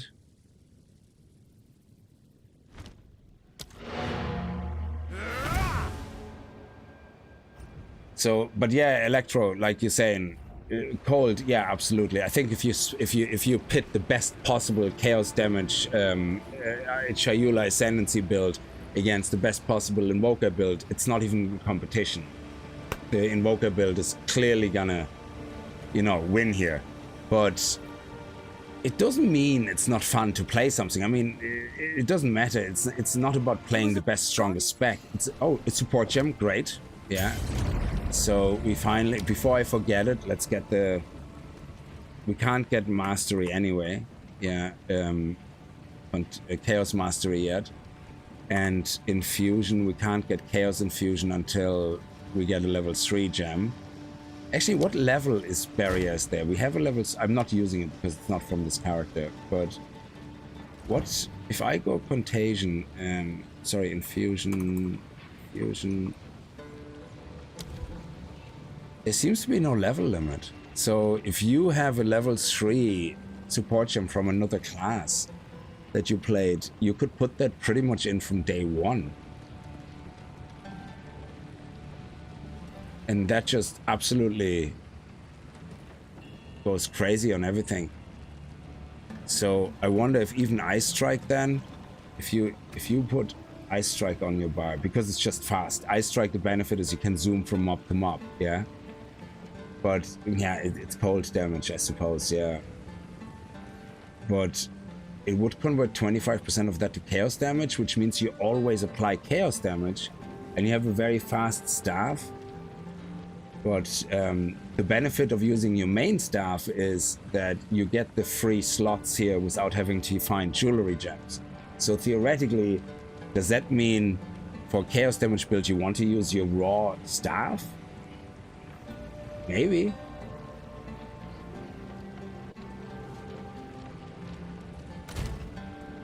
So yeah, with this one, we're gonna go with the Mana Leech. Soul Thief. Oh, it requires a tier 2 uncut support gem. You're such a dick. Oh, you're a dick.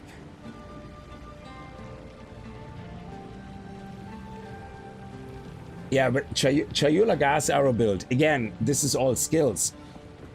Where does this come in, you know?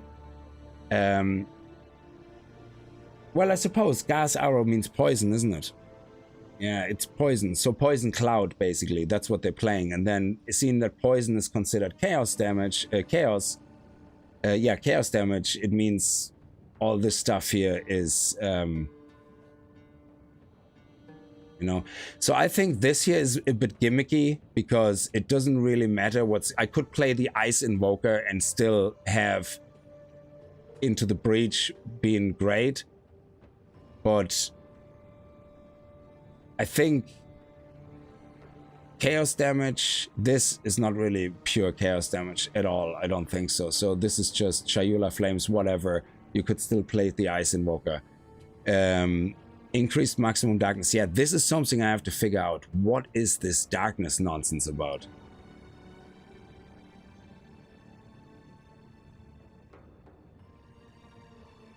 And it looks so defensive.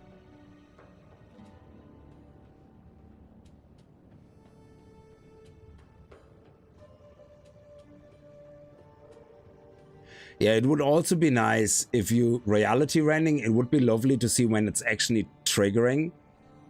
Yeah, a combat log would be so amazing. Like, or even give us a dummy that stores all the information of all the hits so that you can click on the dummy like this and you can see like a log of all the damage. That would be amazing. You know, with the skill beside it, saying like, you know, if this procced, you see, oh, reality rending, boom, increased damage, procced, yeah, reality rending procced again, 13%, 7% procced, yeah. So it would be amazing.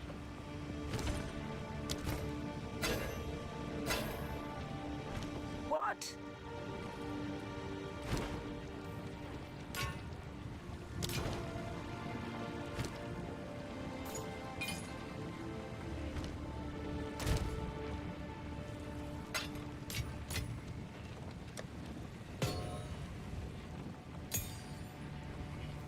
Oh, a level 1 support gem, sorry, that belongs to our Chayula monk. Is there anything I can do right now? Contagion? Magnified effect? Persistence, support skills have 40% more skill effect, duration. Deal 8.4 base damage per second, modifier to spell damage applies debuff. Debuff deals 100% more damage for each time it has spread. Spread radius. Support skills deal 34% more non-ailment damage, which is chaos. It's not poison. We have pure chaos damage. Over time, 20% less duration of supported skill and damaging ailments they afflict. Sorry. 20% less duration of supported skill and damaging ailments. We don't do ailments. So, theoretically, this plus persistence...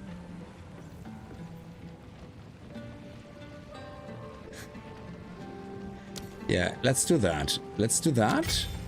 And yeah, I'm pretty sure one of the tier 1 ones belongs to us anyway. So it's a tier 1. And then Contagion, we're gonna go with Swift.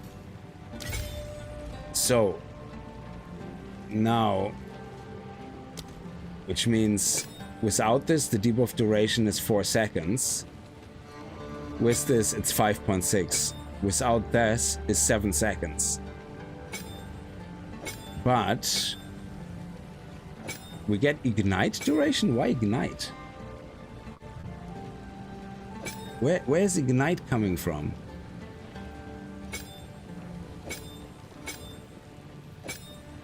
Chaos damage goes up to 17, which makes sense. Deals 35% more ailment damage, non-ailment damage. So 10, 30% is 3 point whatever. It makes sense. That's perfect. Cast per second. Where is the ignite duration coming from? And spread radius is doubled, which is great. So why is spread radius doubled? Supports any skill that deals damage, causing it to deal more damage over time but have a shorter duration. Yeah. I'm so confused by that. Does that make sense to you?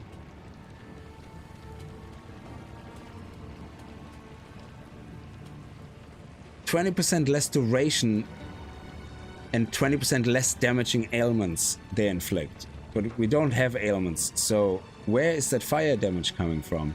Seeing that there is no fire damage. It's so weird.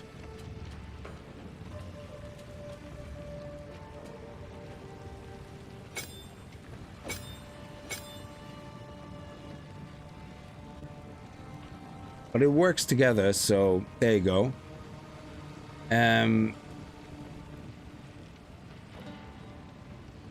This one is 4 seconds duration, so if we would put that in, it would go to 5.6.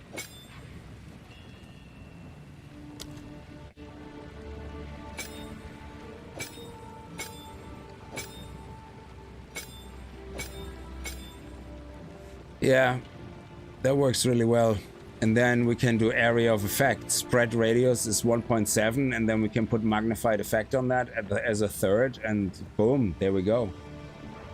And we're gonna put this into Hand of Chayula plus the support gem, which then apply to contagion on the Hand of Chayula, and we can zoom across the map with that.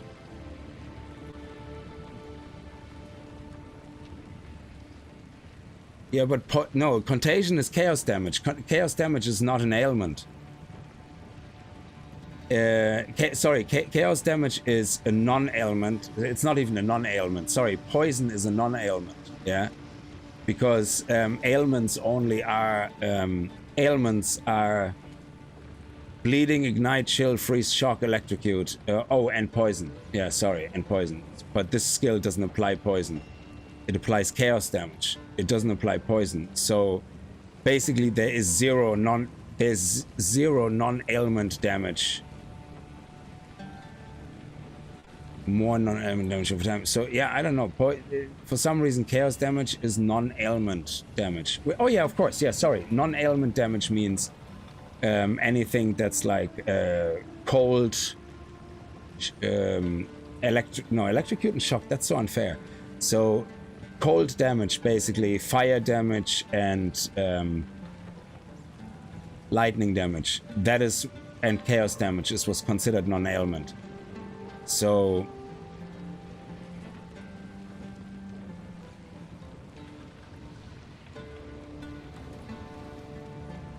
yeah, contagion itself is chaos damage, and chaos is not an ailment though. It's a damage type, it's not an ailment.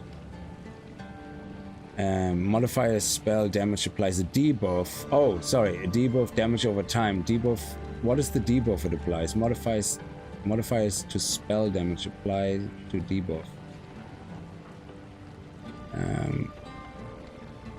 Yeah, I suppose, you know, the debuff is only that it makes it you're more susceptible to after a single enemy with a debuff that deals chaos damage over time, if the enemy dies while affected by contagion. Okay, oh, I see what you're saying. Because contagion is applied as a buff, it becomes a non-ailment. Because it's a damage over time. An ailment is a damage over time effect. It's a debuff, yes. So in this case, because it's a non-ailment damage over time, yeah, you're right, yeah, it works. So contagion is chaos damage. Chaos damage itself is not an ailment, but because it becomes a debuff, it becomes a non-ailment, ailment, whatever, debuff, yeah. That makes sense. Jesus. So, but poison is definitely considered an ailment, so this would not work on poison skills. Because in this case, poison, so contagion, yes, it works with contagion here, but this gem would not work on poison because poison is considered a ailment, not a non-ailment. So, yeah. Anyway, that's why it works with contagion. It's just the ignite is a bit weird that we have ignite duration of 3.2 seconds, seeing that we're not actually doing any ignite damage, but okay, whatever.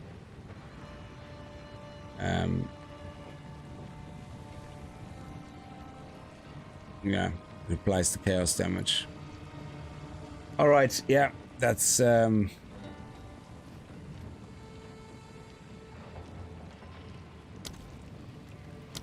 it for tonight. I think that's enough. My brain is melted. I have to go to bed.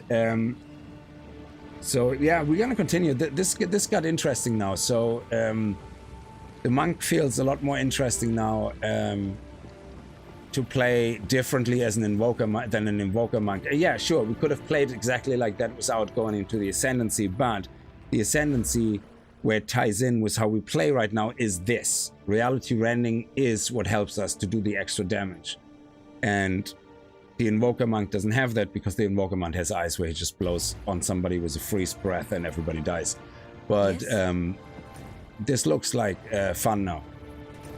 So, and we can go over to, not the query, here to this one, the Badlands, and then we find the second piece. And then we're gonna go and do that next time. Can you explain that again? Jeez, I don't even understand it. Yeah, it makes sense in my head somehow, but yeah. Anyway, it works with chaos damage. That's all we need to know. I don't even understand it, so I can't explain it again. It's one of those things that I think I understand, but I can't explain it. Anyway. Listen, guys, thank you so much for watching the stream. Very much appreciated. And thank you as well on Twitch for the support. Always appreciated. And I see you guys tomorrow with probably more of this. Yeah, absolutely. We definitely want to crack down on the Chayula monk and see what the best thing is we can get out of it. Absolutely. So thank you very much and have a good night and stay safe. Bye-bye.